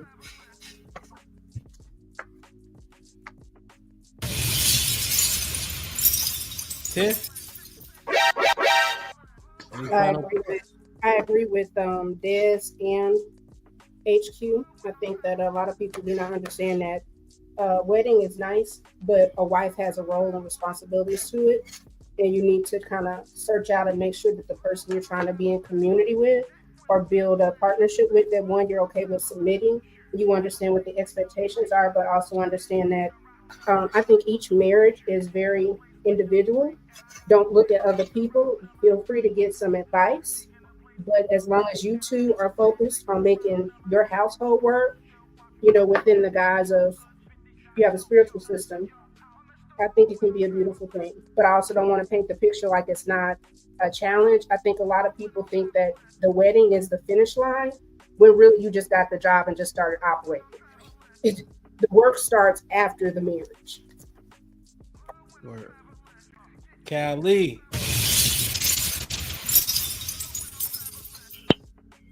These boys just screwed me up. Okay.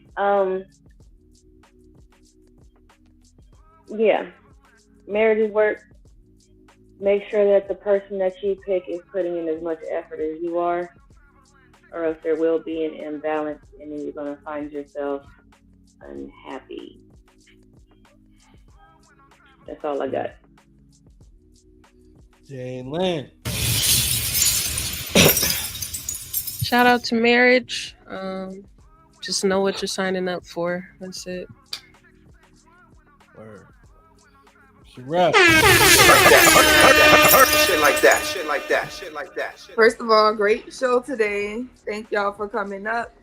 Shout out to everybody in the chat. especially people who super chatted and cash out. Thank you for the extension of the show.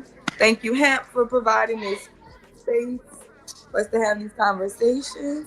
The wives definitely held it down today in the promotion of marriage. So everybody who really want to get married needs to be listening to the married folks and not the single folks, especially the single bitter ones. And don't listen to the divorced ones either, because them motherfuckers is on some other shit. But if you want to get married, like really start to get the understanding and the benefits and the person, the beauty of it, and pull the positivity from it. Make sure you have a self-awareness. Be a wife, be a husband. Maybe you getting overlooked because you need to do more self-work. So don't go out just blaming the world or whatever, right? So y'all say y'all want the community to be together. That's what y'all said. And y'all know that starts with families. Families equals marriage, children, building together. So if we're gonna get it together, we gotta get together first. So, this man back on the phone. Don't they know you streaming? I'm busy, baby. He on that Domino's Jack. Y'all didn't put no bacon on that pizza, huh? I don't eat bacon. I don't eat Domino's. I don't like Domino's. Oh yeah. Listen, man. Yeah. Best piece in the world. Now, hush. Here's the thing, right? We just want to make sure that y'all have all the information, right? People often are giving you information based on how they feel about said topic, right? There are facts in there, but their projection often reigns through, right? And so things are going to be painted as such. That's okay. It happens. People are people, right? Human beings often move in the earth based on what they've experienced, right? But what you heard here today from the ladies who did a good job, what were facts and what happens in a relationship. We also assessed it analytically. Shout out to Cheek yesterday. Shout out to the fellas yesterday about pros and cons. Maybe more cons than pros, right? But again, assess it all, weigh it against itself, and then make a decision informed, right? Don't go off of what somebody else is saying or how they feel about it, right? You know, you often see that football, which makes sense to every facet of life. The running backs who fumble the ball hang together. So now they both like, nigga, it was raining out. It was cold. It was slippery. Of course we dropped the ball, right? People look for confirmation bias all the time. So just take all the information, make an informed decision on which way you want to go. All right. Yeah, man. Great job, ladies. Y'all did a masterful job today. I liked it a lot. So we sold out of all early bird tickets already for Atlanta. So that shit no gonna be. Man, I'm finna get you in the background. General admission tickets. There is a discount code. You gotta find somebody who got it. You know what I'm saying? I'm gonna come and work though. I'll talk to you offline. All right. That shit gonna be dumb fun. So if you can make it there, get your ticket. riskyweekend.eventbrite.com. Let's get it popping, man. I love y'all. I appreciate y'all. Be safe and do the right thing, man. Like, share, subscribe. Tell a friend to tell a friend. And we out.